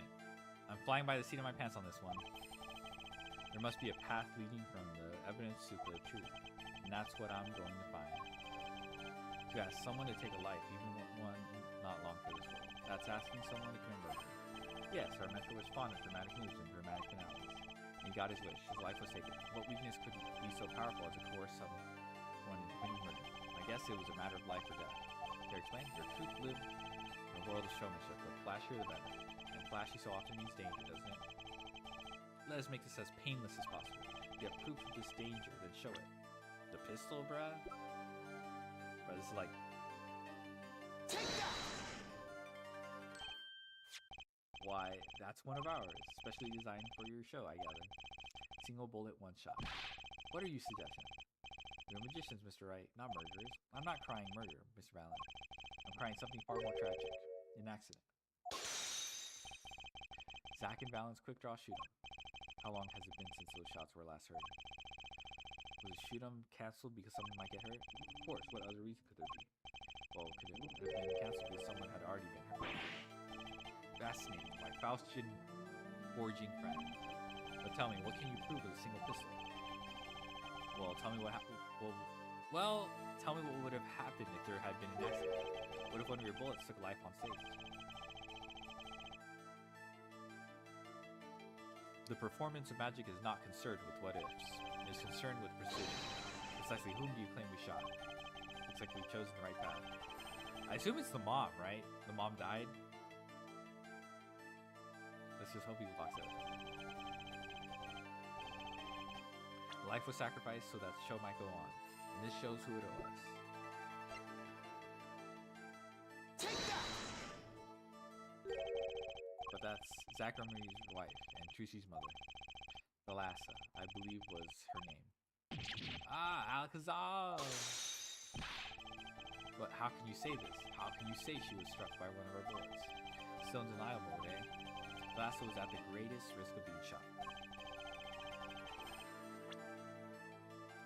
And this clearly shows just how much danger she was in.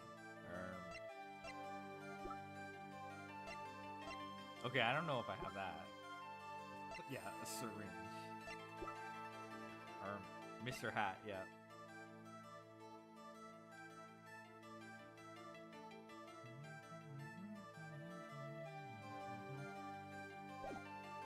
Alright.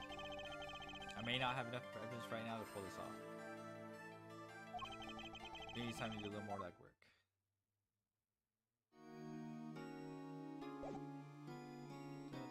And inquiry. Okay, so we can just get out. Alright, what's defendant lobby number 2 show us?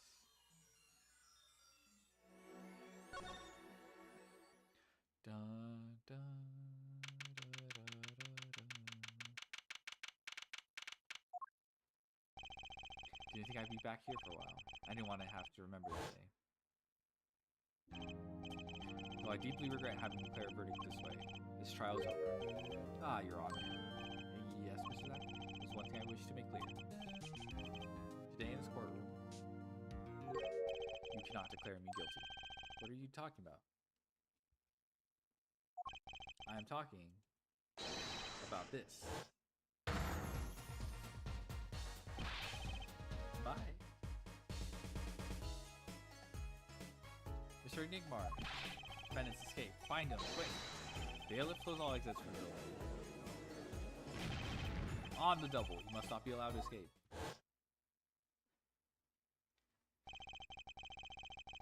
When I came here on that fateful morning, I still had my badge, but now, like an amputated limb, I could still feel it itching. Sag. Talking about this, pants grab, yes. Indeed, pants grab. Where do I start? I don't even have the floor. Hey, you there, sir. Not this motherfucker. Down on the hands, floor on your head. Now. Whoa, what's the big deal? My ears. No unauthorized personnel aren't allowed in here. But that would mean all unauthorized personnel are allowed.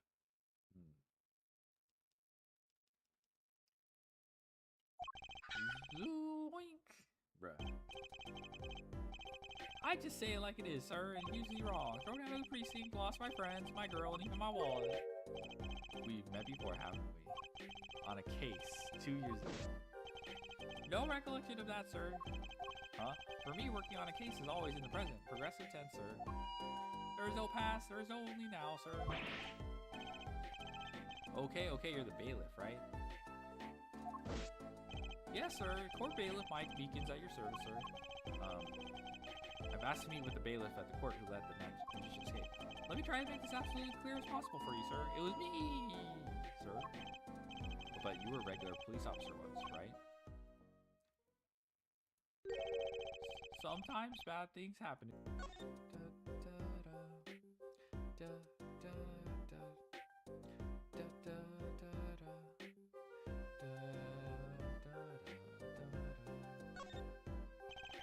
Last time we met, you were a police officer, right?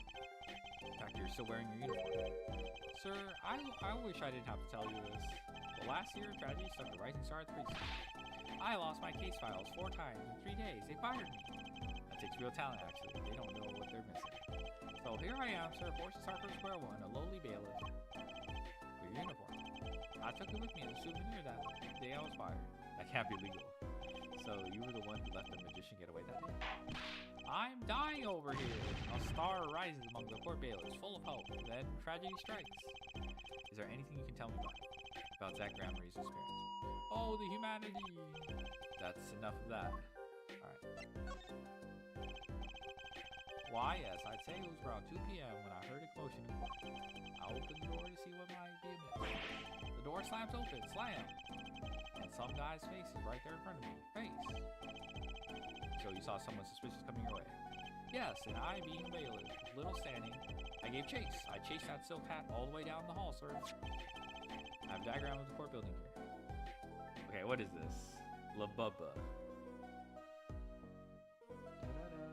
I love Yu-Gi-Oh! Master Duel. So this motherfucker was on the streets playing Enneacraft. I think I caught a glimpse of like I forgot who streamed, and I saw I think is this Akari? Something like that. I'm like, no way, that's Ray, not Ray, but Ryan.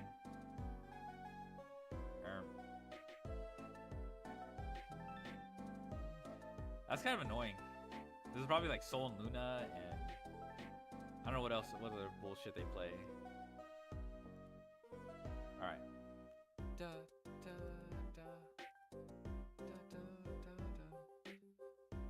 I have a diagram of the court building here. Ah, there's courtroom number 7. That's where I was, sir. All by myself. Carry a friend to call my own. Okay, and which way did Zach Gramarye run? Which way did Zach Gramarye run after bursting through the courtroom door? He went up like this and around the corner like that. So I, with no delay, ran after him with no delay. Then I turned the corner and saw that magic man run into the defendant lobby. Swiftly, I ran. Following him, I threw myself boldly into the room. Why, I remember it like it was right here. Because it was. Lobby number 2, sir. You ran into this room? I don't see any place to hide in here. Believe it or not, sir, I didn't believe it either. Here in this room, magic magician gone, vanished like a puff of smoke.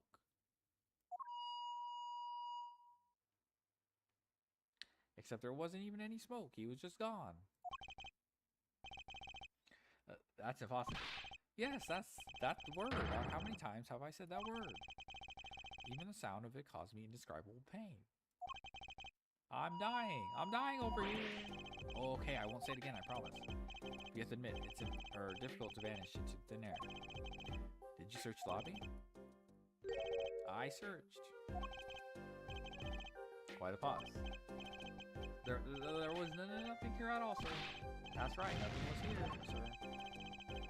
How can he talk so loud, so behind him?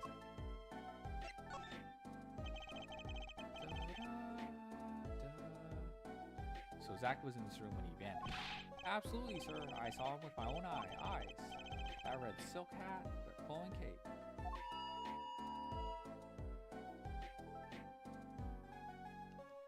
He ran right in here, right inside this room.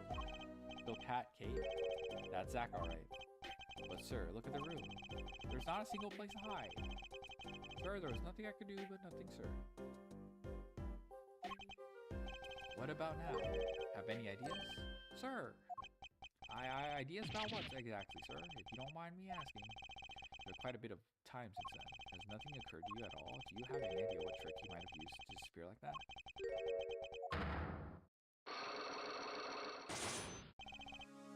Cyclops, I should have known. Okay, I should be able to break this. So Zach was in this room when he vanished. Absolutely, sir. I saw him with my own eyes. That red silk hat, that flowing cape. He ran right in here. Wait, wasn't Trucy wearing red? Right inside this room. Well, I guess she's pink. Silk hat, cape. That's Zach, all right. But sir, look at the room. There's not a single place to hide.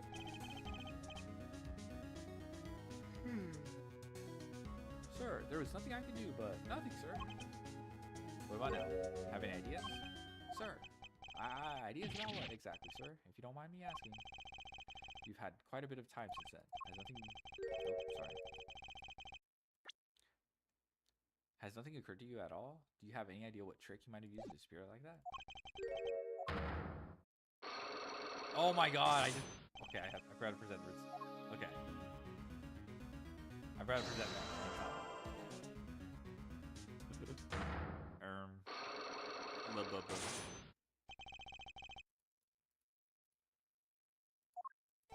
Okay, Mr. Meekins, what do you know? Spit it out. Hey, what's with the atmosphere in here all of a sudden? You know something, and I'm gonna find out what. That grammar vanished from this room. How'd he do it? How, sir? Well, sir, can't say as sir. Why are you so nervous if you aren't hiding something?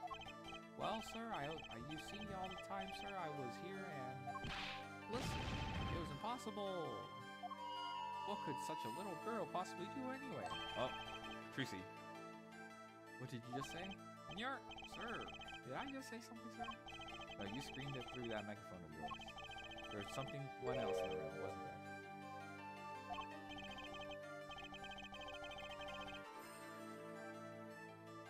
Sir, I'm gonna have to revoke my right to remain in a state of not talking. It's okay, Meekins. You don't have to tell me who Zach's accomplice is. I know who was here in this room that day. Yeah. Okay, they're both wearing red. Take that! Sir. I've never seen that girl until just the other day. Mr. Meekins, I'm not buying it. Sir, that day she was here in the room, sir. But he wasn't. You mean you chased her into this room, not him? Sir, in my days as a police officer, literally days, I learned a thing or two. Okay, just one thing, but it was how not to mistake a girl for a 7-foot-tall magician. 7 feet. Zach isn't that tall, is he? Yeah, point. I find it hard to imagine that anyone would mistake a little girl for Zach Rambo. But you saw something, and therein lies a trick. I think you know what it was, Mr. Meekins. Tell me, what does this trick look for? Does this trick look familiar?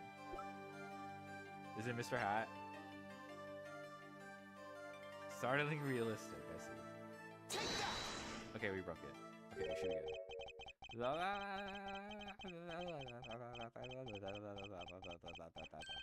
What's that? That girl's favorite trick, the amazing Mr. Hat. She uses it in her show down at the Wonder Bar. Have you been to the Wonder Bar? So, it wasn't a waking dream, was it, sir? Could come again. That night on stage, I saw a vision, except it wasn't a vision. It was a hat. An amazing Mr. Hat. He really exists. Easy.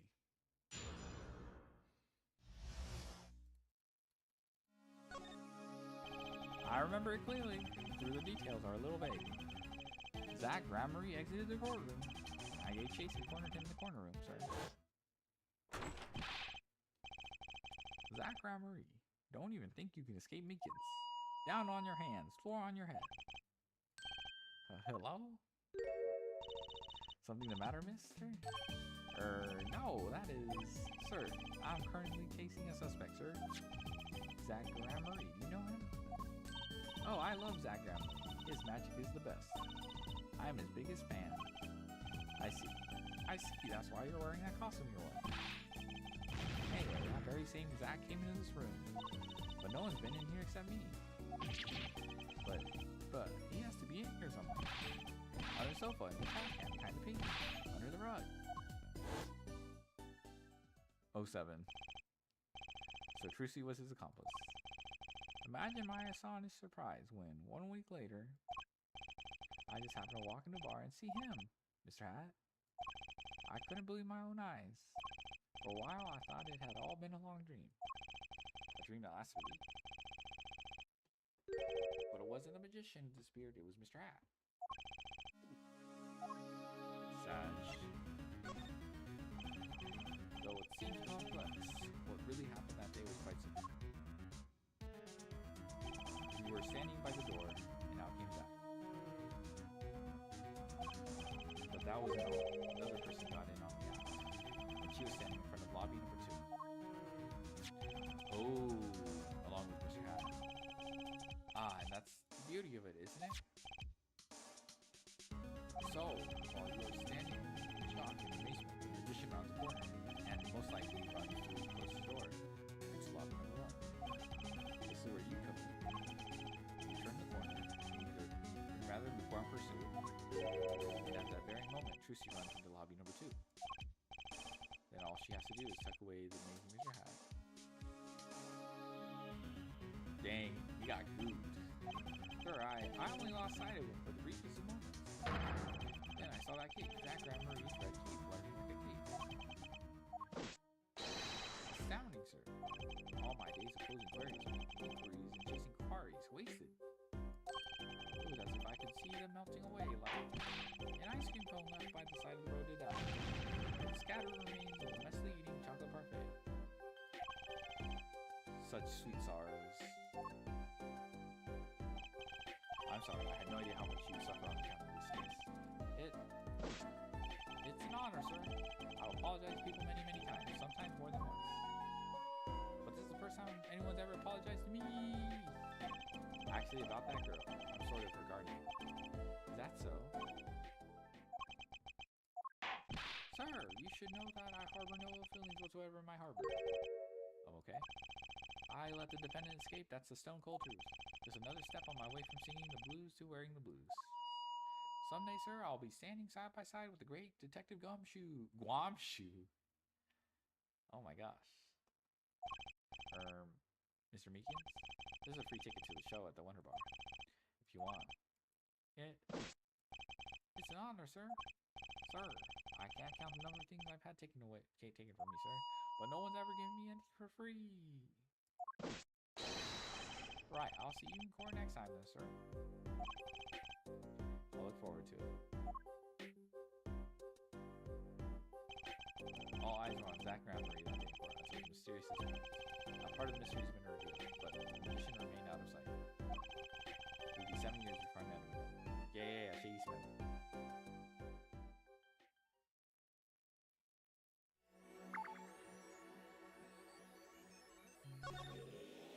Oh, what the fuck? Oh, okay, this was automatic. I thought I unlocked something. Okay, I have to go really quick. Dun, dun, dun, dun. I'll be right back. Hopefully it doesn't take too long.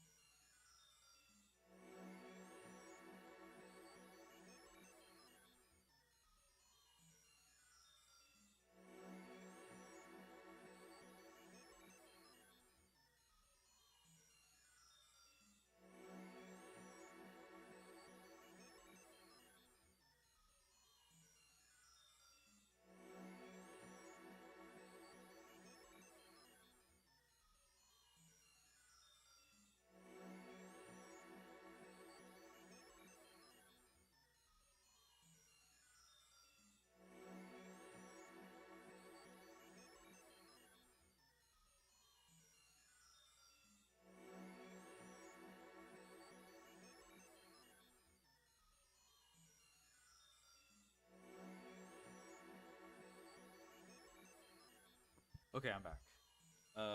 Okay. Borscht Wool Club.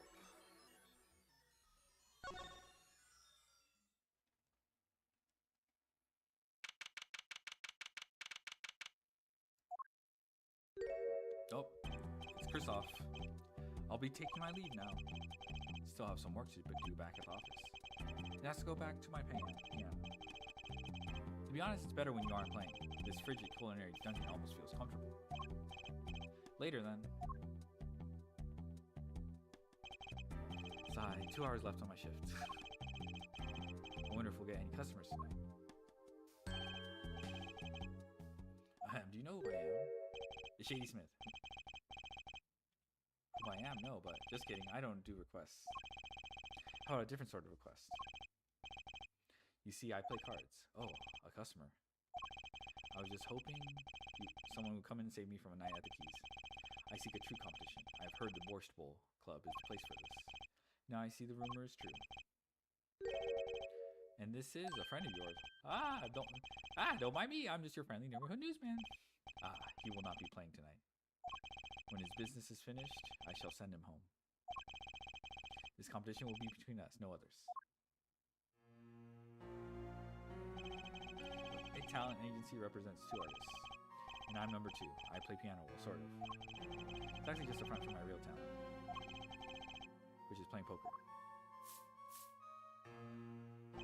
Don't ask me how I got started. I don't remember. But I'm good. Real good. It didn't take long for the rumors to get around. Go to the Borscht Bowl Club if you want a real game. People don't come to hear me tickle the ivory. They come. Are we still going? Yeah, we're almost done. Well, kind of close. Borscht Bowl Club. Is this a CD poker club? No, it's a restaurant. We don't play for high stakes. But real players carry cash, and they're always thirsty. It's a handy source of income for the club owner. Let's compete. I'll take you to the room. The hideout, yes. But before we go... Yes? Allow me to introduce myself. My name is Shady Smith. Oh, I'm... No, Phoenix, right? Huh? You must always look a man in the eye when you make your introductions. You still do not know who I am? Have you met? Yes. Yeah, I knew it was Shady Smith. Today in this courtroom, you cannot declare me guilty. What are you talking about? I am talking about this.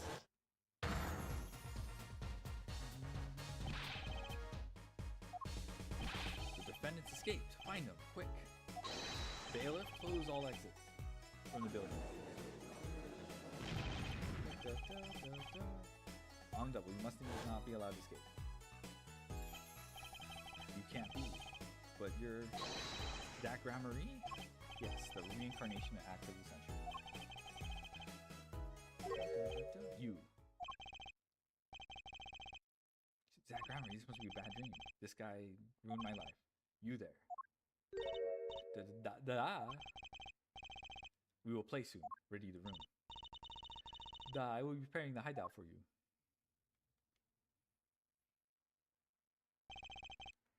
Are you really him? The Zach Ramery? I am Shady Smith. Remember this. How many years has it been? 6? Exactly 3 days from now will be 7. 6, 7. I caused you much inconvenience, I fear. Yeah, you could say that. Is she well, Trucy, I mean? She's fine. I've got her working already. Hope you don't mind. I need hardly express my gratitude, but you have it.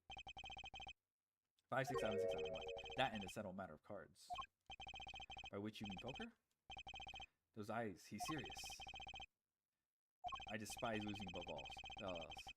And so I've decided that I will win tonight. I know this guy's type and they're dangerous. Everything's about the competition. All else is secondary. Perhaps we should take the time to talk before we play. And you. Alright. Oh, fuck. I'll be right back.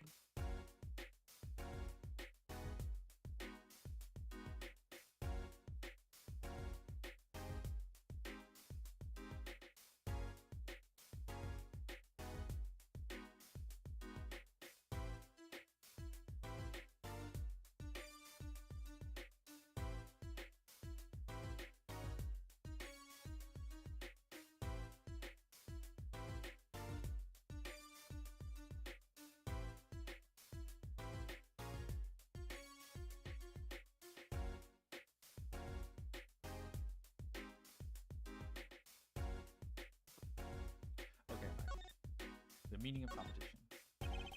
We competed that day 7 years ago too. Ah, yes, you must have been surprised. Called to the detention center out of the blue.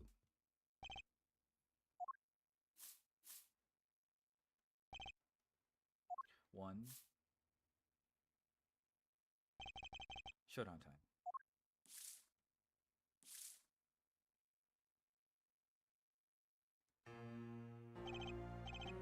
I lost.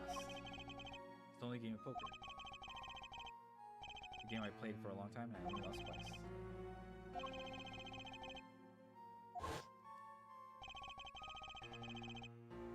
You chose your defense. Some are high, others flat. When you compete, you see a true man's nature. You know what I speak. Chrissy, she's in a class of her own. For 7 years, I've played poker here at the Borscht Bowl. I've never lost once. I'm good, but not that good. I win because whenever there's a big game, I rely on Tweety, and she sends me signals. Daddy, he's got a good hand. Might have a chance if you act quick. Call him soon. Cheater! Can you tell me what her power is? Judging a person's thoughts by reading their reactions is a staple performance magic. For those truths, like to possess barter's greater skill. Her lying. Really, you're the second one. That was the first time I learned of this power, as you call it. Her power is genetic? Blood. Okay. I'm sorry, but it's not something I hold lightly after. It's nothing you need to know at this time. It's some kind of grammar secret, eh? And fine.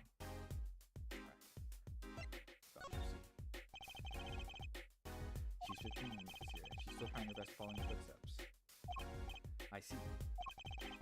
When I planned my disappearing act, it was the thought of her alone that gave me pause. Wait, you were planning on vanishing from the get-go? Yes, and for that I must apologize. However, I cannot be found guilty that day. Because of this. Transfer of rights. You see the signature? Transfer. That's Magnifi Grammary's signature. Right, I'll give all rights to the taking performance rights to the recipient name below. Recipient exact grammary. Magnifi Grammary. The recipient name below.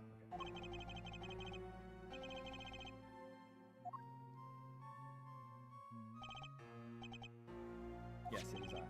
Wait. This page looks torn. You recall a diary of this. First, take a closer look at this diary. Oh, that's the last page. I see. I have here what I believe to be the missing page.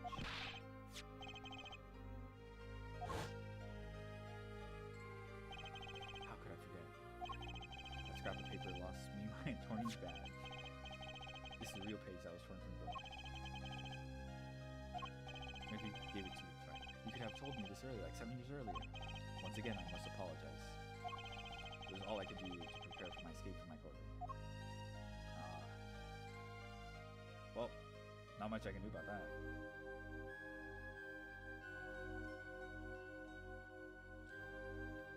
Right, transfer of rights. The greatest of Magnifi Grammary's illusions are true art. As such, they are well protected by this document. Only its bearer may perform this illusion on stage. Sounds like a pretty important thing to have if you're a disciple. As the rightful heir to his art, I too wanted a rightful heir. Rightful? I'm sure you know who I chose as my successor. Your daughter. That's why I have risked all to come here tonight. 56767. Brushel. Sir? Here you go. What's this? A letter passing the rights I have inherited to Trucy. I would have you sign here as a witness. But I'm not a lawyer anymore.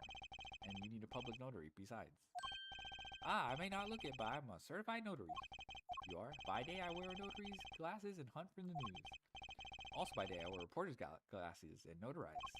When I take off the glasses, I can't see very well. Your signature, please. This is the first reason I have come here tonight. Transfer of rights, okay. Just right to perform grammar repertoire to Trucy. I see. That's why that what's his name? Valent? That's why he wants this so bad. Ah, I finally figured it out. Now I know why you've come out of hiding now. It's been 7 years, you said. Precisely. 7 years. There's a law that covers your situation. After 7 years, missing persons are considered legally deceased. So if someone was to vanish from the face of the earth 7 years ago, they would lose all rights as a living person after 7 years from that day. Not to mention all of their possessions. Exactly. Which is why I'm here. I risk showing my face in public for the sake of this document.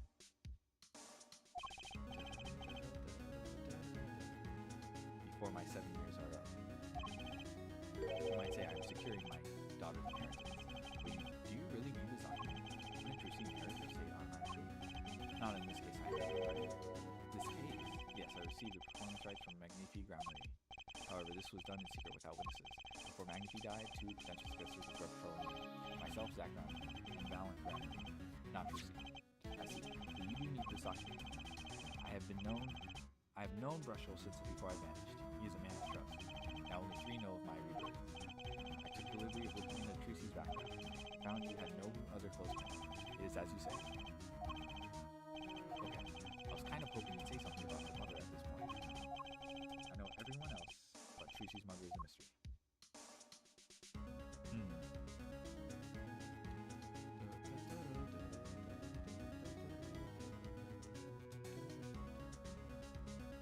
Can I do anything in my comment? Probably.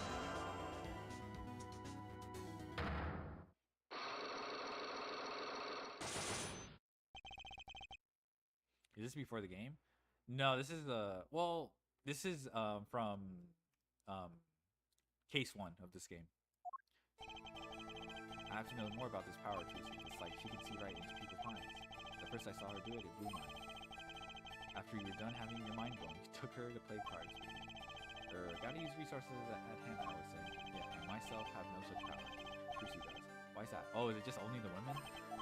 Maybe Trucy got her power from her mother? The last of Grammar? I will not speak of that. The last is officially missing her, correct? I think I know why you don't want to talk about her. We have.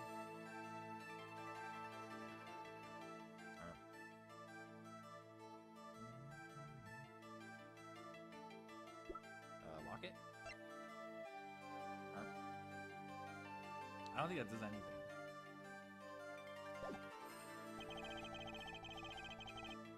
I may not have enough evidence right now to pull this off. Maybe it's time to do a little more legwork.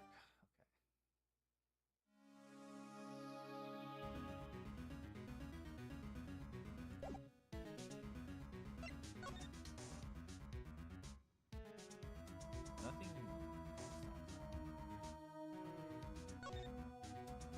This is grape juice. Is it refreshing? I usually drink too much and it ends up making me thirsty. Oh, that's right. There's something inside that bottle. It's my business card. You aren't surprised at all? Perhaps you don't like magic? I'm sure if I was surprised, maybe I had my poker face on.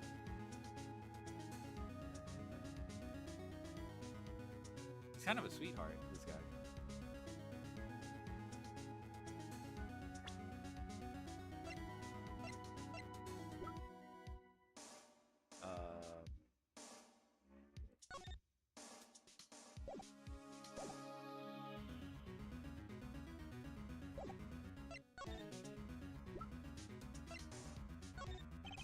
Zach, could you tell me more about this? That's right.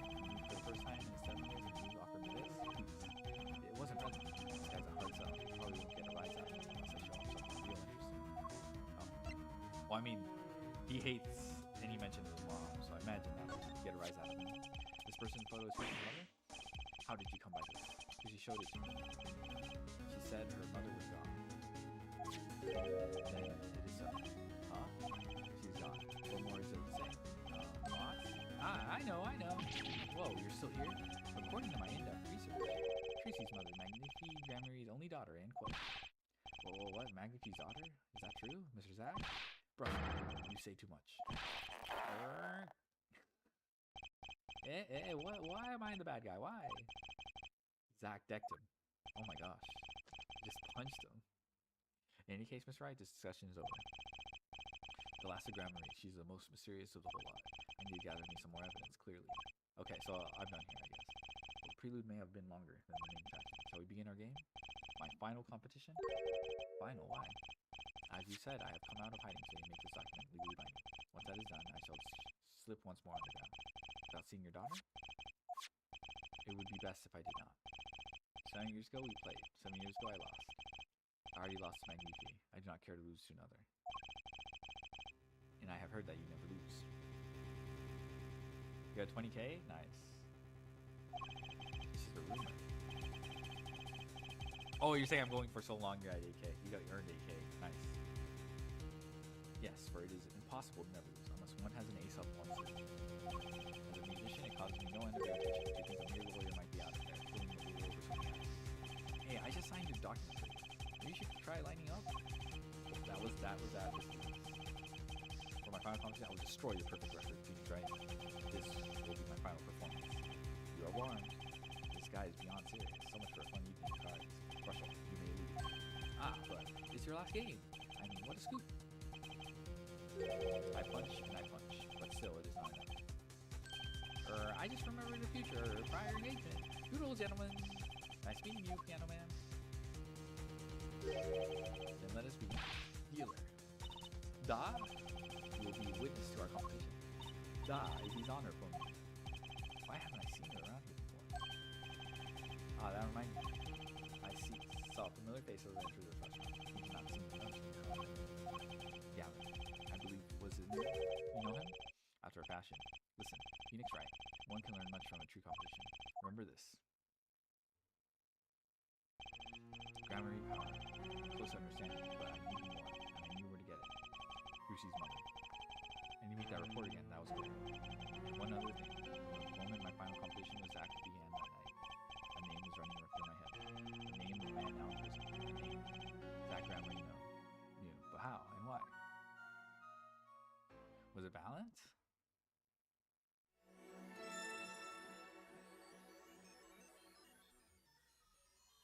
Solitary Cell 13? Okay.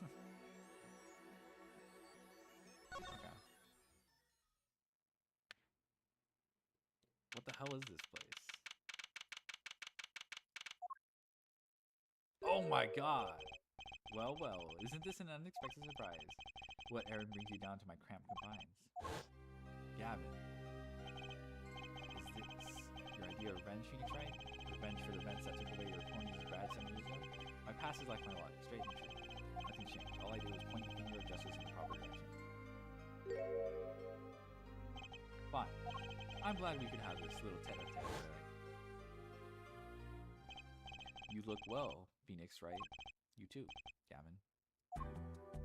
Bruh. Life has been full of surprises for both of us. I've no doubt you never expected to lose that attorney's badge, and I'll bet you never expected to wind up here. Shady Smith was the name of the man you killed. Did you know who he really was? Oh, who he was? Zach Grammar, the defendant. I remember him, of course. Did you say Smith was Zach?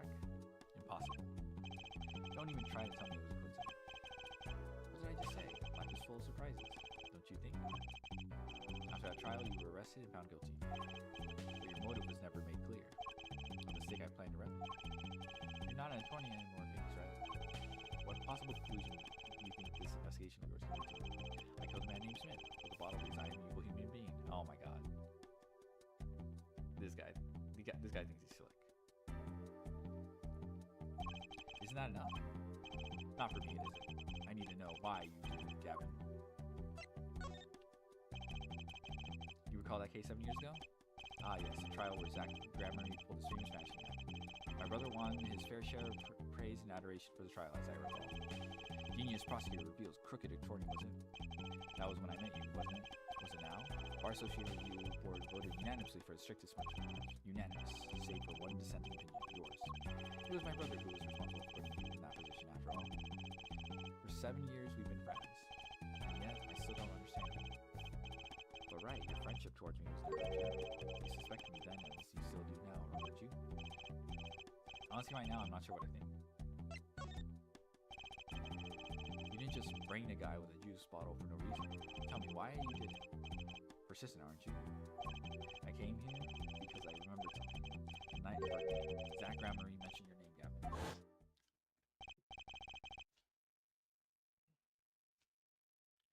Ah, that reminds me. I saw a familiar face as I entered this restaurant. He did not seem to notice me, however.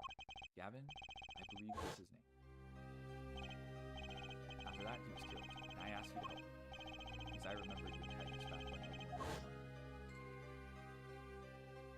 I seem to be in a bit of trouble. Something like that. Dead. Someone hit him hard. Me, please. The cops should be hearing me.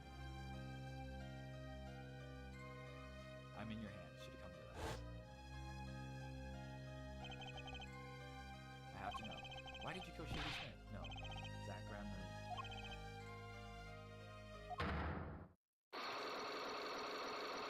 Cyclops.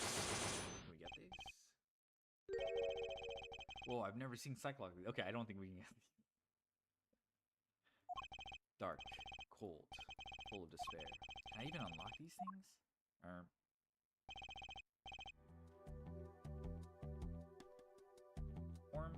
Orm? Something wrong, right? No, it's nothing. You shouldn't push yourself so hard.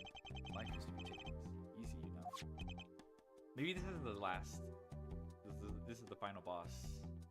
So okay, I'm just gonna. He's doing his nails. Okay, maybe I just ignore these. Nails. Oh, this looks interesting. That envelope's been bothering me since I came here. This is your envelope. It's not nice to peek at other people's mail. You got mail here in jail?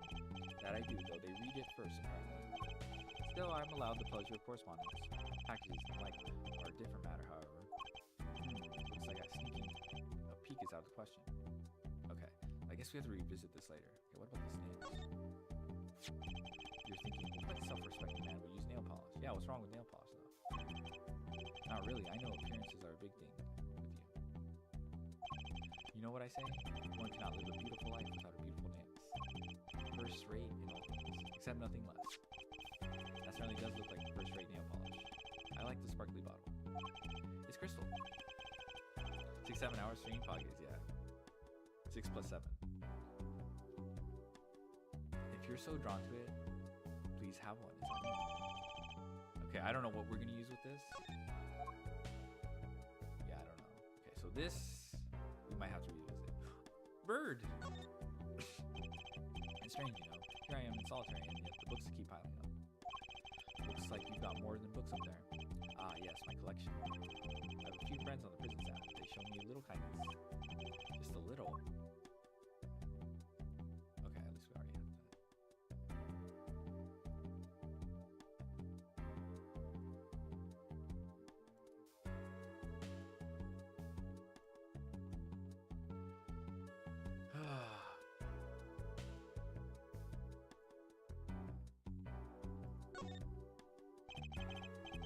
That's some chair. Just look at it, makes me want to take a seat. Probably have to add a whole digit to the price of one of my office chairs. And here, a comfortable chair is the most valuable thing in the world.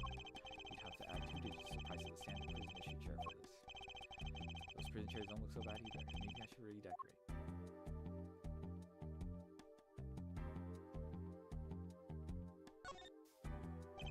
Nice roses. You taking care of this one here? Ah, yes. She's surprisingly delicate, you know.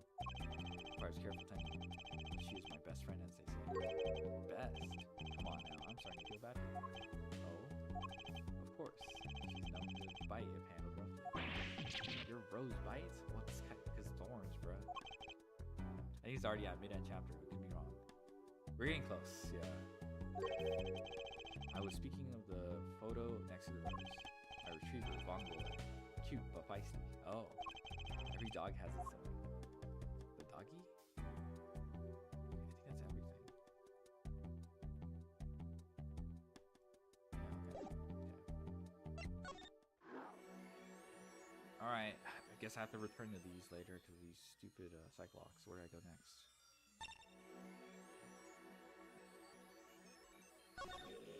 Past? can't do detention center, I think.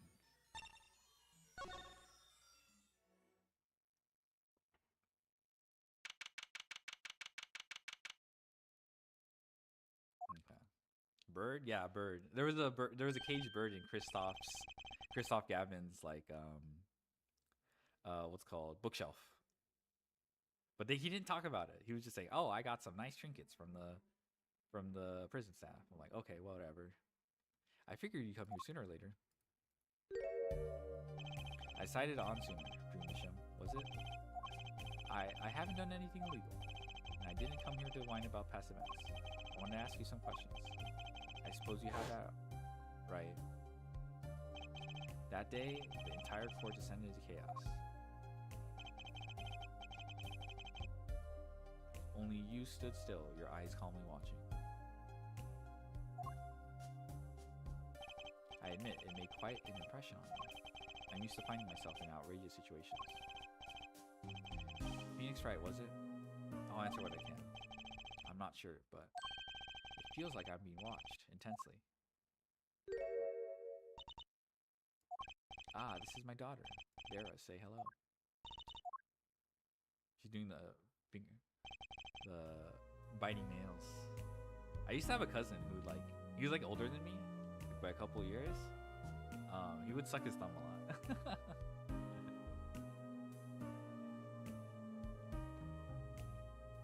I think that habit lasted until he was 13 or something. She's gone. Shall we begin then? Alright, just answer the questions. Judging from this place, you're a painter. Not, sadly, a profitable one. A nurse sold a painting. Source of considerable embarrassment.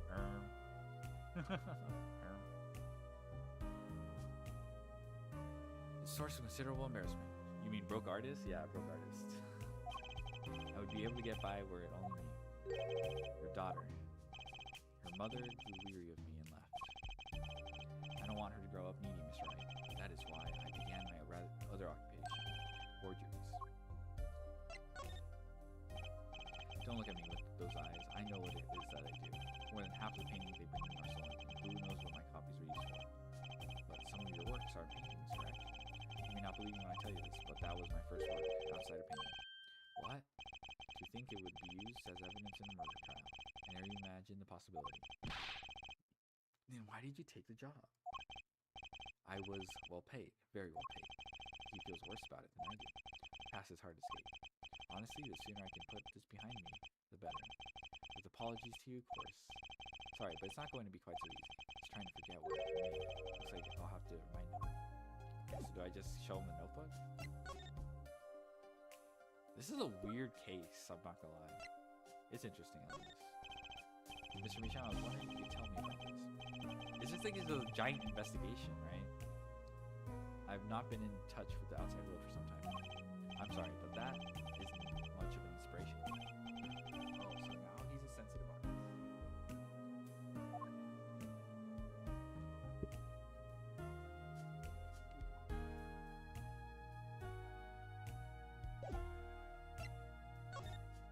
Oh, what?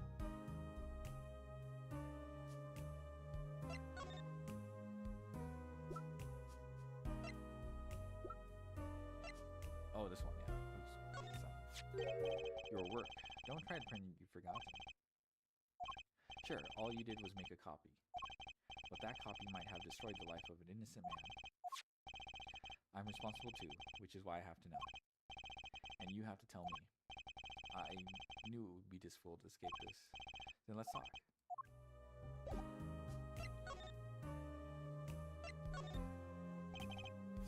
Well then, ready to tell me about this work you did. It was unlike anything I had attempted before. I guess it would be a little different than from paintings. That's not what I mean. In all my previous work, it sufficed to create a copy. This wasn't a copy. The client gave me two things I did. The first was a sample page as a reference. The second, a printed document I can only surmise was written by my client. So you used the real writing as a reference to reproduce what the client wrote? Yes, as I said, it was my first job of that nature. So, who was your client? As I said in court, I do not know. Really, even for such a suspicious request, if it was me, I'd want to know as much as I could about the requester. never met them, not personally. Okay, Cyclops. Okay. Oh, dude, we can break these. There's no way I get stopped here. Ah, Cyclops, of course. It seems like you're still hiding something. Something about this work.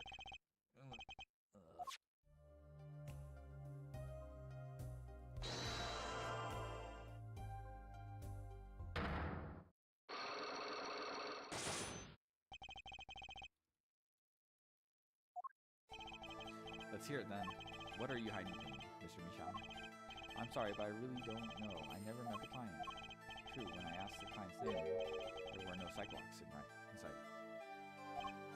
Regardless, you're hiding something. You have to be, otherwise it wouldn't make any sense. Why are you doing this to me? Well, I've made my stand. No backing down. So what's Michal hiding?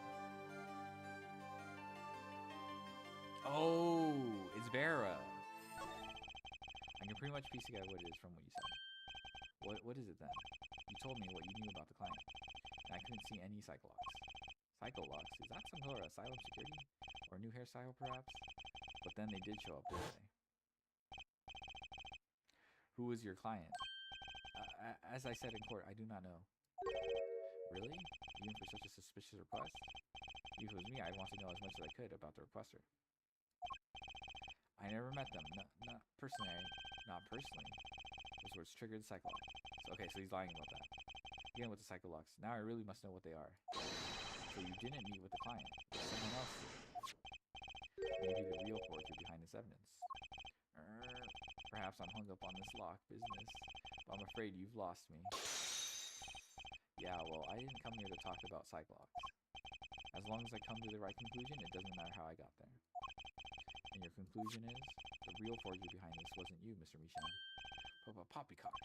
I don't know what you're talking about. That's my work, I tell you. Made here in my studio. Who else could it have been but me? That's the real question, isn't it? The forger wasn't you, and I don't have many other people to choose from. The real forger at Drew Studios. Okay, yeah, we just exposed Vera here. Take that! The real forger is your daughter, Vera Michal, isn't it? Ridiculous. My daughter's only 12 years old, Mr. Wright. I've always been more one for landscapes, not surrealism. Nice comeback, but you're shaking your boots. I got you now. The only two people with access to the studio are you and your daughter. The Cyclops tell me you're not the forger, which makes your daughter the only possibility. I feel very much on the verge of going psycho-lock myself.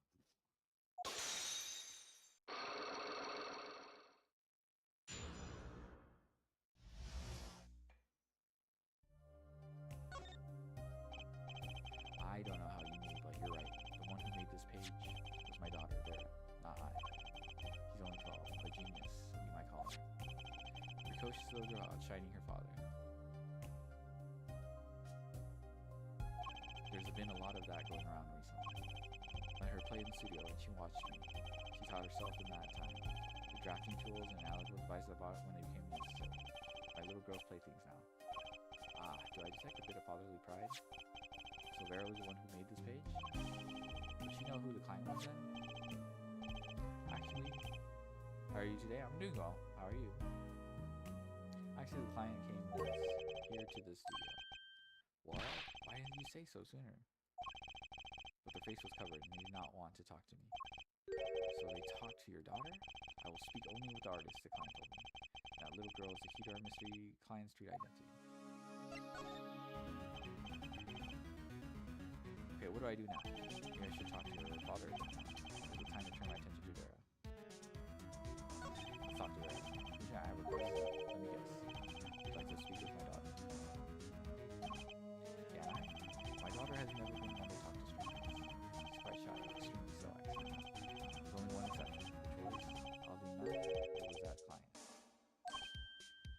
Oh, yes, because she loves magicians. I left the studio while they talked. So you're sure I want to say thank you for meals? Oh. Thanks for dropping by. I returned when they had finished, and she was like, it was the first time I'd seen anything of the sort. Please, let me speak with her. Alright.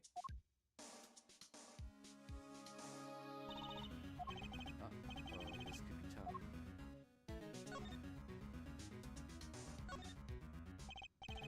Vera, was it?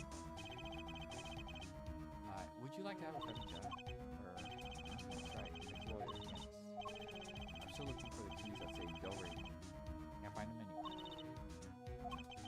I'm no good at this. I need something to get through to this girl. Vera, was it?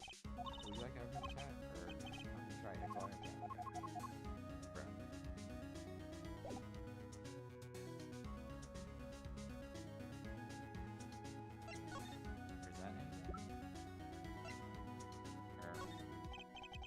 What do you think about this?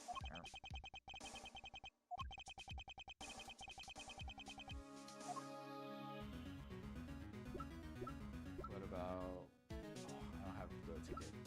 Mr. Hat.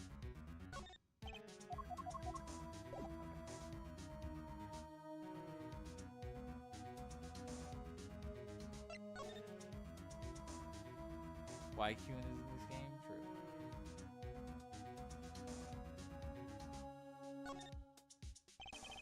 Things are scattered all around, probably the ones he's currently using. There's something very artistic about this here. Reggie Oishi? Yeah, Oishi. Delicious. Not that this is anything compared to my office. I guess that would make my office a masterpiece. Right. Envelope! Ooh. Maybe I'll just sidle on over here for a closer look. Ooh, yes. It's a pretty bottle. Don't touch that, please. I'll get in trouble. It belongs to Vera, you see. She always puts it somewhere she can see it. She looks at it often. There's white pink fluid inside. Is this the atropine?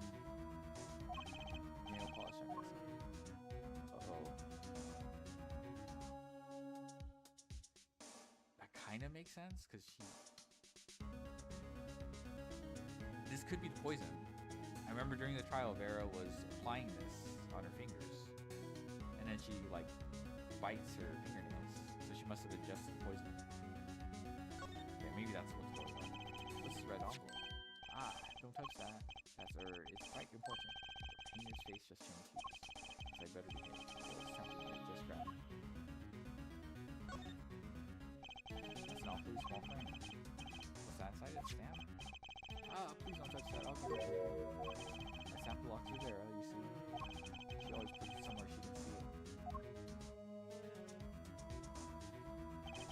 That's Zach and Valance. The Gramarys, isn't it? Post office issued a commemorative stamp last year, when the Gramarys were at the height of their popularity. Not anymore. Now that one vanished off the face of the earth. Vera went to see one of their shows when she was quite small. She's been a dedicated fan ever since. She watched them ever since they came on TV once a week. That stamp's quite hard to come by here. I still wonder how she got her hands on it. Maybe that stamp will come in this one. Probably some more. Awfully small.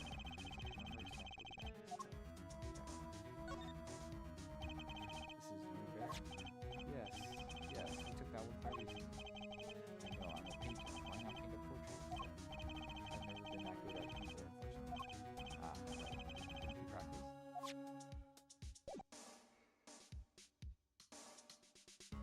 Okay, I think we got some clues.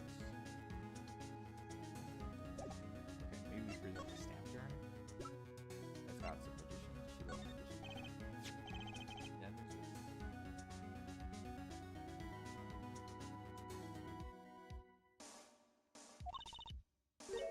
My stamp. Hey, she spoke. She can talk. Yeah, so this is Stamp. I gotta keep her talking. She likes magicians, right? Isn't true grammar amazing? Yes? Oh, I especially like those two, Zach and Valance. They're just so magical. Aren't they? Yeah, whenever I go to one of their shows, I'm like, whoa, magic, you know? Me too, I love them, they're so cool. It's like magic, yeah. Alright, she's talking, I'm not saying much. Let's start. And then I saw them. His father there. The opening ceremony of the Camden Grammary Museum of Magic. Grammary Museum, they have one of those? That makes sense now, but they have their own commemorative stamp. So have you been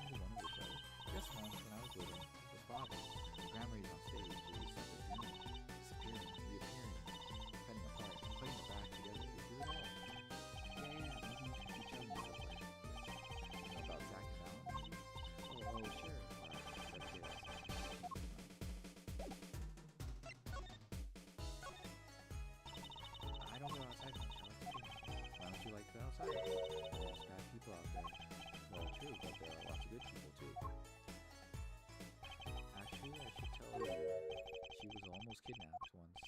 Kidnapped. Since then, she's been, well, you can see for yourself. She refuses to leave the house. I see. Wait, but that doesn't make sense. She said she went to the Grammary Museum. With you, in fact. Ah, yes, actually, she was quite insistent on it, much to my surprise. It was the first and last time she expressed such a desire to me. That person gave me a good luck charm. A good luck charm. When I absolutely had to go outside. Yes, apparently, she received something. A gift. From that client, actually. She won't tell me what it was. Father, I told you to keep that a secret. My client, huh? This I have to hear about. So your father tells me you're good at painting all sorts of things. I really like painting a lot. Father's always very happy when I paint him exactly the same. So you did this too? Oh yes, that was my first job. Your first? All I used to do was paint the same thing I saw. But this was totally different. Pen slips and the way the writer held the pen and the pressure on the... No, I had to use a microscope and analyze it on the computer. Seems happy. Odd, her work was the last nail in the Grammary coffin. I guess no one told her. They're the best in the world. Huh? Oh, you mean Troop Grammary? Of course. Father gave it to me. Your father? But I asked him about it. He didn't know how you got it. I guess I just took it, yeah. Took it. Father got a letter from that person. That person, you mean? That letter was from the client? Well, we talked about the Grammarys forever that day. I'm sure that's why I was sent that stamp. I didn't want to just send it back, so I took it. They're a sneaky one, this client. So they're trying to get on her good side. Sent from the real client. Okay. So you met the person that asked you to do this job? And you talked with them? What's this about a good luck charm you received? I can't talk about it. Eh? If I do, it won't work anymore. That's what I was told. Yeah, but I really have to know.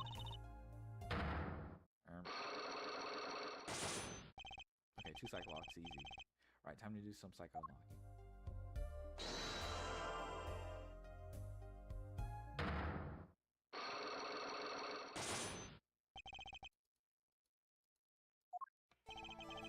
Seem to trust his client quite a lot. Did they give you the stamp? No, that's not why. They listened to me, to my problem. Problem that keeps her inside all the time. Don't go outside if you don't want to. That's what they told me. What is this? Master Duel meta. Your deck list is there? I do not submit these. What the fuck? This is not of my own volition. Okay, I'll click on it.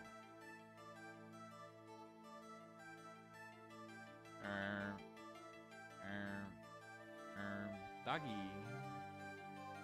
Valence. That's crazy.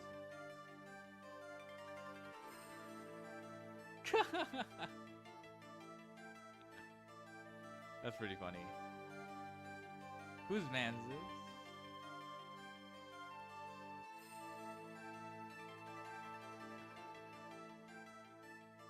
Okay. Alright.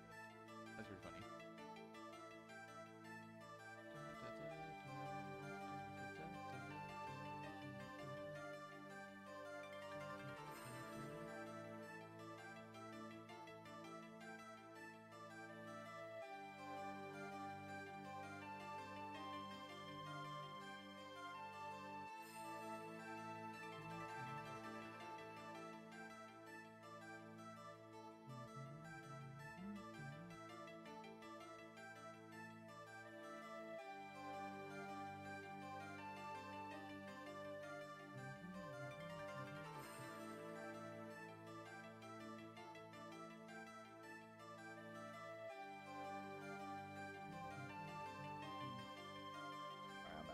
That's what they told me. But when I absolutely have to go out, all I had to do was use a good luck charm. The only kind of no BS I want to try? Nice. I saw a lizard draw and the Performer Pal, Lady Anne and stuff, so probably sounds cool. All I had to do was use a good luck charm. A good luck charm that your client gave me. I think I know what your client might have given me, actually. What's your good luck charm? The stamp? Oh, me see. Take that! This doesn't bring good luck. I don't know what word. I see. Good luck charms are different for different people, I guess. Huh? What do you mean? If you say it's lucky, then it's work for you. Okay, it's not that.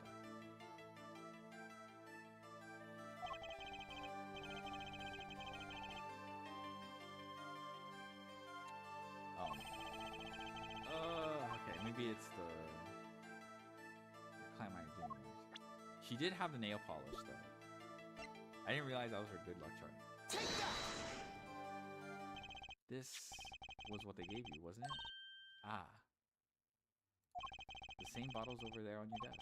Your good luck charm. Right? Oh right, yeah, she can't. Okay, for some reason I thought it was like the maybe it is still the poison though. I heard once cosmetics were once thought to ward off evil. This is a magic bottle. It has the power. Ah, of course it does. I'll just refrain from commenting any more on that. I think I know who gave you that bottle actually. The one who asked you to do this job. Was this the client? Is it Kristoff? Because we got the bottle from Kristoff. Take that! I have all those cards including 2 might? Nice. This man is a friend of mine. Know him? His name is Kristoff Gavin. He's a lawyer actually. I promised not to tell.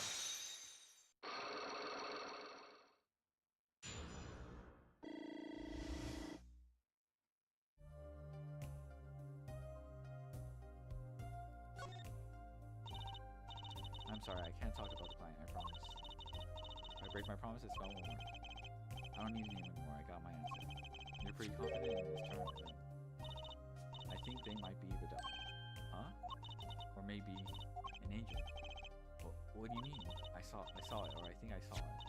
When they gave me this, I saw the devil's face. Are you saying the client's face looked like the devil's? No, the client was gentle, with a gentle smile. So where'd you see this devil then? It was so quick. I don't remember when. That's when I knew that person wasn't like the other people.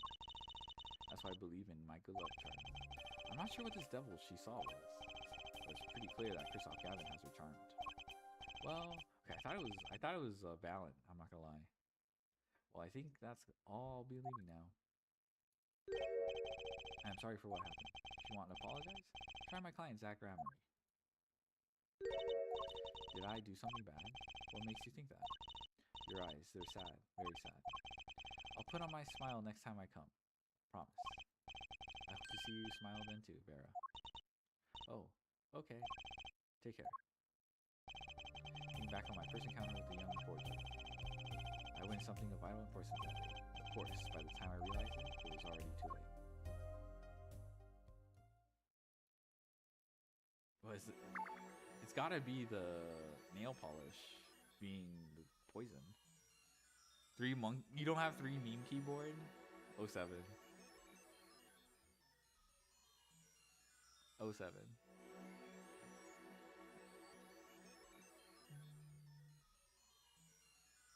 I feel like we're close, man.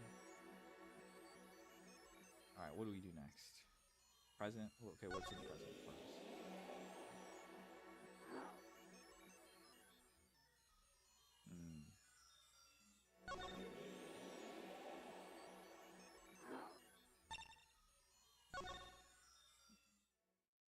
Okay, we did obtain the stamp when we, So what did we obtain recently? Nail polish, stamp, and I guess transfer of rights? Okay.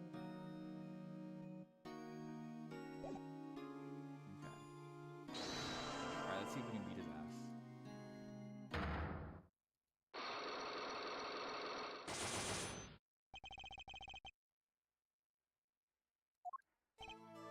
Finally, I see the pants on this. There must be a path leading from evidence to truth. Ask someone to take a life even when not left for this world. That's asking someone to commit murder. Yes. Mentor was fond of dramatic moves and ran for the hours. He got his wish, his life was taken. Guess it was a matter of life or death. You can explain. Your truth lived in the world of showmanship, the flashy or bright. Flashy so often means anything. Let us make this as painless as possible. We have proof of this thing, we would show it. Okay, it was the gun last time. So that was the goat. And I figured that out. Take that! Okay. Okay, we got this one down. Alright.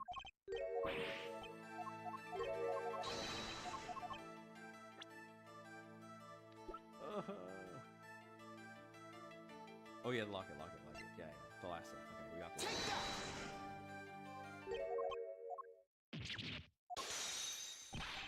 But how can you say this? Some denial mode, eh? Velasco was at the greatest risk of being shot. And this clearly shows just how much danger she was in.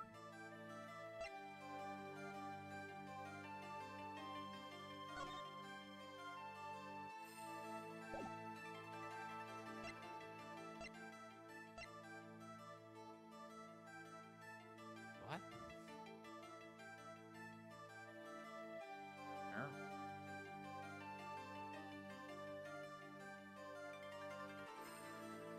I don't see how the stamp would fit here. Take that! Troop Gramarye's performances were very, very popular. So popular they even made a commemorative stamp at the height of your fame. We were not merely the latest craze, we were an age, a golden age. It's all here on the stamp. There's Thalassa, yes? Trucy's mother is missing, I hear. What happened to her? I don't know. Part of his memory is still locked up. There is one thing you're failing to address. What's that? As you say, our troop was world off to itself. If our leader Magnifi was so inclined, he could hide anything he wished with these. Mr. Right. Then he would have had to commit a crime, making him an accomplice. Not a great foundation for blackmail. That's got a point. If one of the troop members died in an accident, and Magnifi covered it up, his innocence would become questionable. On the right address, Mr. Right? So close. There has to be something. How Thalassa's death could affect Zack and Al's relationship with him. I see in your eyes yourself something. How can you possibly prove more than you already have? Prove why Thalassa's accident tied your hands completely. With evidence, or?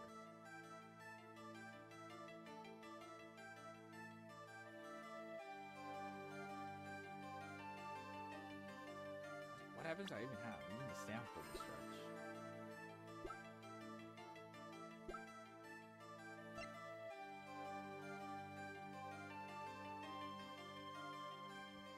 I don't think it's transfer of rights. I don't think it comes into play.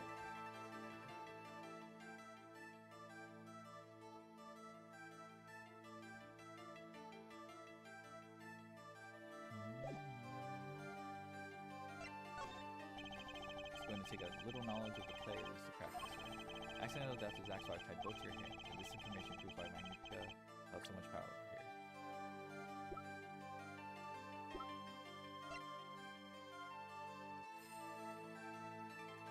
I guess it's just Thalassa again, because she's...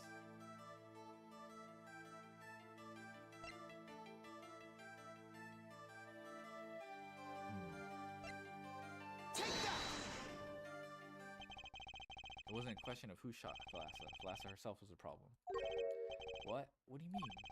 She was Zack Gramarye's wife, Trucy's mother, and Magnifi Gramarye's only daughter. Oh, that's true, yeah, only daughter. It was a terrible accident. And the two of you killed your mentor's only daughter. If that wasn't the key to Magnifi's power over you, I don't know what was. It was an accident. Funny.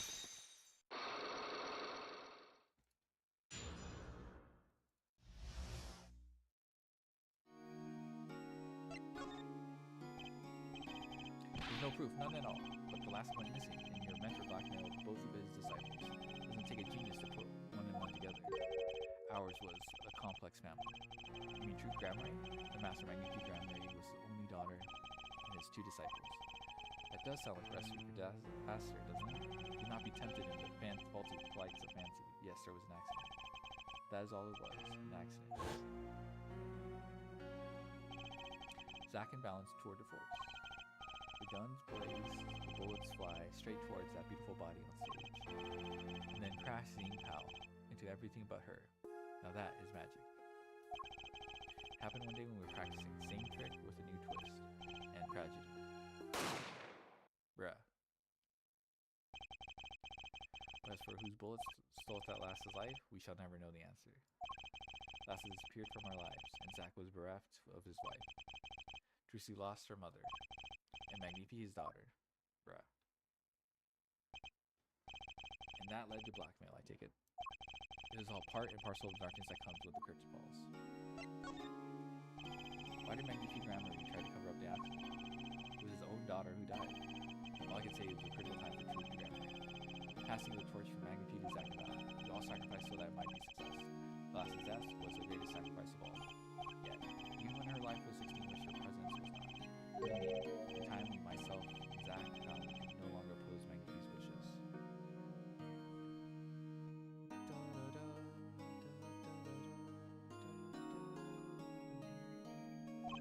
Magnitude forced us to perform his art for his benefit. I see. I guess I can understand. I mean, he did lose his own daughter. You do not find cowardice in his actions.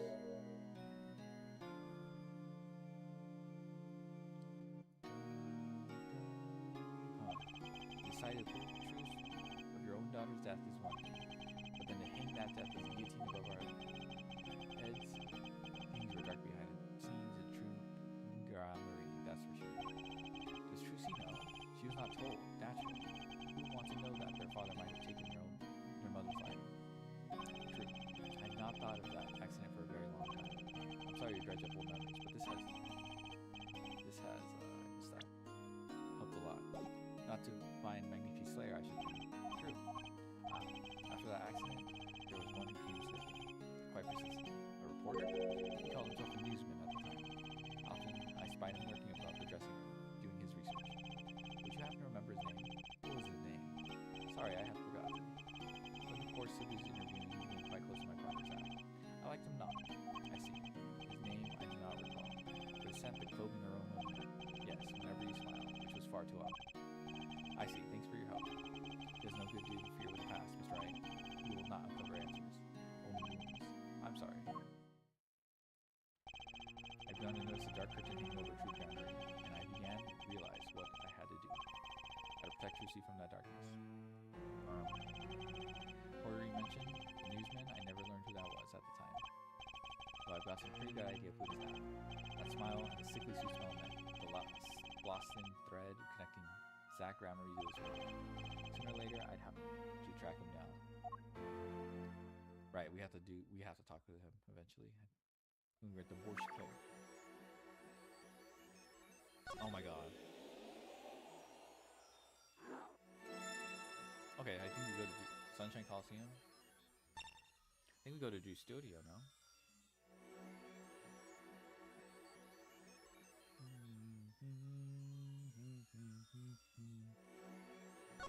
Alright, speedrun. I'm starting to get EP is almost weighing in. Have a good night.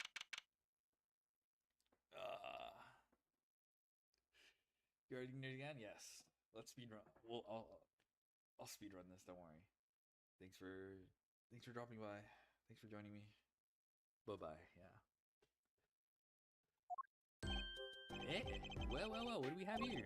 Remember me? Of course I remember you. Journalist meets ex-Septornian bar, end quote. Can I ask what you're doing here? Mr. Misham was poisoned. His daughters. Oh yes, I know. Oh, how I know, yes. It's caused me no end of grief, to be honest. Journalist wishes he tracked down case just a little quicker. End quote. Were you on the trail of this case the whole time? Zach Gramarye was a good friend. Zach said something to that effect at the Borscht School Club.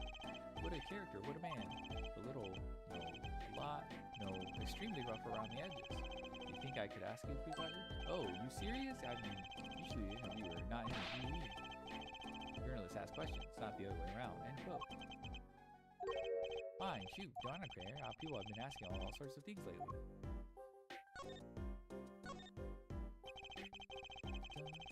It was tragic what happened to Drew Misham and his daughter. Forgery is a serious crime, and they paid the price. You know what really did them in, though, don't you? Yes, a forged diary page. The night I interviewed him, I found out something about Mr. Misham I hadn't known. What's that? You know, he always felt like he was being watched every day for 7 years. Walls have ears, potatoes have eyes. End quote. Being watched. You mean he felt guilty? No, I'm not talking about feelings here. No, I felt watched too. The whole time I've been on the case, no less. Journalist gets stinging sensation on back of neck, freaks out. End quote. Because you felt guilty? Why would I feel guilty? You felt like you were being watched, huh? I wonder what it all means.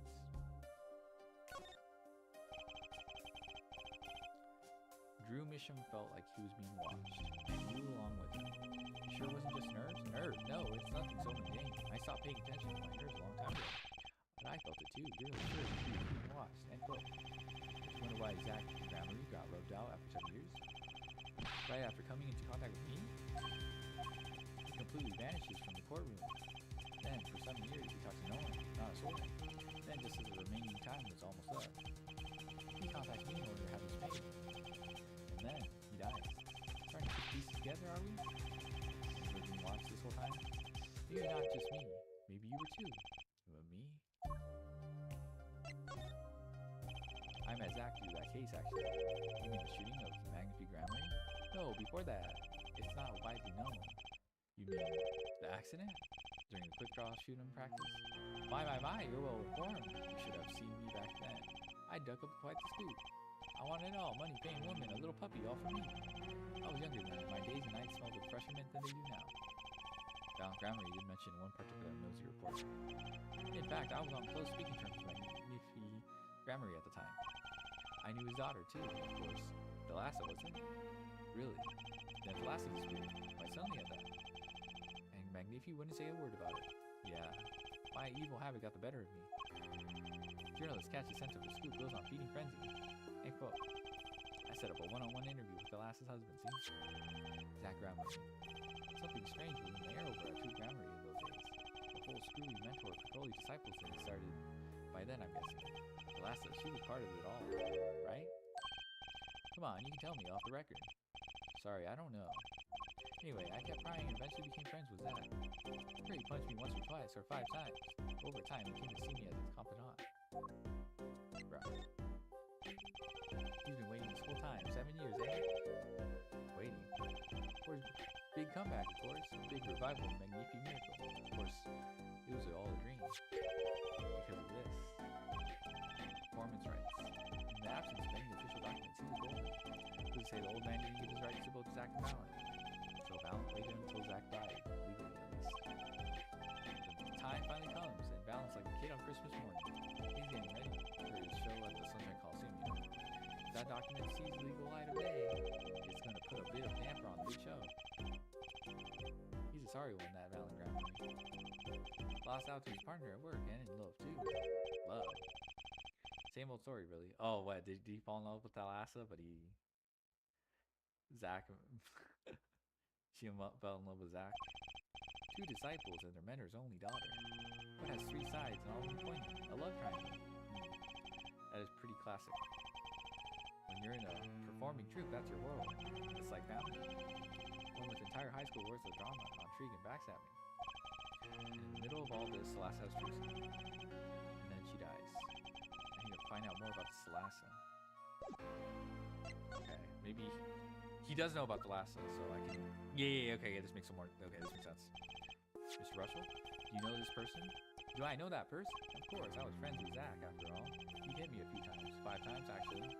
But still, I'd never forget his wife, Thalassa Grammar. Magnifique Grammar's only daughter. Do you think you could tell me more about her? Well, why the heck not? Tell me more. So, Thalassa married Zach and had Trucy, see? It was her second marriage, actually. Meaning she was divorced? Haven't heard this one before. Did she marry Valen first? Oh, that's not quite. Her late husband was a performer, too. Okay, late husband. Apparently died during some gig. Tragic, really. They had only been married 1 year. I didn't know. Ah, but she was a beauty. I still carry a portrait photo of her around, you know. Oh, the bracelets.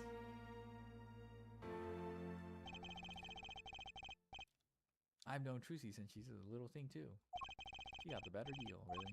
She's got you for family, after all. What do you mean? Just reminiscing, you know. Thalassa has another child besides Trucy. End quote. What? But Trucy said she was the only child. Yes, this one she added with her previous husband. Or her previous husband. The first husband who died during a performance? Yep, they had themselves a kid. Another orphan now. There's another one who slipped through the cracks. No idea where they are now. Let's have another child. This is Apollo. You think I could borrow that photo? Sure. I can be generous on occasion, you know. Okay.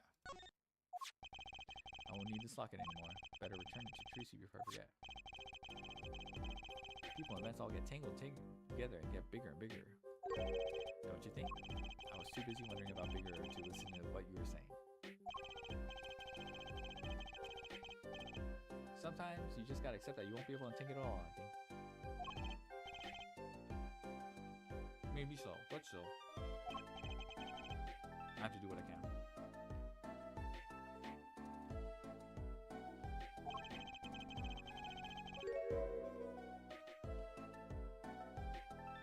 I have to tell what I find it goes to come next. Next, you say. I'm not the one who will close the curtain on this little fight. Apparently that's not my role anymore. Magnifi. I was just wondering what Magnifi would think of all this. What do you mean? Have you seen it in Trucy? He's got his power. You mean how I can't lie for Trucy? It was the same with Magnifi. And with his daughter. Last night. Strange thing, you think it's some grammar gene? Magnifi told me once back when Zach married Thalassa. Zach had good eyes. But not good like your grammar eye. Not that good. Wonder if Zach ever played a game of poker with his wife. Who knows what the Grammary secret was? Maybe nobody, now that Zach's on. Zach Grammary. Okay. Oh dude, we're gonna speedrun this, holy shit. The plot finally can reveal itself, sprouted from a warp in Grammary chapter. A warp and groove swallowing everything. Wrapping itself around the Grammary's power.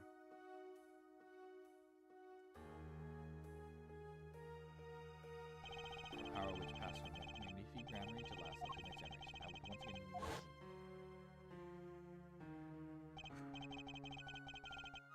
I think it's been 6 hours. The one who bridged it all together.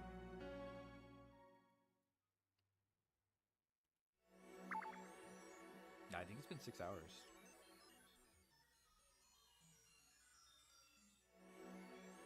Okay, who's next?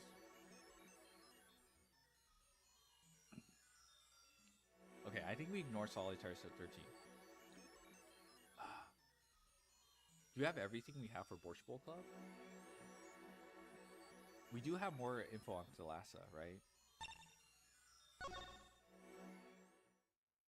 Borscht Bowl Club.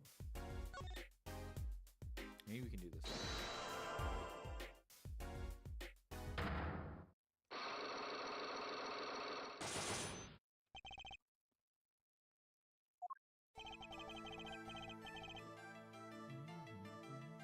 I have to know more about the power of Trucy.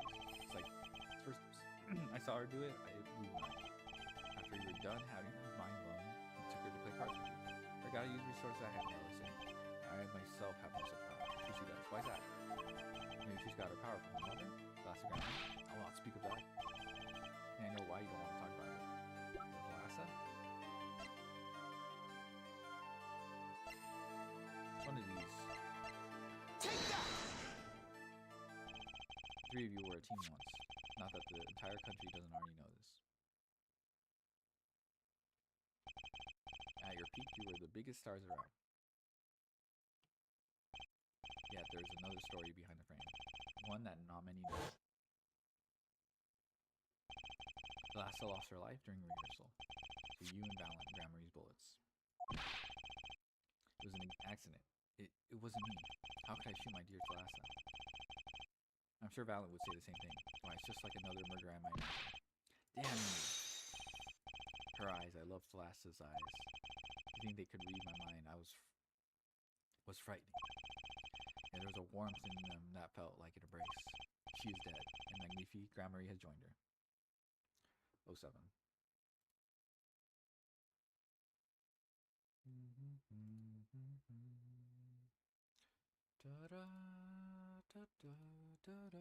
She's dead, and Magnifi Grammary joined her. The only one with her power left is Trucy? Mr. Zach. I do not know. I don't need any power to see through that one, but no. There's someone else, someone other than Trucy. To inherit Thalassa's power. How would I know? My chances are slim. It would take a miracle to learn the truth. Or maybe one has already occurred. There's someone else with the power. I know it's Apollo. Take that! This boy? His name is, I forget. Something weird.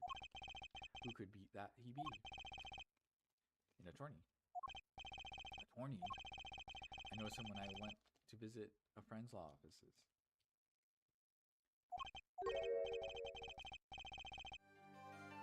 So, where we make it was great access one. You show me pictures of strange boys all you like. But you could at least say something like, I'm this boy. I could use a laugh. Perhaps you wouldn't laugh if you knew the facts. This might not be 100% proof, but still. You mentioned this boy at the last one. Actually, there's more of a ring. Ring? Perhaps it will refresh your memories. Just hoping I haven't shown you this missing ring. It's the bracelets, right? Take that! Actually, I know something. You're married to Thalassa with your second. How'd you know this? Her first husband, he died a year after they were wed, yes? He was a performer. You met when he joined his grandmaries. Oops. He was a performer. They met when he joined us grandmaries as guests in our show. After Thalassa wed him, she left the troupe for a while. Can you say she had a child then? I have a photograph of her there.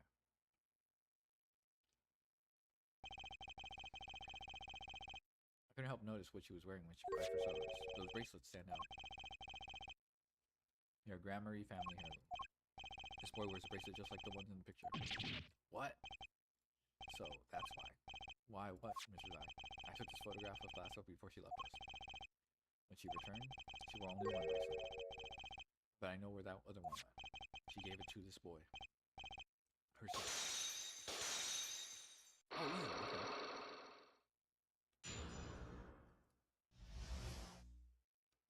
Oh, wow. Grammars. This strange power, I myself do not know where it comes from. Yet the fact is that it passed down the Grammary line. It runs in their veins. What is it? I asked her, Thalassa once. This is what she told me. Her power responds to tension in others. Tension? If she were to face a person and become tense even slightly, then she would know no matter how hard they try to hide it from her. So she could see it? Not quite. This is the strangest part of it all. She wouldn't realize that she was subconsciously detecting this tension.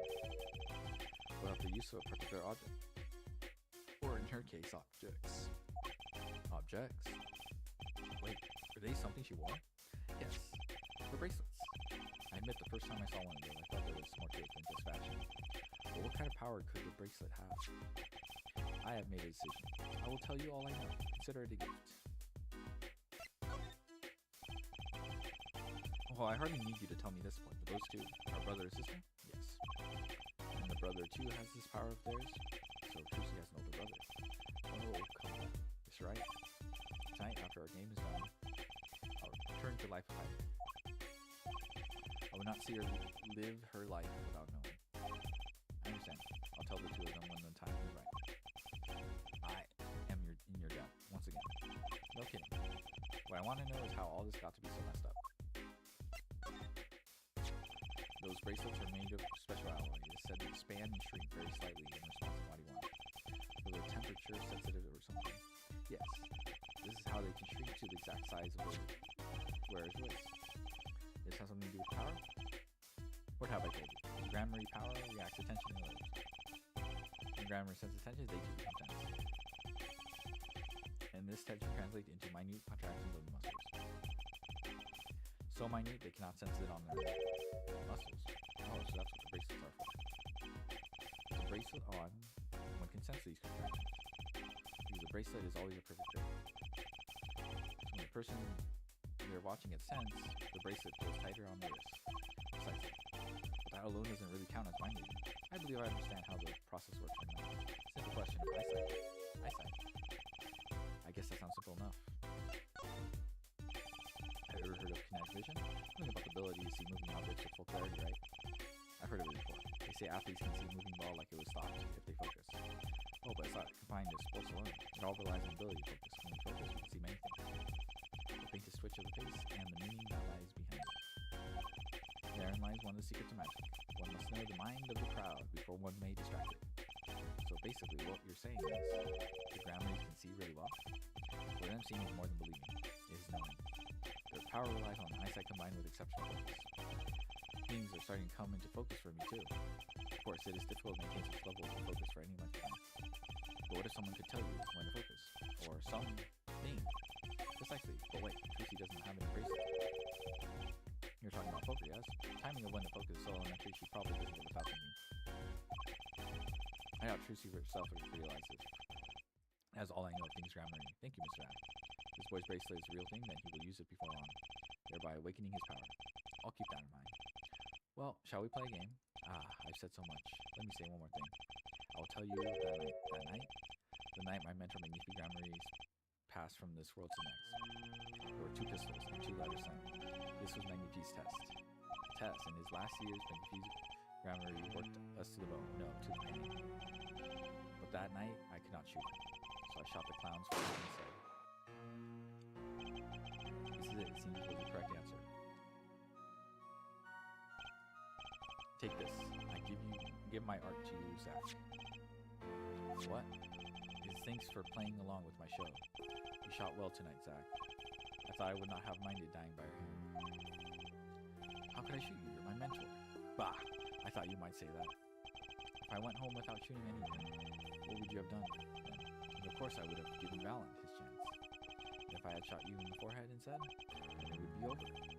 If your Valent were to shoot me in the head, then I, to the darkness, would go, and my art with me. Fitting end, don't you think? Yet descending to gives me no cause for regret. I thank you, Zach. And I am so sorry. I have done much that was wrong in my day.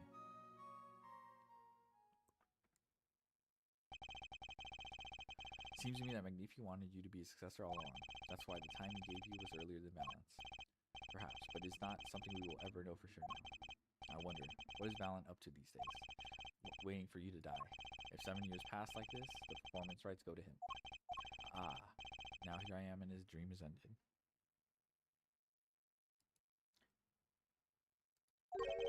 It's worse than that, actually. Public opinion's a fickle thing, you know? What? You don't mean to tell me they put the blame for our mentor's death on him? Trial ended when you vanished, Mr. Zach. There were even rumors that Valent had helped you pull up. Well, that's madness. Before I can once again disappear from this world, I have one more act to perform. Isn't it odd that sorting out my life should prove so complicated, even though I'm dead? That night, Zach Gramarye was killed. He died as Shady Smith, a mysterious traveler with a secret past. He left one thing behind before parting. This. To whom it may concern 7 years past, I, Zach Gramarye, murdered my mentor, Magnifique Gramarye. Apologize for the trouble caused by my sudden departure from court, and hereby confess to my crime. His confession is as I saw fit. Of course, he killed no one. This was a very tying on blue side with his old partner, Valentine. Oof.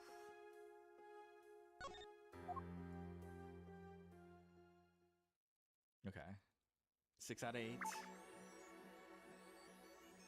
Okay, Sunshine Coliseum. Okay, we have to basically do this all from the beginning. Present day. Oh, this guy. Okay.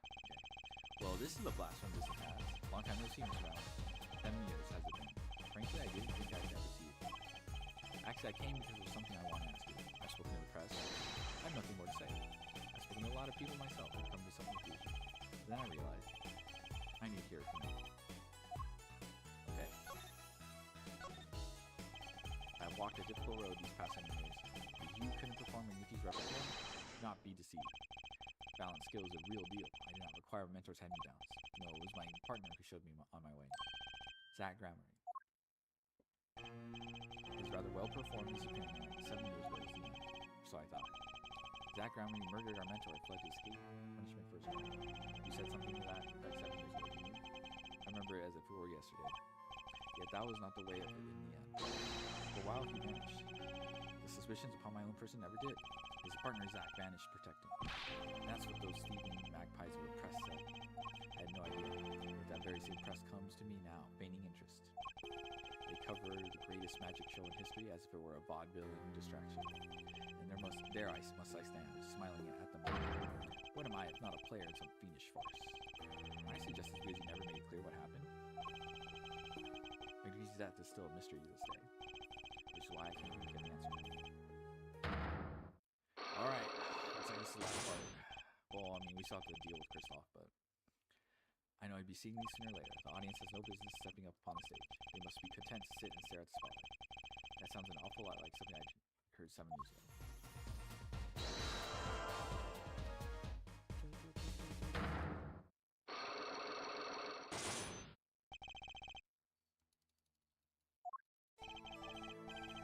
I wonder if we will use Zach's confession because we just got it.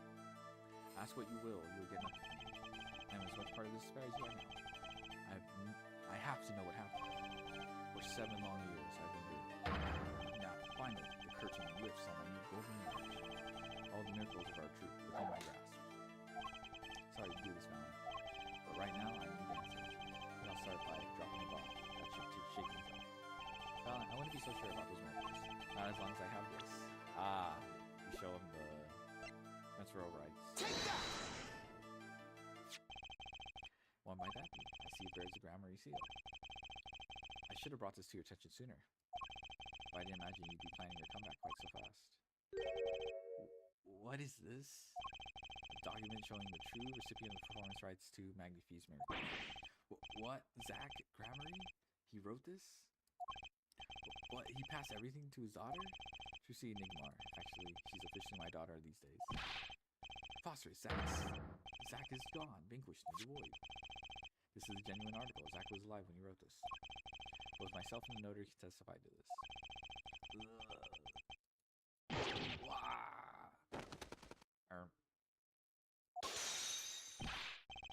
Why does fate toy with me so? Why must my life be lived enthralled to death? You're not the only one with that problem. He shot Magnificent, yes. It was Zach. It was. And then he left. And my career mission fell to darkness. I think there might be some way out of it. So if you could prove Zach Grammary shot Magnificent. Is that why you testified? Yes, my way out. It should have been my way out. It might not be too late, Mr. Allen. Let me use a way to prove your case. Who really killed Magnificent Grammary? The confession, I guess. Take that! I believe I have the answer to your prayers right here. Zach Grammary wrote one more thing before passing on. But this is a confession, which admits the killing of Magnificent Grammary. See, all according to your plan. I am a magician by trade. Deception is my life's work. I fool the audience, give them a fleeting dream. Yet it seems the tables have turned. Now I am the audience, believing in the deceptions I have brought upon myself. Zach wrote this right in front of me. After explaining your situation to him. Alakazunji.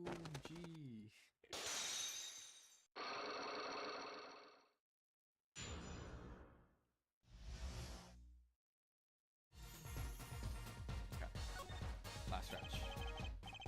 You know that his confession is but lies. Yes, it's my opinion that Zach Grammary is still known. And you must be thinking the truth is a matter of elimination. If you receive instructions, kill, but if one is innocent, the one who remains is guilty. That would be the logical conclusion, yes. So he vanished protecting his partner. Ha ha ha ha ha ha. A stirring tale, 'tis true. Did you shoot Magnificent Grammary on the forehead? If I had, and I told you, what would you do? Run to the police perchance? Do as you will. There is nothing left for me now. It is true, after all, I have little talent. I needed my mentor Magnific's repertoire. It was as if a little demon grabbed hold of me. I knew it. So Valen Grammary did kill the great Magnifi. Heh. Heh heh heh. Ha ha ha ha ha. So sorry, Mr. Wright, but it was not I who shot him. What? If it wasn't you, then who was it? There wasn't another disciple, was there? Another disciple such as, I don't know, Nakin Talent Grammary, maybe? Your wild chances couldn't be further from the truth. Only Zach and Valen received those threatening letters. But there was another. One more person could have fired that this way. I don't suppose you figured it out by now. It wasn't Zach and Valen. Who shot Magnifi? Kristoff. It's Kristoff. Wait, you don't mean... Yes. The great Magnifi Grammar. Oh, himself. Okay. So Magnifi Grammar is find it hard to believe. To be honest, I hadn't even imagined it. When I arrived that night, the old man was sold. He appeared to be asleep. I could not shoot him. When I turned and made to leave the room, the old man called out to me. So you spoke with Magnifi Grammary? Yes, and this is why I knew what he had done. Magnifi transferred the rights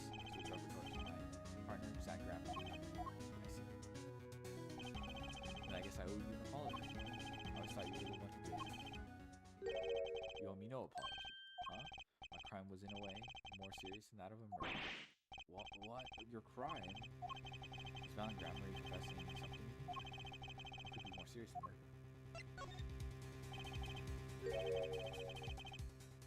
What is this? Clock in, Big Butt? What's this?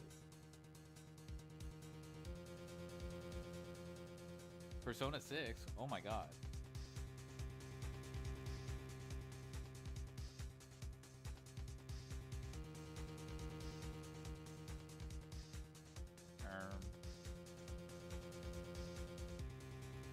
I was legit screaming.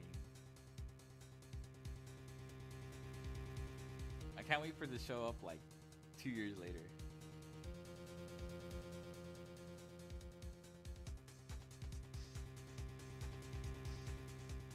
Okay. I don't know how I feel about Tombstones, bro.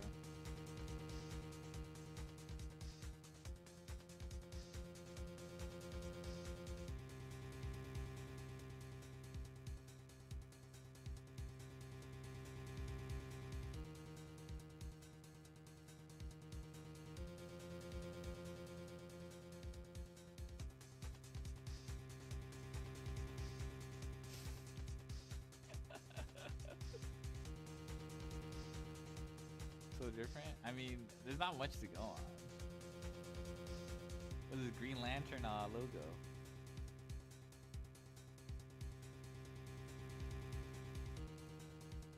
We'll see.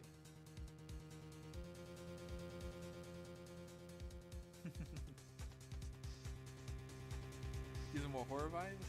Yeah, well, we'll see. I don't trust early marketing. You see, I knew that. But, we'll see what the... I'm waiting for gameplay. You see, I know that too. You see, I knew that 2 letters had to send. There are no secrets between partners, so it was easy to find out. That was when I understood Mickey's plan. He wanted to die by one of your hands.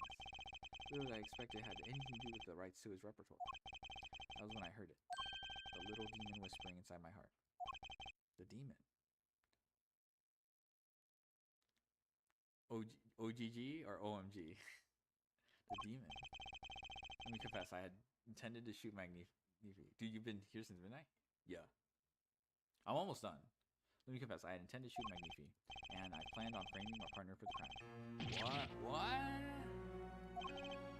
That night, I prepared something before going to Magnifi's hospital.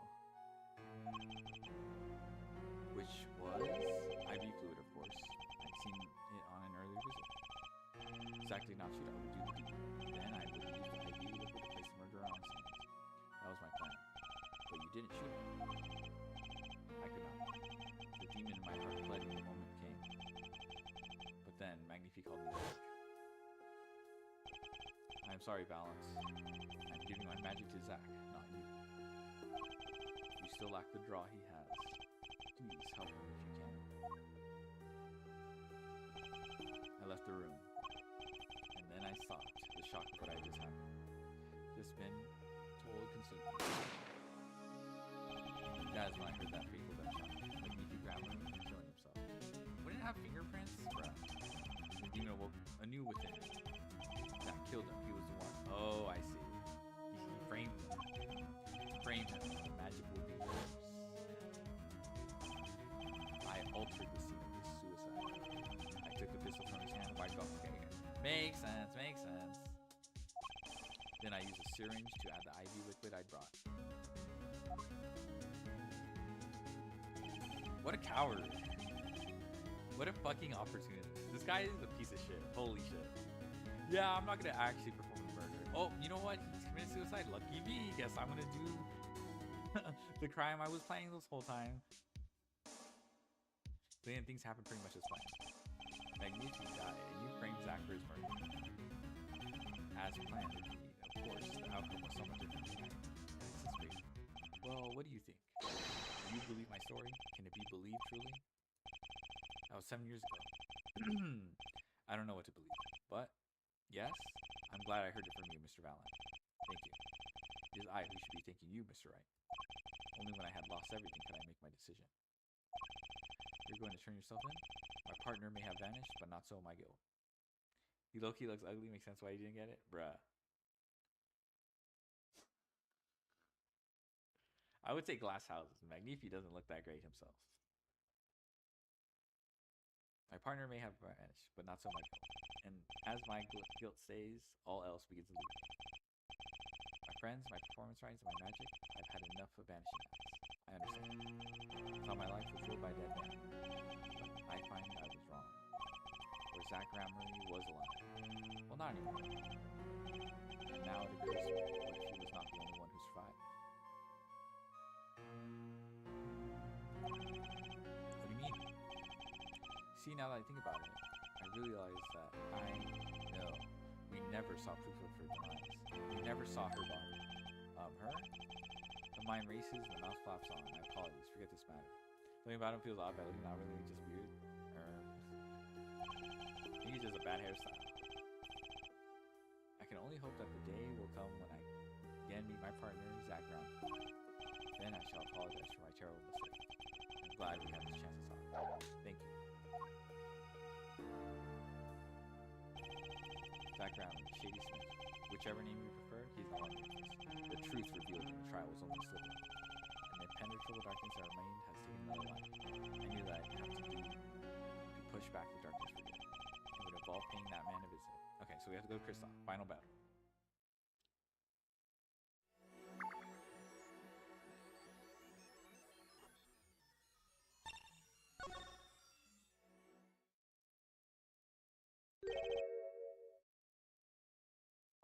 Sorry, sir. Prisoner Kristoff Gavin is currently occupied. I see. Do you know when he will be finished? Well, if you go find out. Certainly, sir. Please wait here a moment. My apologies to the guard. But there's something I need to see. Yellow envelope. There it is, the yellow envelope. And the sender is Drew Micham. When I arrived at the studio, Mr. Micham was at his desk. He seemed to be writing a letter, but he quickly sealed the envelope. It was a yellow envelope. I heard it was left at the crime scene. This is the last letter that Drew Micham wrote, and there's something I need to do. The last thing I need to do is that. Here we go. Let's see if this atropine spray finds anything.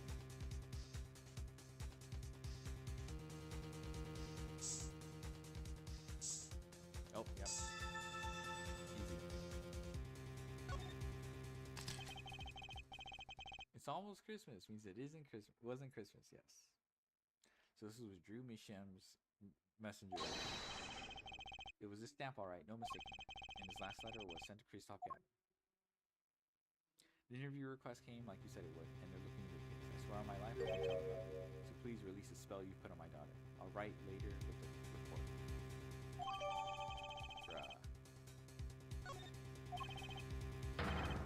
Finally, decisive evidence. What's this? A burglar in jail. Gavin, I didn't know you moonlighted in larceny, right? Gavin, there's something I have to ask you. Can I steal your stuff? The answer is no. My apologies, but there's not much I care to discuss. Baron Misham hasn't received her verdict yet. You follow me, Gavin?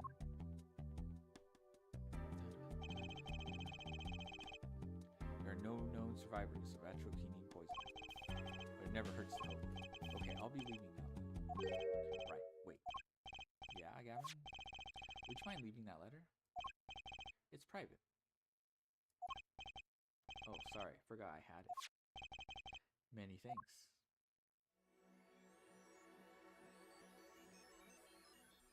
Bruh.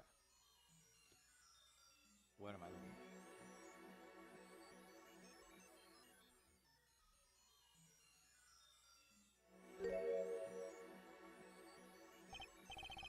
We've now seen all the clues in this case, clues I gathered over 7 long years. Now it is time. Every story has an ending. We've come to the final chapter, the final trial. Find the truth. You're the only ones who can.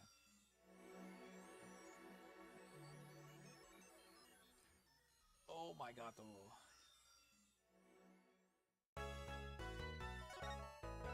Okay, so this is it. This is the final battle. Alright, let's go. Welcome to court. 7 years, all leading to one verdict. We're on 4? Yeah, we're at the end of 4-4. A verdict which you must decide. Is the defendant Baron Misham innocent or guilty? Courtroom doors are open. trial waits. Are you ready to begin? Okay.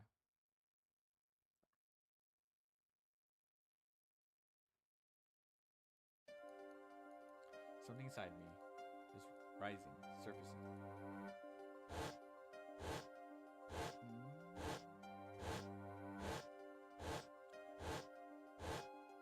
Oh, so close, bruh.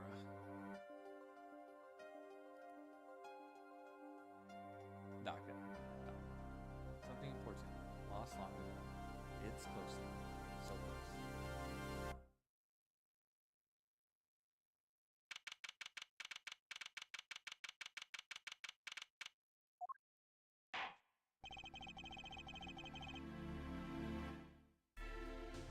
Court is now in session for trial verification. Defense is ready, Your Honor. Prosecution ready, rock. Mr. Gavin, how is defendant Jeremy Sham's condition? Acute atropine poison. According to her physician, she could die at any time. Thus, her absence from the courtroom today. What? They can't put her on trial without her being here. It is unusual. Should wait for her to get better and do it then. So, you're credited. That's being a little harsh. We can't delay the trial any longer, or risk having no one else. The trial without a verdict can only cause grief. The records of this case experience tell us this. Apologies. The show must go on. Right, if Vera dies, the trial will be cancelled. I'm not gonna let that happen. That's right. You told me everything that's been going on behind the curtain all this year. I'm gonna get Vera her innocent verdict while there's still time. Very well. Opening statement, Prosecutor Gavin. The prosecution's case is unchanged by recent events. Why did Vera Misham succumb to poison? Because she couldn't live with the guilt of what she... Objection! What? Vera was poisoned with atropine, the exact same poison that took her father's life. What better confession could you ask for? Being a killer, she would have had access to poison. Significant, since it's rather hard to come by. That is true. In other words, I see no need for further discussion. We've had our verdict. Yes or no? Well, Mr. Justice, if you have no objections, I see no reason to postpone a verdict. What we need to worry about isn't the verdict, but the trial itself. The principle is that Vera Misham is the victim, not the killer. That's so? Then you have to prove something. She was in court giving her testimony before us. Okay, so she did poison herself with the nail polish. I don't know if it's like unwittingly. How do you propose the killer poisoned her? Oh, and incidentally, it would be nice if you told us who her Mr. Killer was.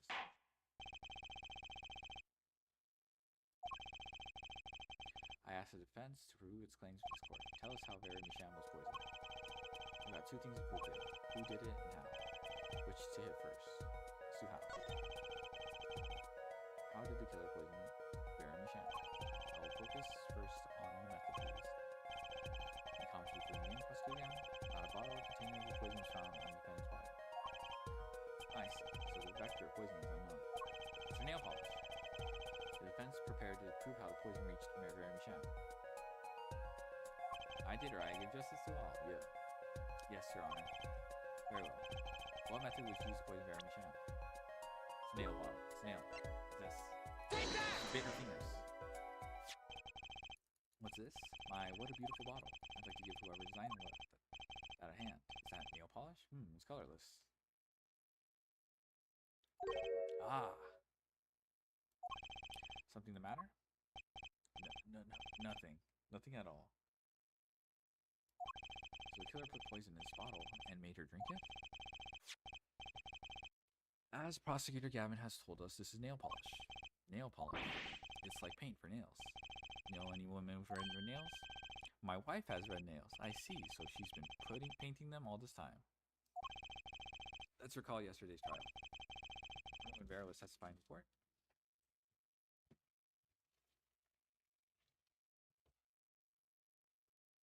Oh, this guy has a wife? Why? He seems like a friendly guy. And he seems has a stable income.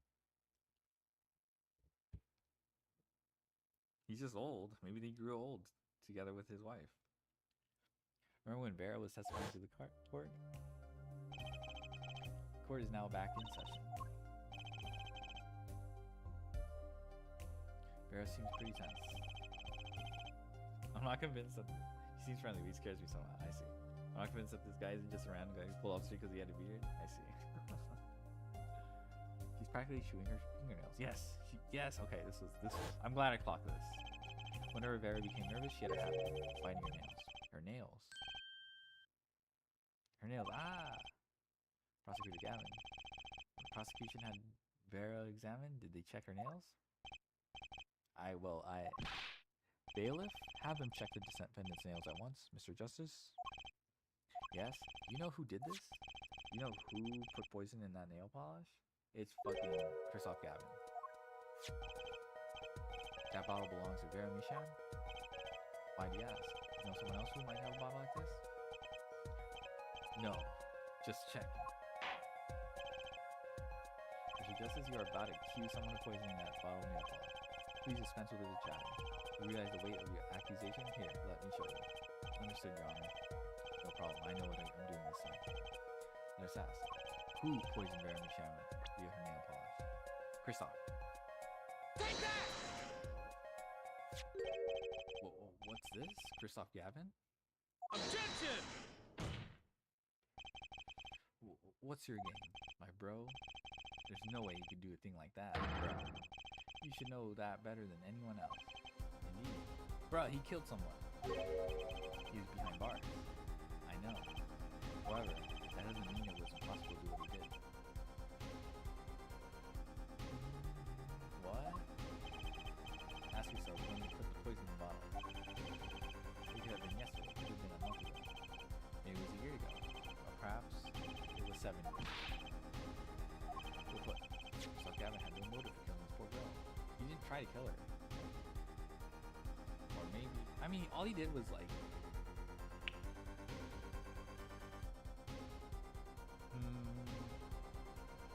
He does have a motive, right? She's the forger. And he was the client. So she'd be a loose end. It's simply inconceivable. Prosecutor Gavin doesn't seem to think so. That face tells me one thing. Christoph Gavin's own younger brother doesn't find it inconceivable at all.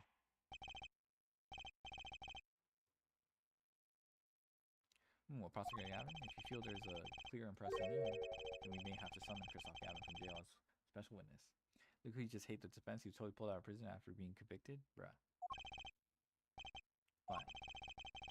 I've known for some time that impenetrable darkness lurked at the bottom of this.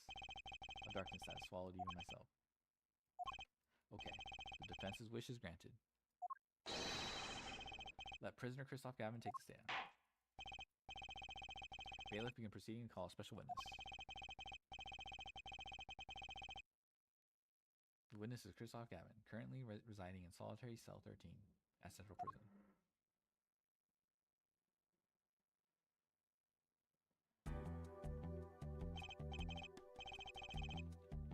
Ah, Your Honor, how nice to see you here. It's been quite a while, hasn't it? To what do I owe the pleasure of your company? It's not every day I'm summoned from my solitary cell. In fact, it's never. Will the wall do them? I don't know. Same with the desk. We'd be slamming the desk. I think you already know, Mr. Christoph Gavin. Ah, Mr. Justice. I hear you've been doing quite well for yourself. I feel like somehow I'm still my boss. Stiff up your lip, Apollo. We can do it. Does this bottle look familiar? Ariadone nail polish? Ah, yes, I use it myself.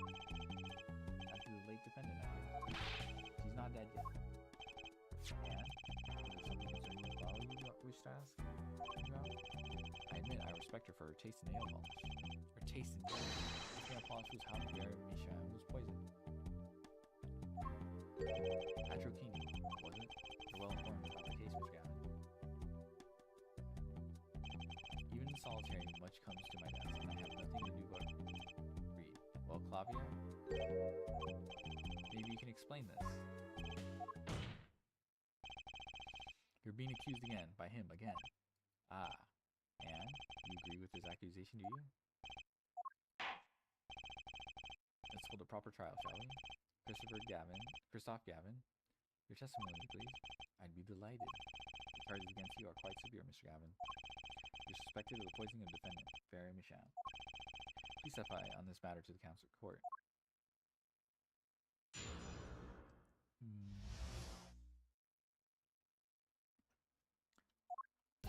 Owning the same nail polish does not a murder make. I have been in solitary confinement for half a year.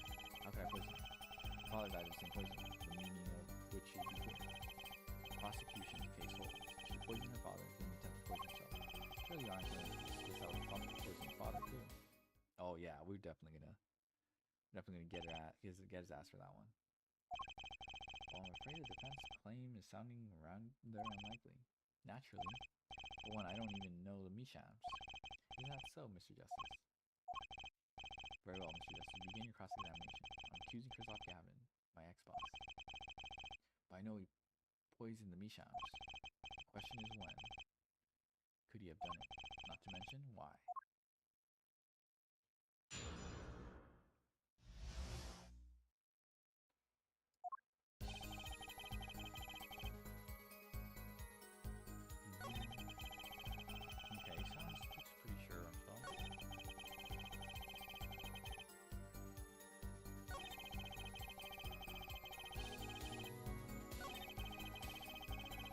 Okay, I feel like I have to proceed. This is a very unique work.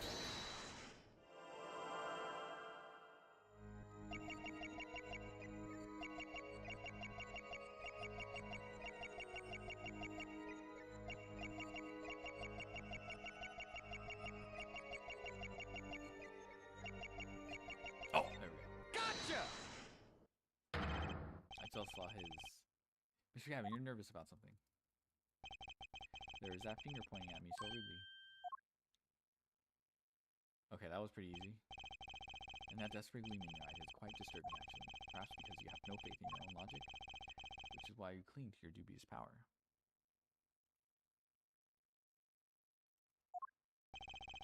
Confident or not, I've come a long way, Mr. Gavin. Just a little more to go. I need a word. There must be some word that sends shivers down your spine.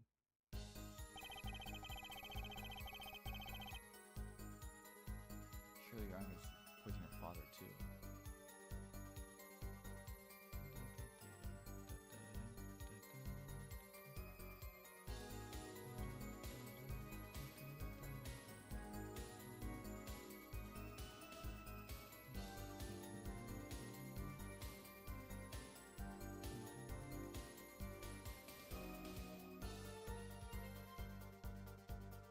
Guess I'll press. Hold it!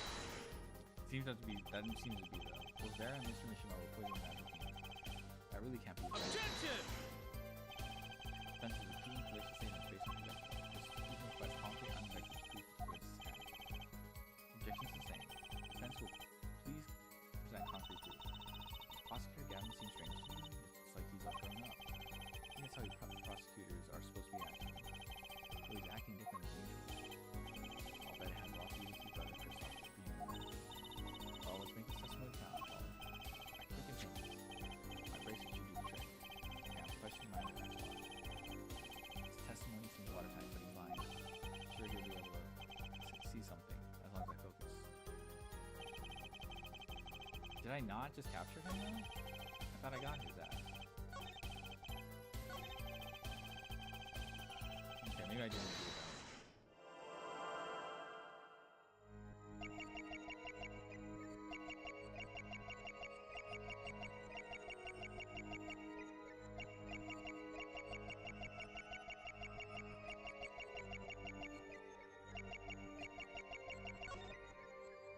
Gotcha!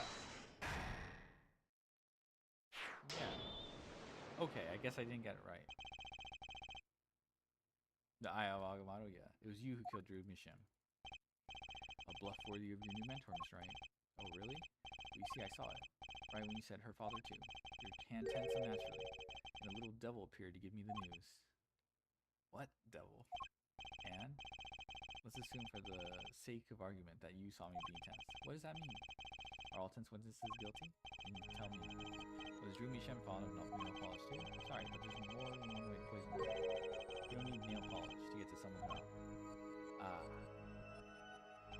Then I must be very talented indeed. You see, Drew Misham was killed on October 6th, while I was already in my solitary confinement cell. But that's not an alibi. I don't know what his. He found a way all the same. I found it too. This is how you poison Mr. Misham. The stamp, right? Oh. Isn't it this? Take that! My. Okay, it's not this. And here I thought you would come so far, huh? I admire how you, lacking any confidence whatsoever, choose to bear arms. Your defense lacks even a shred of elegance, much like Phoenix Wright. Relax, just as I've come this far, I must know the answer. Okay, so it's just a stamp. How does the killer get to his victim when the killer doesn't get him? Because I know people were like, they were all like, oh, if you can't produce a stamp, it doesn't even exist. Take that! I'm sure this commemorative stamp requires no introduction. The night Mr. Misham died, he was seen writing a letter. Atropine was found on the stamp, Mr. Gavin. So am I to understand this stamp was the murder weapon? Yes, you are. Oh, and yes, the stamp was found in your prison cell.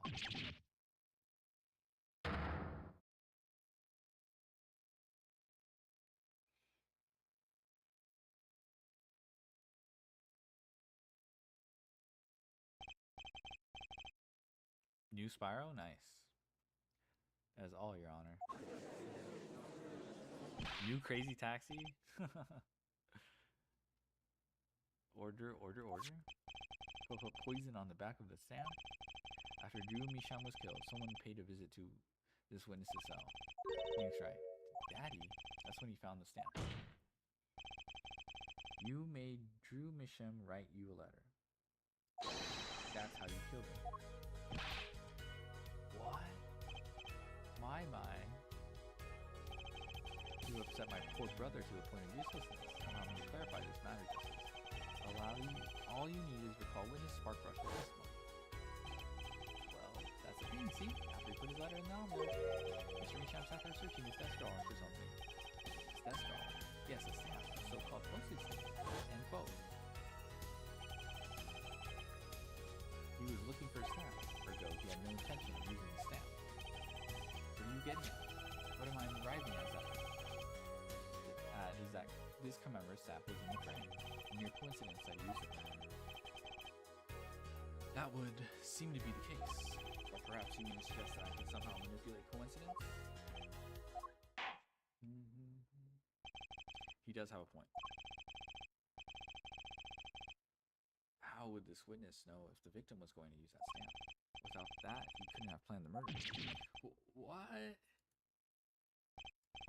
Really, Clavier? You should be seeing through those weak spine bluffs by now. He's right, though. How could anyone have known Mr. Misham would use the stamp that night? We saw Christoph Gavin locked away in his cell. Well, it seems that the defense has run out of things to say. You assume he had something to say in the first place. I believe the defense's bluff has been called. Defense's bluff? I'm not sure I agree with you there, Christoph. Clavier? Honestly, I wanted to believe you. The defense wasn't trying to get away with the ball. You were, Christoph. You were, Christoph. What are you saying, Prosecutor Gavin? Air forehead. What was your accusation again? Huh? Oh, it was that. This poison stamp killed Drew Misham, yeah? Which my brother responded justly. There was no way to know when Misham would use the stamp. Yes, that's right. Which is why it couldn't have been planned. Tell me, it needs to be planned. Why? Why couldn't it have been a coincidence? That's the case is simply that Drew Misham died by that stamp. That's all. Coincidence. Christoph, you tried to slip out from under his accusation by cheating something. That's not bluffing. What is it? What are you up to, Clavier? I could ask you the same question. Pen. I silenced the defense with the fewest words possible. It's called efficiency. But Mr. Gavin, that's impermissible. That's impermissible testimony. Very well, I shall take his claim head on. Justice.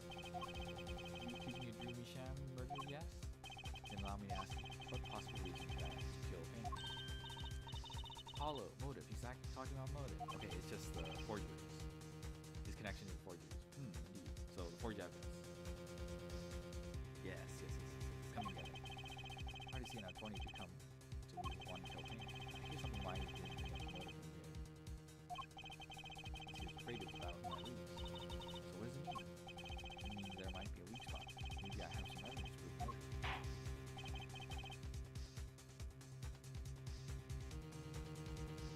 Motive for murder. This is vital, if not the most vital element in this case. Please consider this when making your statement. I say it's about this vital. That's pretty vital. Well, Mr. Justice, going through with this matter no matter what. Understand the silly now. I'd like to present evidence. Then let's see what you have for us. What reason did Christoph have for wanting to murder Dumisha? Yeah, the forge notebook.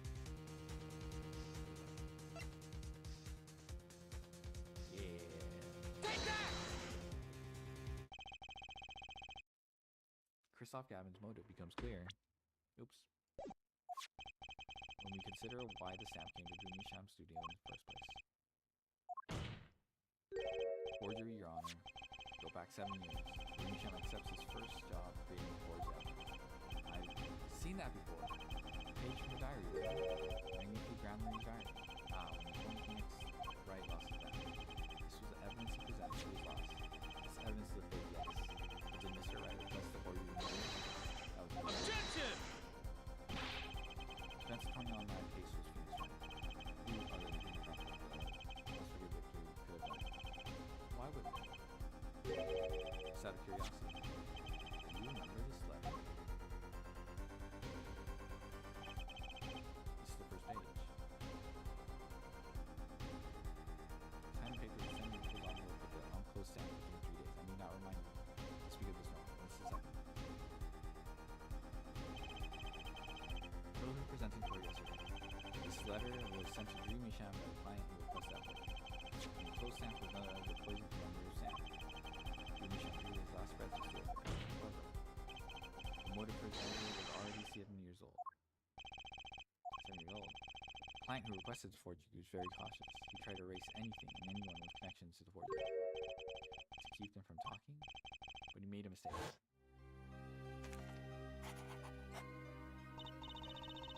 The stamp was a picture of my favorite musicians, so I kept it. Father took me when I was very young. He was a great magic shop. I loved it so much. Killer's time bomb was late. The poisoned stamp was sealed within the glass forever, or sat for 7 whole years. Okay. Air forehead. Do you understand what you're selling us?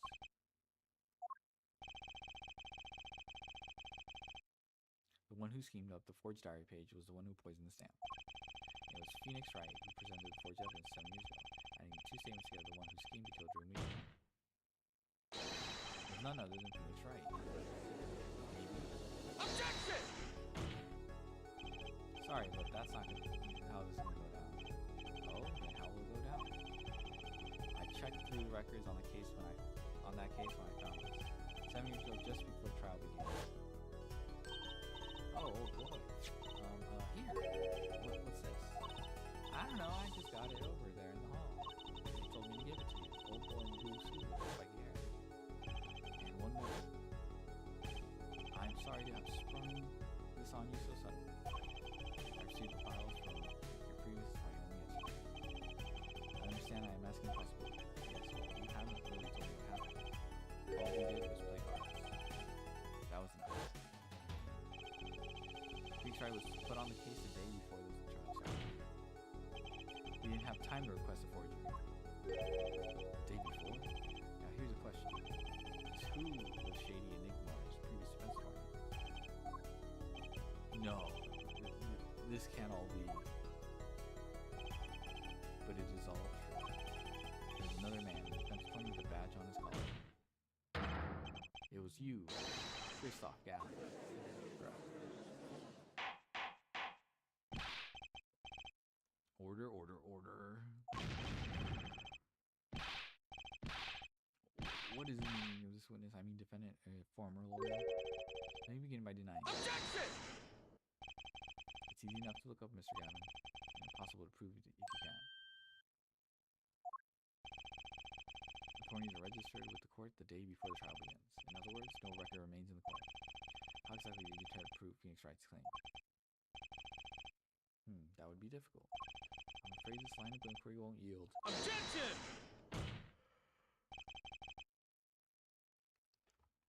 Air forehead? Are you sure you don't have evidence?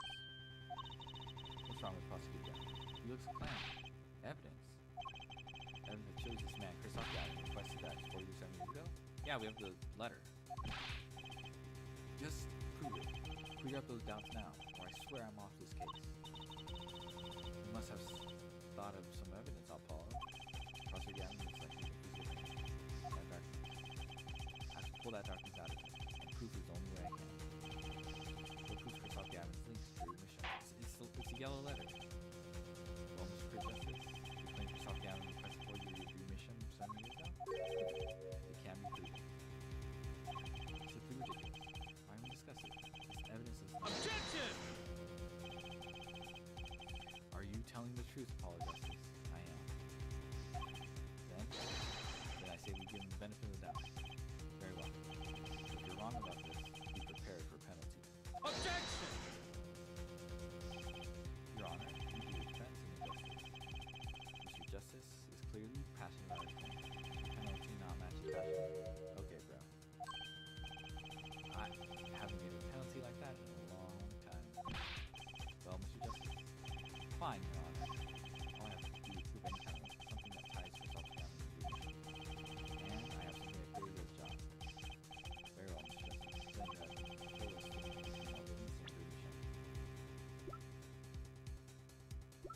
it's just this.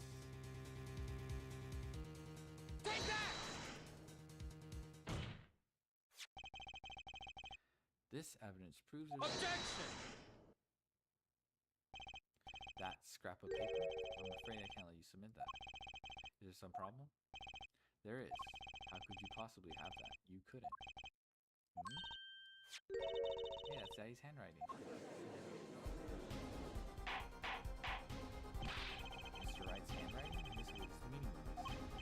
I see now, yes, of course. What do you mean, of course? I just remembered I had a visit yesterday. Phoenix Wright came to me myself. As if I would have met Phoenix Wright. When I returned, I saw he had something of mine in his possession. Of course, I had no intention of letting him get away with reading my private handwriting. Mail, you mean this letter was in yourself? No, however, it appears Mr. Wright has yet to be cured of his bad forging habit. Well, if it's a forgery, it's not a very good one. The handwriting is terrible. This is Mr. Wright's reproduction, or was written in the real letter. Reproduction? When Mr. Wright visited Chris Gavin himself, he brought with him a small video camera. What? He recorded his entire conversation with Mr. Gavin. The contents of your personal mail. If you saw this one you explode, it's all good. I think we're done. I think this is it. We're home free. Regardless, this mockery of a piece of evidence will never be accepted by the court. Evidence based on a video a man with no authority whatsoever claims he took. A man who happens to be an ex-attorney suspected of forgery. Prosecutor Gavin? Prosecutor Gavin? As embarrassing as this for me to say, I'm afraid my brother is accused of making rational judgments at this time. Your Honor? Your decision, please. Defendant's claim is denied. What? Only actual evidence permitted in court. Please remove the defendant's evidence from the record. No. Better luck next time, Justice.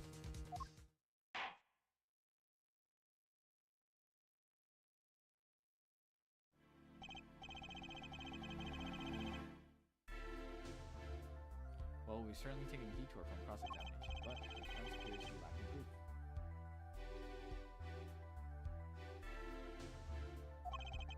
I'm forced to end cross-examination. Christoph Gavin. Apollo, do something. I'm thinking, but without evidence, I don't have anything I can use. Very well, this ends it. The special witnesses cross-examination. Objection! Clavier, let's go. The show's over yet. The crowd screams for more. Only now do I understand why. Prosecutor Gavin. Frankly, I'm relieved. This has been bothering me for 7 whole years. I'm tired of the whole usual angst. Now's the chance. Let's clean out the family's closet, eh, Christoph? Clavier, you're spinning out of control. calm yourself before you shake the little dress. Spinning out of whose control? Mine or yours? Take a moment to consider everything you built. Your reputation as a prosecutor, your fame, your master. You could lose it all, Bobby. Apollo, did you see that? He's trying to press Prosecutor Gavin. Prosecutor Gavin, try to remember that. What's really important to you? You leave me air for him. Don't forget what's really important, even if I try. In fact, I haven't, not even once. Wait, no, we're almost done. 7 years ago.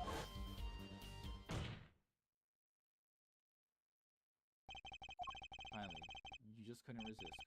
Could you hear right? Resist what? Presenting solid evidence. My request we put the current cross-examination on hold. Prosecution. Just replay the entire game again? No. I'm good. Got the endurance? Yeah. Dude, I played Yu-Gi-Oh for longer. The prosecutor would like to call business. Say your name and occupation for the record. I'm familiar with the trial. I've watched the video several times. I just played bonus night. Yeah, I missed the first game. Can you start over? Oh yeah, my bad, bro. Yeah, let's do it. My bad, bro. You just ask. Yeah, I missed the first and third game. Can you start over? Yeah, my bad. Didn't you find anything unnatural about it? Unnatural? Well, you did seem unusually well prepared. Being the third case? Oh my gosh. That was a pretty weak case near the end. I mean, Mr. Wright had only presented it. Once it started talking about like customs and Interpol and international smuggling, I was like, did not get it. I mean, Mr. Wright had only just presented his evidence. And the next moment you call and do mission. It was almost as if what? Funny, it didn't even occur to me to wonder. But now that I do, I see there's only one possible explanation. Almost as if from the very beginning, you knew Mr. Wright was going to present that evidence. Correct. I knew that if I applied the usual pressure, Mr. Wright would eventually come up with that forged diary. Don't do this, Clavier. I knew the beginning told me, Christoph. What?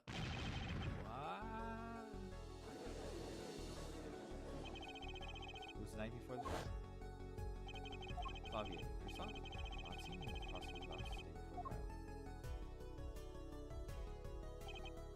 I won't be appearing at the trial. Huh? Why not? I won't be facing off with you on your first trial. In exchange, I brought information. Information? The attorney who will be there in my place tomorrow is not to be trusted. When you give him the benefit of respect, listen. I want you to call in a special witness. Then,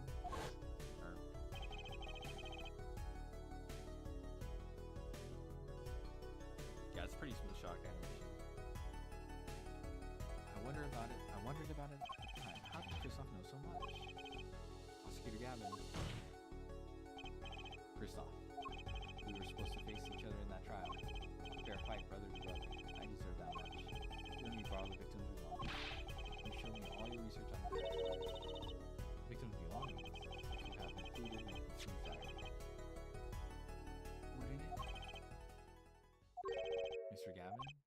My Clavier. You disappoint me. You find trees, yet miss the forest. You're the one missing the forest, Mr. Gavin. You can't sweep this under the rug, not anymore. Tell me what was going on behind that trial. Why not? I've achieved what I came here to do. I see no harm in a little reminiscing. Apollo, I think we're finally going to shine light on the black belly of this thing, Druzy. We've done everything we could. I hope it's enough. 7 years ago, the day before the trial, I visited the detention center at the request of my client, Zach Gramery. Oh, 2 cards.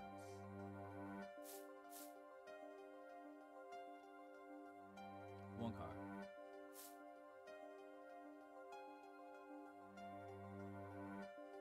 Showdown time.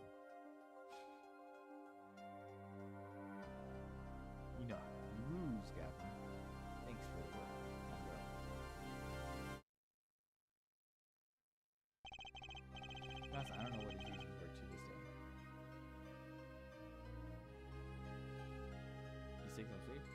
I'll be fine. As far as I can tell, he dismissed me as his representation because I lost in a game of poker. I can come to no other conclusion. Daddy used to say something.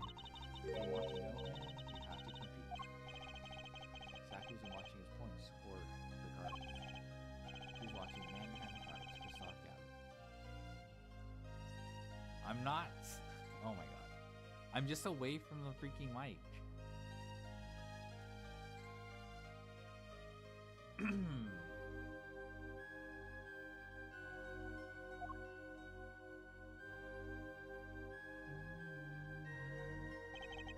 I couldn't believe it. Phoenix Wright, a second-rate attorney who relies on luck and bluffs, he dismissed me and went with that pitiful excuse for a man. He deserved to die for that error alone. Bruh. Sound like you're gonna wake up a monster or something? What? I'm just next. Oh, whatever. I'm not. I don't. You're just. I'm just gonna say, like, don't worry about me. I'll be fine. Hold it. So, the one who requested that forgery was. Oh, I'm not admitting to anything. My point is, those two men shaved me, and I could not forgive that. Phoenix Wright and Zach Gramery both deserve what they got, bruh. So you asked Mr. Misham to forge that evidence, so you could win. But then, when you were dismissed as Zach Gramery's attorney, you sound your forged evidence as a trap. You fed me information about the forgery you made. Then you gave your dirty evidence to him. You're free to imagine what you will. My point is that all I had imagined came to pass. Everything went perfectly. Bruh. Ha. Ha ha ha. Incredible. If I wasn't laughing, I'd weep. Prosecutor Gavin. Perfectly? You're mad, Christoph. Stop fooling yourself. What are you talking about, Clavier? Tell me, how did that trial end? Cancelled. When the defendant vanished. Ah, I get it. So, Christoph, you've been living in fear for 7 years. What? You were afraid your forgery would be revealed and your reputation trashed. You couldn't leave things to chance. So you watched everyone involved with the case for 7 years. You know, I've always felt he was being watched. That's what he said every day for 7 years. But I felt it too. Journalists sure he's being watched. End quote. Don't you wonder why Zach Gramery got rubbed out after 7 years? Right after coming into contact with me?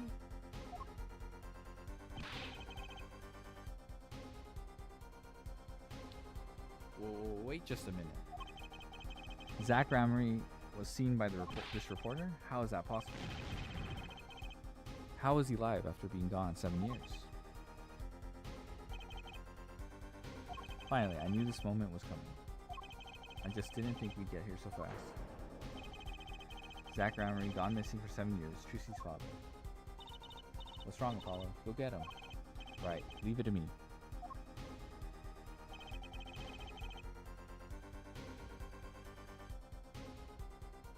Allow me to refresh the court's memory. 6 months ago, Christopher Gavin was charged with murdering a mysterious traveler. I remember quite well. Shady Smith, was it? Poisoned a Chinese restaurant. Tragic. Chinese? The details don't really matter anymore. What matters is that traveler was Zach Gramery.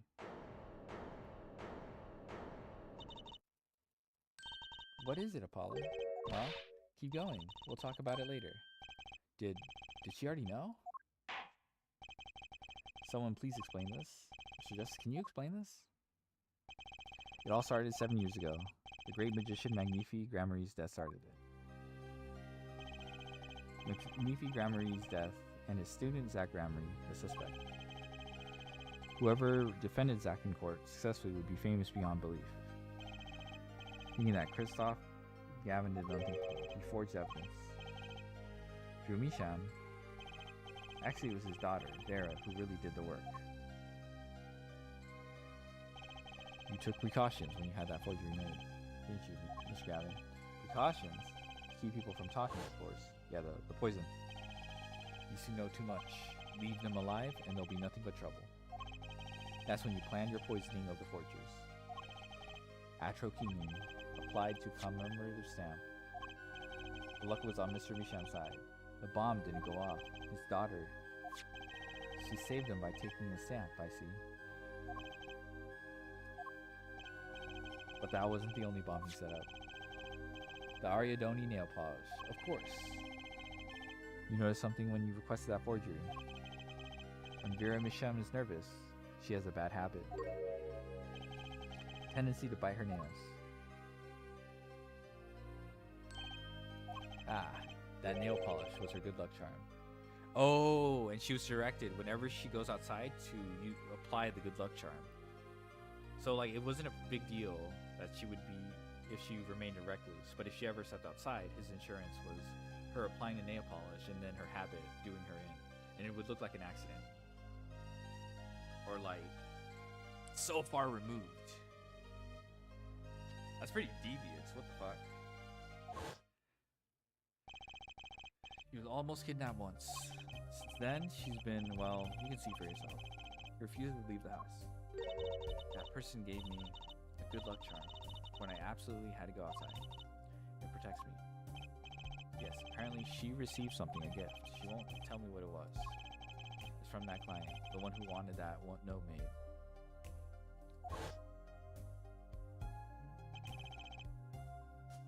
It was his insurance. Insurance? As long as she lived quietly at home, there was no danger to her. What if she had to go outside? Yes! Oh my god. This is so devious. If she ran into any trouble, she'd become nervous. And nail polish would do the rest. His time bomb sat there for 7 years, and then they went off almost simultaneously.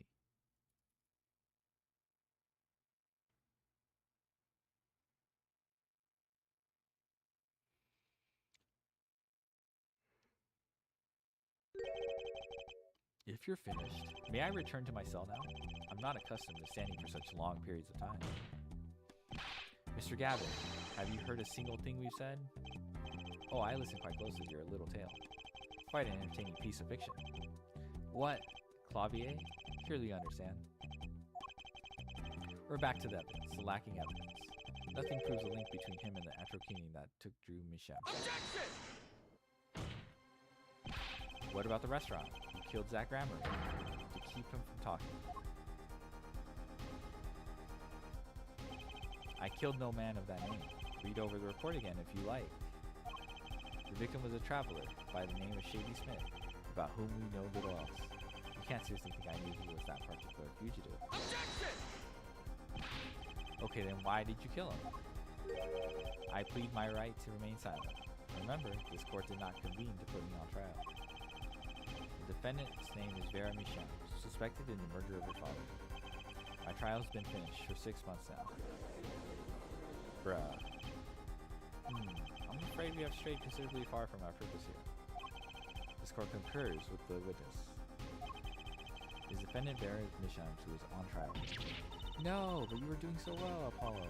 As long as there is no evidence to support the accusation against him, this course of inquiry cannot find Vera Misham innocent. Objection! Your Honor, Phoenix Wright spent 7 years collecting this evidence. Objection!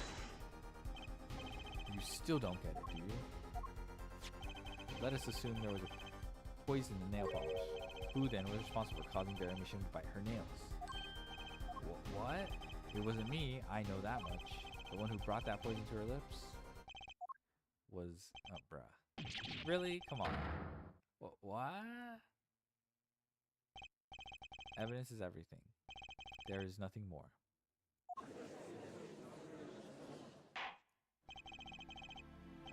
I believe this discussion has reached its conclusion. Your Honor, Mr. Justice, you have performed admirably well for a novice attorney. I respect your partner, Phoenix Wright's determination as well. However, without direct proof, you know nothing. Isn't that right, Clavier? Fortunately, yes, Christophe, you're right. That is, you would have been right until now. What? Did the news not reach your desk in solitary? The eyes of the nation are in this courtroom today. This is a trial case for a new judicial system. That's right. I'd totally forgotten. The juris system. Juris, you say? The current judicial system has been deemed to close off from society. This new system attempts to inject the wisdom of common citizens into law. Common citizen wisdom? Is this some kind of joke? What could we possibly gain by doing this? Entrusting our judicial system to mindless, emotional mob of irrational mouth breathers? Common citizens have something called common sense. Common sense is not restricted by the law. Nonsense. There's only room for two in this court. Me and the law. Keep the riffraff out. Out, I say. They're not in the court, actually. They're watching everything by video camera. How can you allow this? Incidentally, the one responsible for making this happen was Phoenix Wright. Phoenix Wright? Damn, he's so pissed. So everything was leading to this, of course. Right.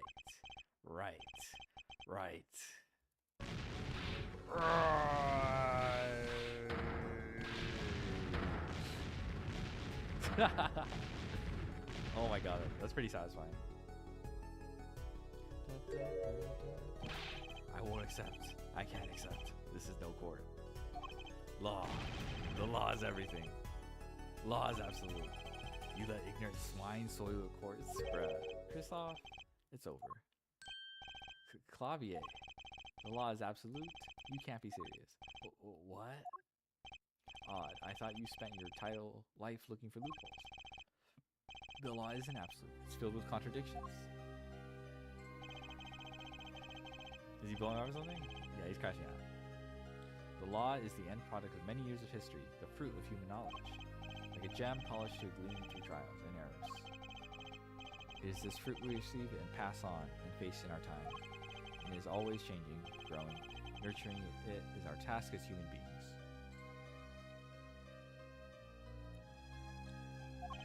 Except for you, Kristoff. You aren't changing. You've stopped. You're not needed anymore.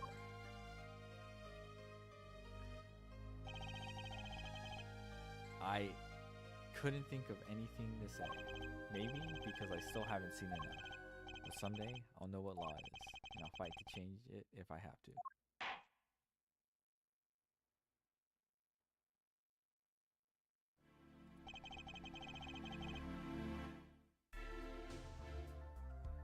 I see no need to further prolong this trial. This began as trial of Vera Misham, accused of murdering her father. The painter Drew Misham. However, several other incidents were reviewed and we seem to have reached a conclusion.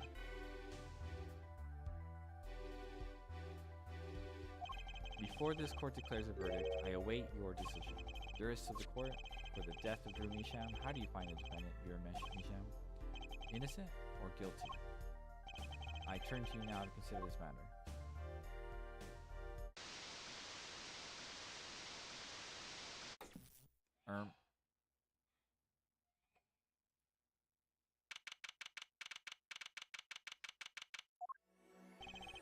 He sends a trial for the case. Only the verdict remains to be decided. Defendant Vera Misham is currently in intensive care. If a decision cannot be reached today, it may never be reached. The factors involved are simple.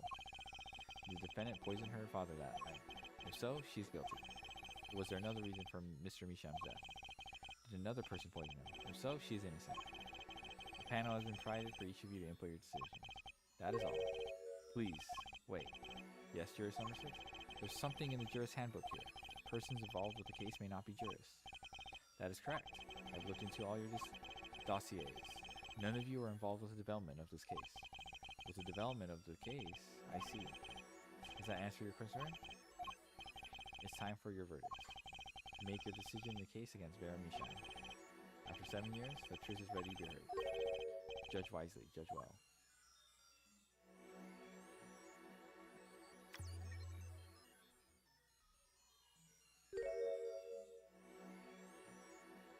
Oh my gosh, it's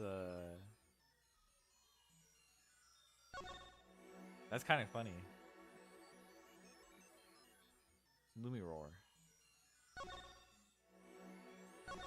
Oh, we confirm up here. She has a bracelet. What does that mean? Oh my god. Okay. That I didn't see coming. It makes sense because her past is shrouded in like. Oh my god. Yes. Okay. Yeah. The bracelet. Oh my god. Okay, that was Apollo's mom. And so a verdict was reached on October 9, 2:14 p.m. The first verdict under the jury system, innocent by unanimous decision.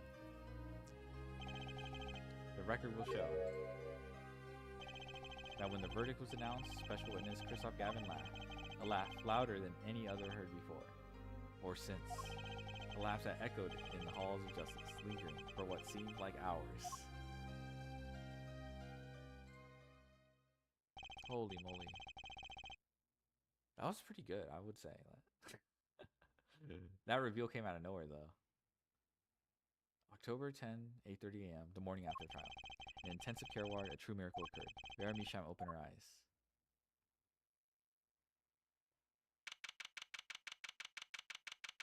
Oh no, not this clinic. She was guilty and said, nope. Vera, I'm so glad. Don't cry, Apollo. I'm happy too.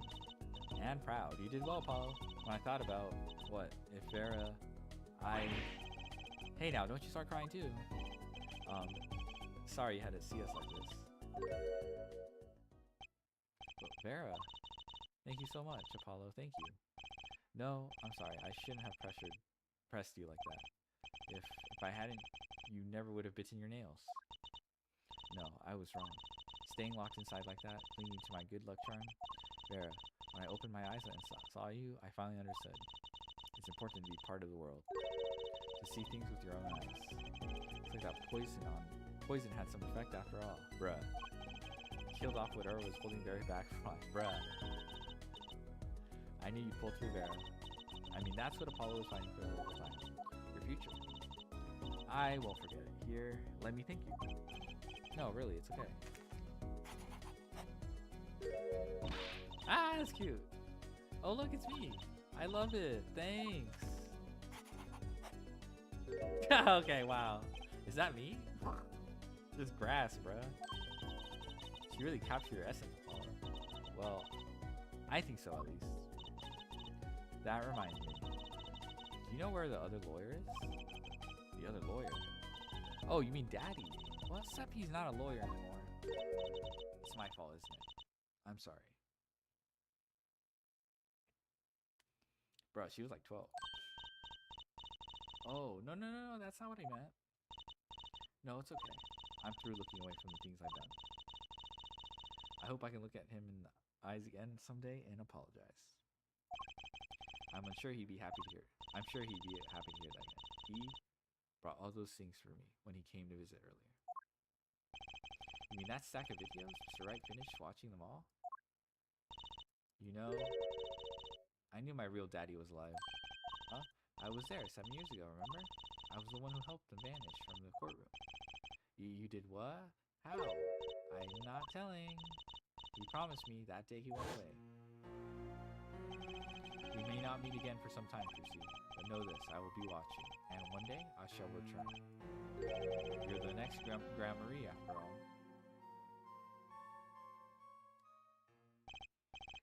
Oh, Trucy. In the end, he couldn't keep that promise, could he? It's okay, Phoenix is my daddy now, even if he can't really play the piano. Cooked. And that he can. Oh, and I've got you too, even if your voice is kind of loud sometimes. Glad I made your list. Hey, come to think of it, where's Daddy? The one who can't play. Do you know Apollo? I think he said he had to meet someone. I wonder. Maybe it's a new mom. Teehee. Oh, Trucy? Yes, Vera. I was wondering, could you show him to me once more? Sir Hat, was it? Oh, he's not been knighted. Yeah. Here it goes. Do us an impersonation, Sir Hat. Objection! Not loud enough, and I like Miss Magic Underwear better. That's Magic Panties, Apollo.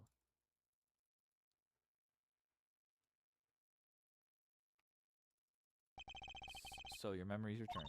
Mr. Wright, was this all part of your plan too? I don't know what you're talking about. When I lost my memory, I was reborn as Lamiroar. But you knew my true identity, did you not? That is why you chose me as one of your jurors. Ah, you're thinking into it too much. Besides, there was no guarantee that regaining your memory would make you happy. Of course it is a happy thing. For so long I thought I was alone. But now I know I have children, 2 dear children. I'm so proud of them. This too, I think, is thanks to you. Are you going to tell them? They do not know? Nope, they do not know their mother. They don't even know their siblings. I'll go to them when the time is right. Until then, oh my, classic Phoenix Wright fashion. She's gonna like die in the next case. And then, don't worry. I'll take care of them for you. They're very important to me too. A little annoying at times, but still.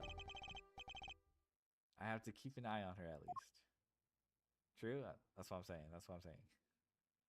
Because I'm the only one who knows how she really feels on the inside. Your bracelet, yes? I've seen a lot of mysterious things these past 7 years. But your bracelets were the strangest of all. I remember meeting him half a year ago now in Christoph Gavin's office.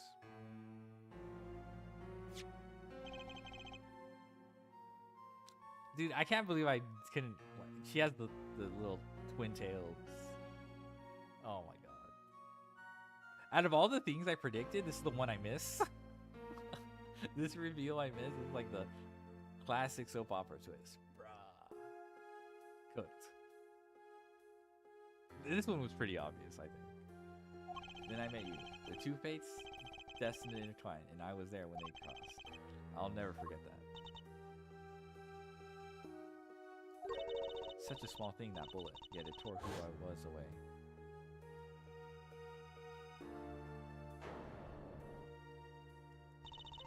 "10 years ago, during a simple rehearsal. It was a miracle no one died. But I didn't survive that accident. That is why I left the troupe, my family. Now, my memory has returned. I am myself once more. For the first time, I am glad to be alive, Mr. Wright. Speaking of miracles, Baron Misham regained consciousness this morning. I can only hope she's as glad as you are. It is a strange thing, fate. Sometimes your life is taken, sometimes your life is spared. You know what I've been thinking? People don't die that easily, really. As long as they've got something worth living for.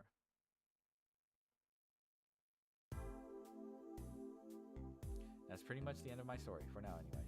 I still got a long way to go. This power of mine, well, it needs some work. But there's hope now. We lost it, but somehow we found it again.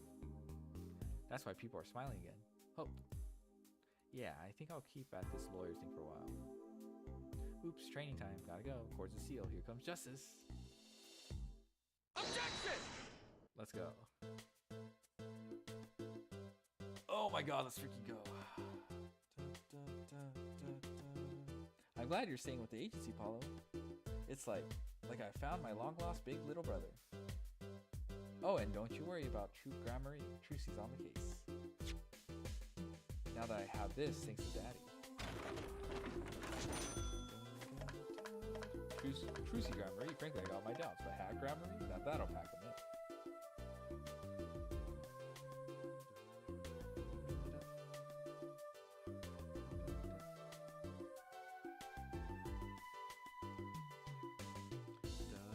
It's not every day you get a trial that rocks harder than one of our gigs, yeah?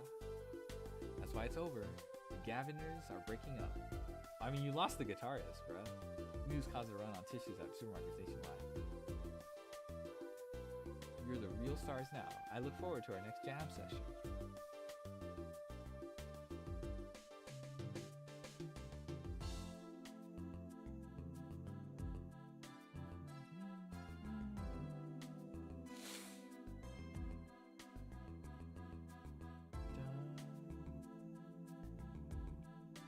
Well, it's finally over. You know, thinking about it, I've been a piano player longer than I was a lawyer, bruh. Now that everything's sorted and I've got time on my hands, maybe I'll take some lessons. Or maybe I'll take the bar exam.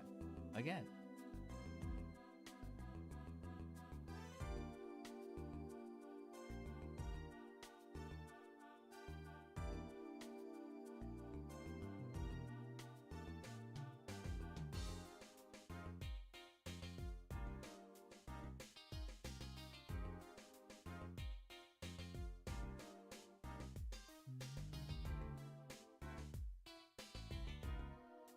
So I was standing around eating snacks the other day when I got this crazy idea.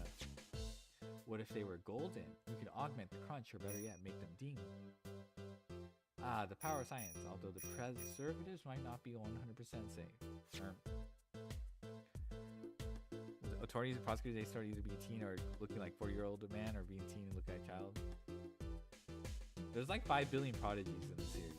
Like the prosecutor prodigies.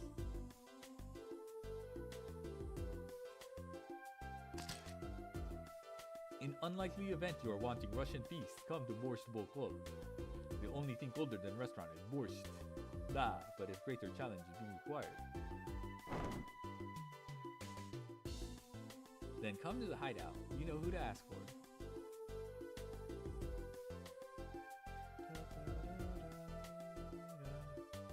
Yeah, that's exactly how yeah.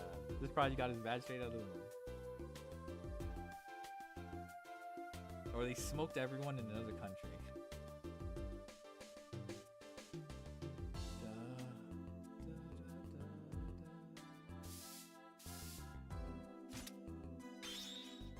So, Kitaki Pastries is getting back to its eastern roots. Spread the culture and all. Yo, boss, culture time. This is how we write root, capiche? But we're still about giving back to the people. Yo, boss, PR time.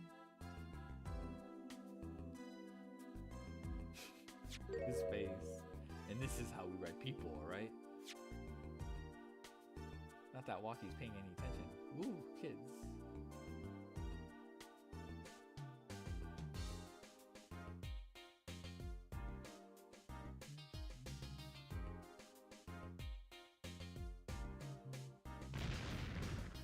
Bizoy, Chinese characters on cake was a fly idea like 3,000 years ago. Man, you want to make it today, you gotta keep it real. You know what I'm saying? Yo, that's why I made the OG cracker. For real. I know it don't look like no cracker, G. What, you want me to call it the OG muffin? Oh my god, this guy.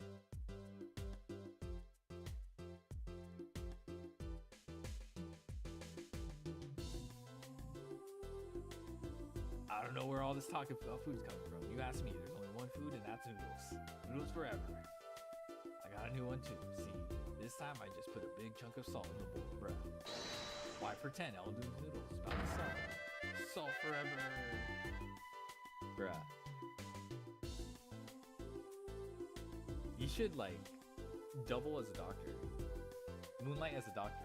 So all his patients that get hypertension, you treat them.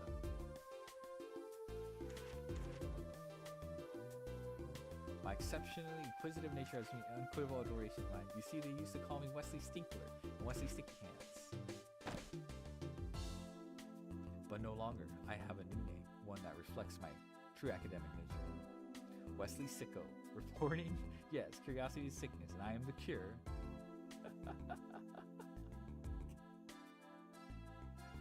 Uh-oh. Yeah, you might want to...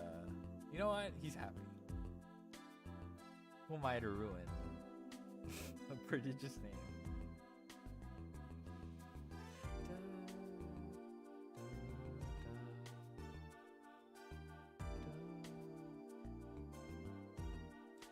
I don't know how to thank you for all you've done.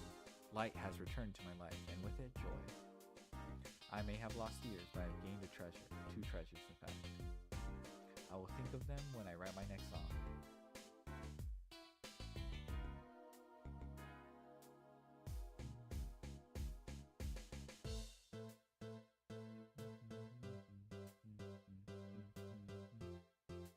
Brusher, brusher, brushel, brusher, brusher, brushel.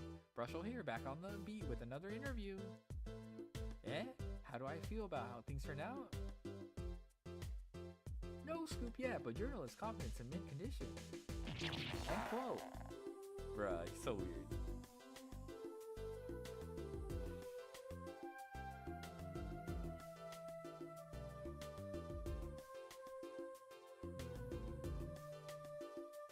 I've decided to keep painting.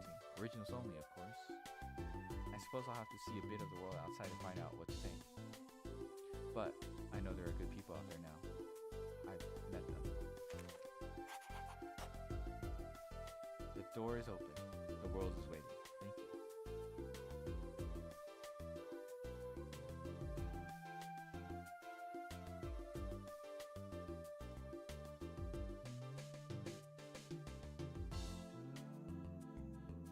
Aww.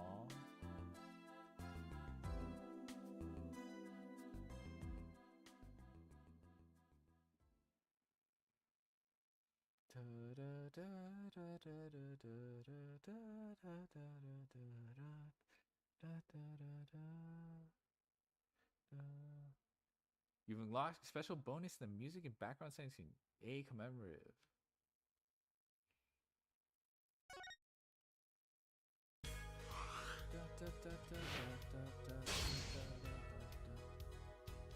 Not yet.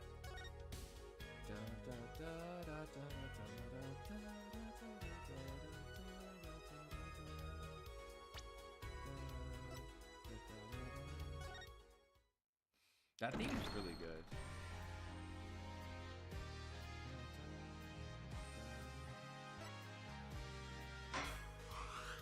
No, that's not right. That's not right.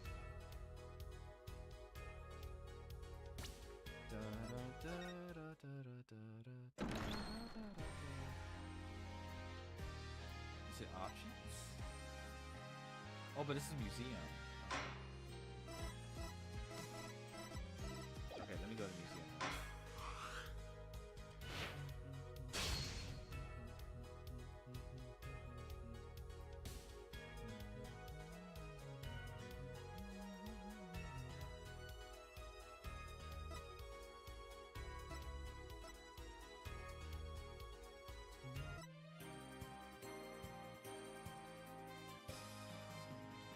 I remember this one a little bit more.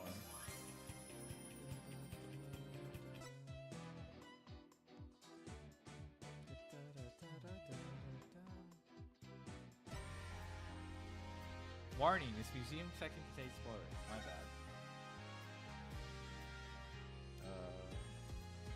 I guess it's it. Oh my god, thank you for the subscription. 17 months? Holy moly, thank you so much. 17, yeah, spoilers, Orm, yeah. Oh my god, this is so cute! Oh my god, I love Athena's outfit.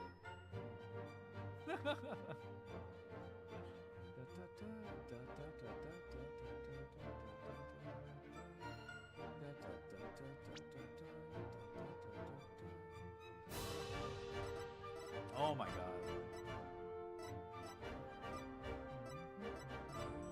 Oh, they have a good dough one.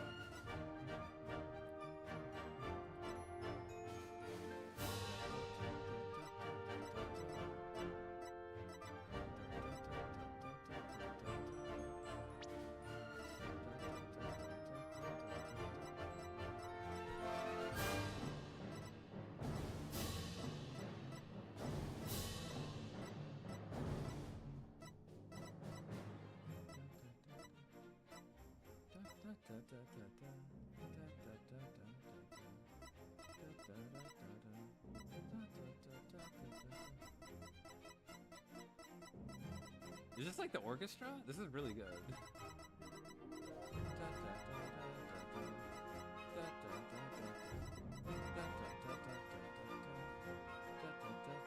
Okay, so these are all orchestral arrangements. This is really good. Rejection bonus.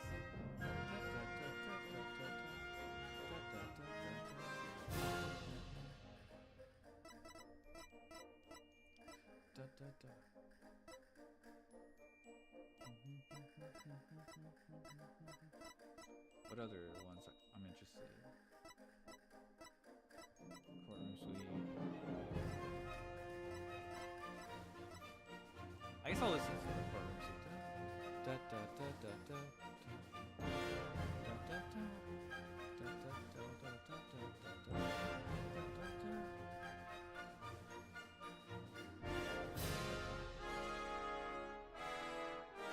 Oh, collapseless. Oh, I guess.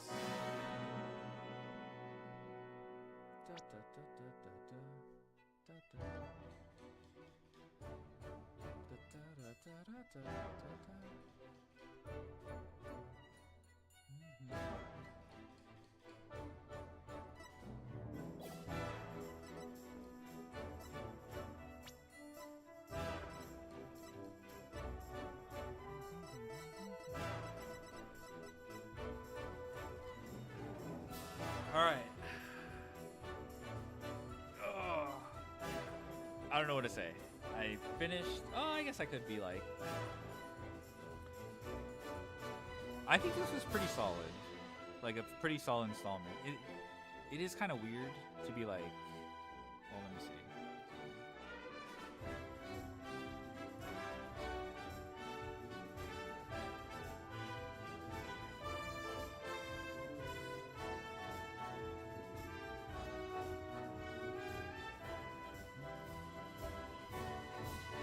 Yeah, the weird part about this coming in is like they wrap up the trilogy and they give like Phoenix Wright a pretty solid like ending, and then like it's kind of jarring to pick up this installment and then have like Phoenix become basically a bum, washed, the whole shebang.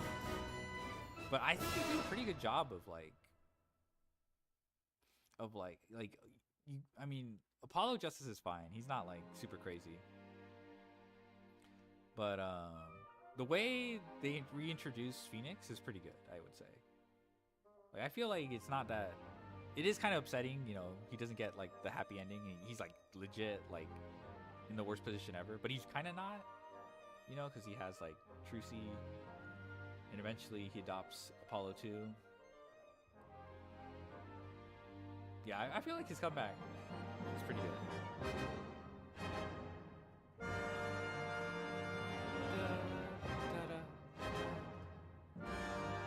I guess case-wise, I did like 4-1. I did like 4-1 a lot. It was a good introduction. 4-1 was really good. 4-2 was okay. I think the first half was weak. I wasn't a big fan, but I think the way it unraveled was pretty good, which I think counts for something.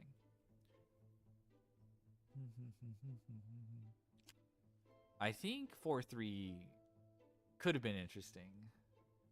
Not the biggest fan of 4-3. I think genuinely the last part when like smuggling, like a smuggling got involved and all that shit, it's just like this is way too much, bruh. Like whatever plot point was involved with the Incuritis and then the Chief Justice's son, I'm like, bro, this is like, where did this come from? This is always our Ace Attorney, yeah. Yeah, this was some. Have you seen P6 teaser? Yeah, I don't really have much to say about it. I need to see more. I'm not like. What is there to? There's nothing for me personally that I feel like I want to talk about. Like, okay, it looks spooky. Logo looks like Green Lantern. I heard P6 and the first thing that came to mind was Camping Outside. Damn.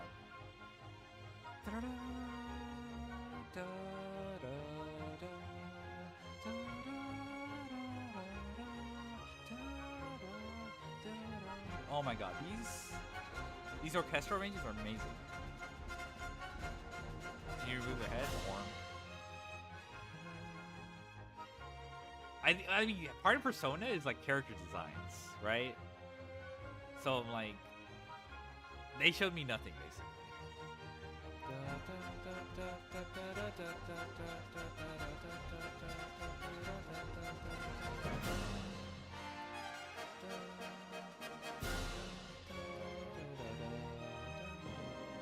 We almost 18 hours in? We're done. Is that Godot's thing? We could check out the Godot's thing.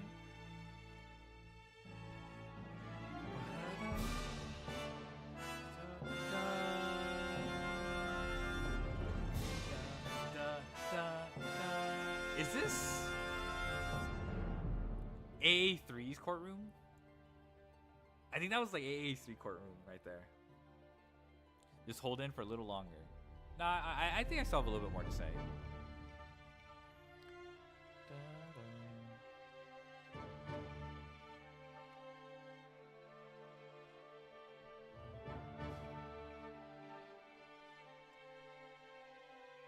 But I did like 4-3 near the end. No, sorry, no, I hated 4-3 near the end. 4-4 was pretty good, I'd say. It's very unique though. Like it was straight up like investigation, then a trial that seemed inconsequential, and then you do a big ass investigation where you go, hop between 2 times. You basically time travel to unravel like all the connected parties, which is kind of like what you already do in the previous series, which is it's still in theme with the final cases of other theories, where there's an incident that happened 5 years later, and the answers to that also overlap with the answers to the current case, and without the previous case, you have no, there's no precedent to like, if it wasn't for the previous case, then the current criminal would go scot-free. So I think the way this was executed with Kristoff near the end was a little bit better. Kind of drags out a bit, Kristoff was just like, where's your proof? Where's your proof?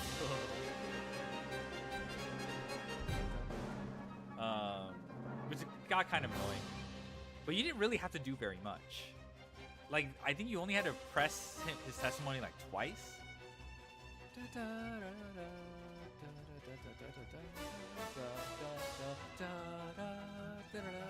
I didn't say AA3 as well.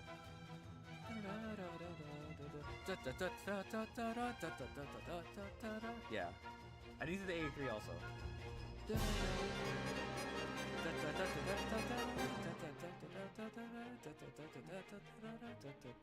Anyway, yeah, 4-4 was pretty good, I would say.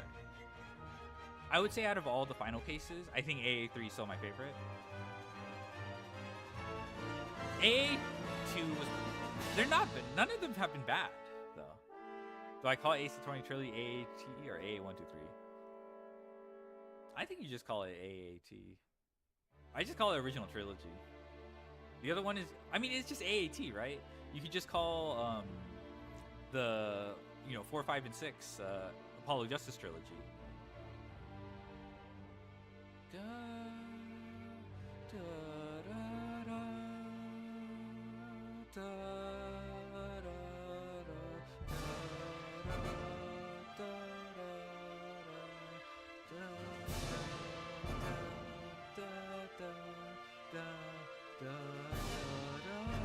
Okay, this is AA3 for sure. Oh my god.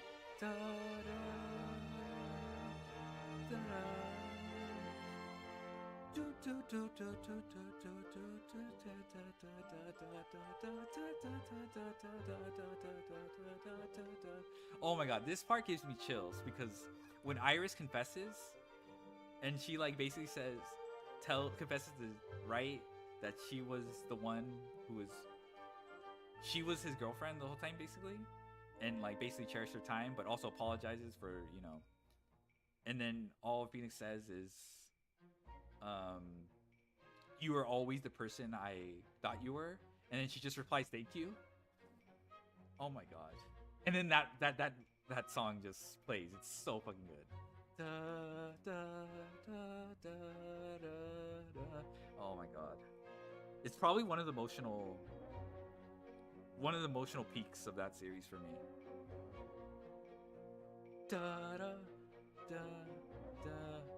Yeah, Bridges of Tournament. Yeah, I know. The very end, they executed that so perfectly. This is one of the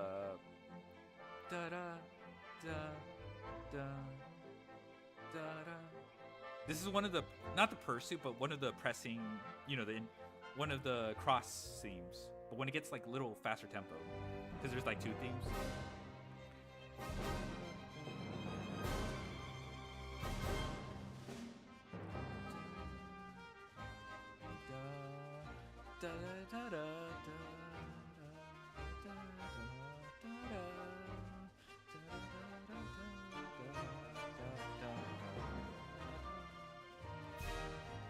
Dude, I could spend all day with this. I love AAT's music.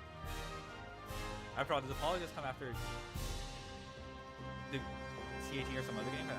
I think timeline-wise, I think Miles' Investigations comes in between Trilogy and Apollo Justice. Are you finished? Pretty much. I'm just like... I just found the song list, and I'm just like... I'm just vibing right now.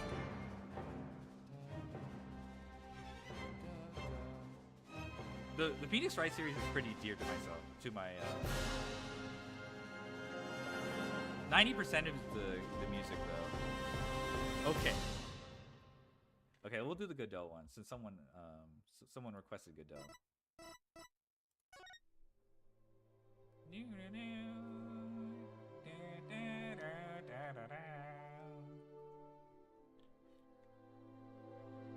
For that guy, Ace Attorney, yeah.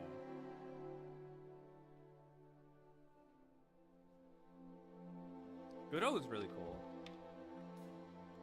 When he became the twist villain, I was crazy. Or like the twist, the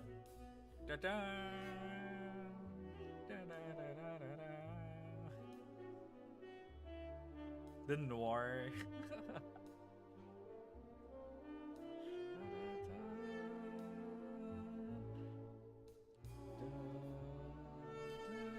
What if Ace Attorney Standing isn't anything about the cornies? I don't know how they pulled that off, but I'd be.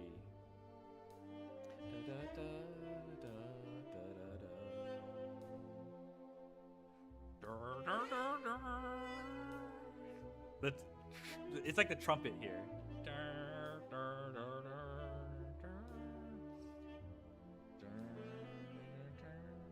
Ace 7? It becomes Ace Combat 7, yes. That's a tie-in.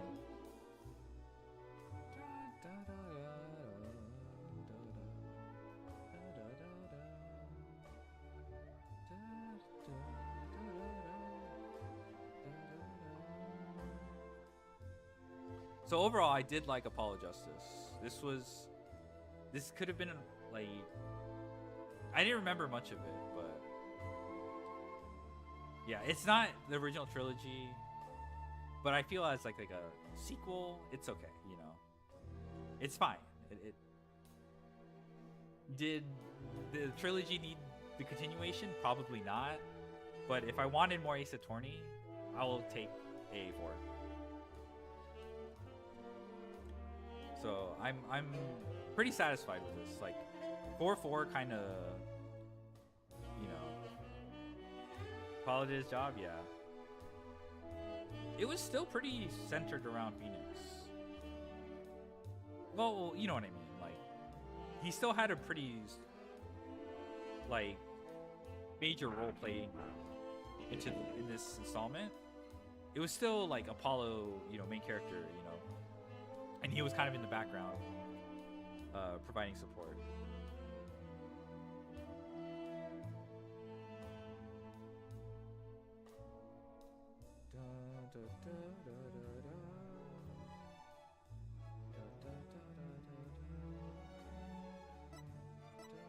I kind of want to listen to Trials and Tribulations.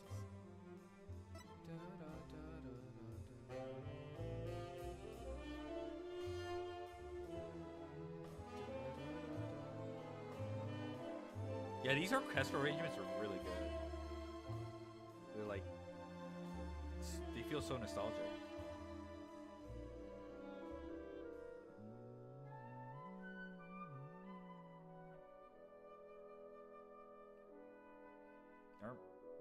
Well, my bad.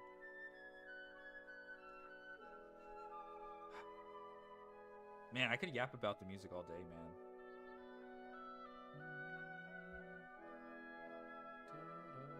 I'll listen to the ending.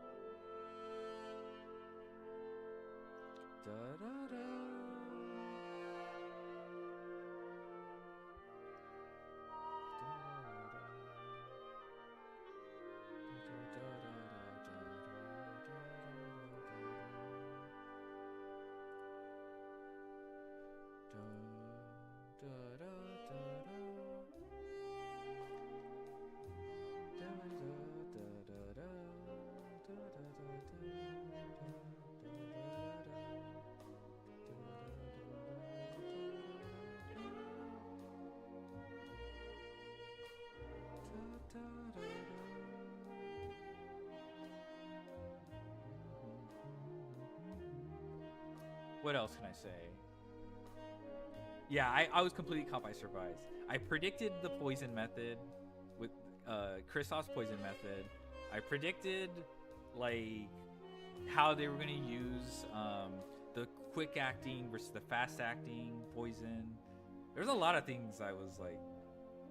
I think I've just like too used to the Ace Attorney tropes at this point. So I try way too hard to get ahead of these cases.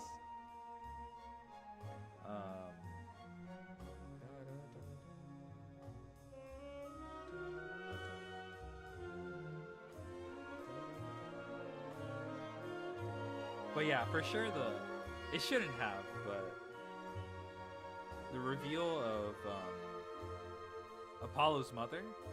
Oh man, that should have been so obvious. That was like, that shit like flew by me.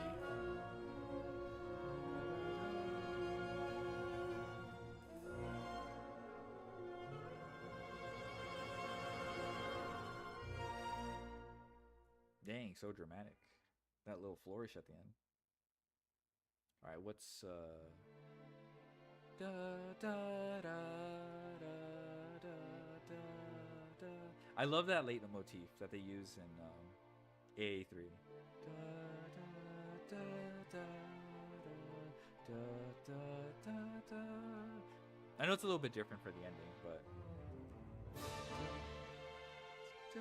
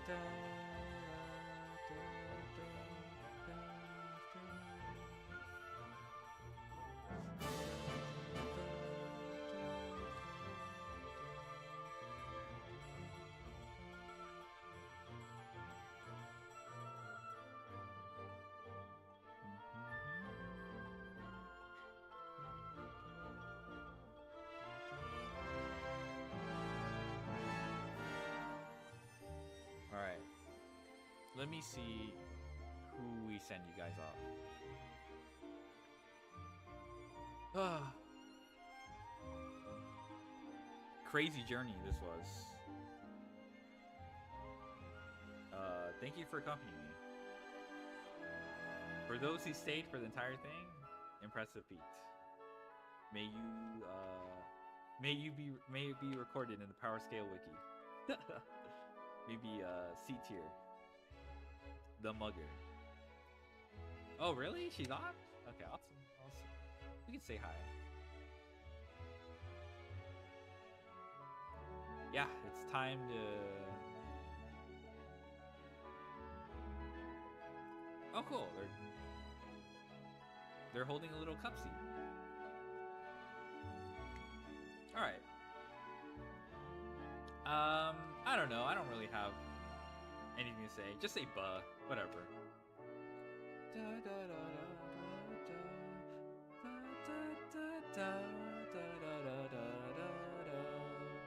Man, I love that. I love AA4 so much. All right. So yeah, just say buh or something. Really buh. You can say objection or something.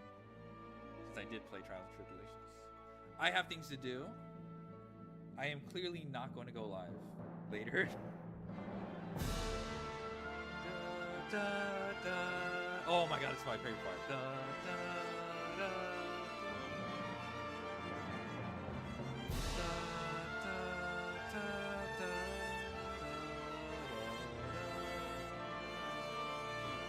Oh my god, it's so good. But yeah, I'll probably take Monday off. I will return. DC Stage 1. That's probably Tuesday for me. Or is it Wednesday? I think it's Tuesday. Da, da, da, da, da, I don't know if I'll play. I'll probably play some branded Draco Tail or something. Might as well. A little bit rusty with Draco Tail. I know what branded stuff does, but obviously branded is more than just the individual cards, right? It's the sum of its parts. That. So we'll figure it out. But all right, thank you, and have a good rest of your day.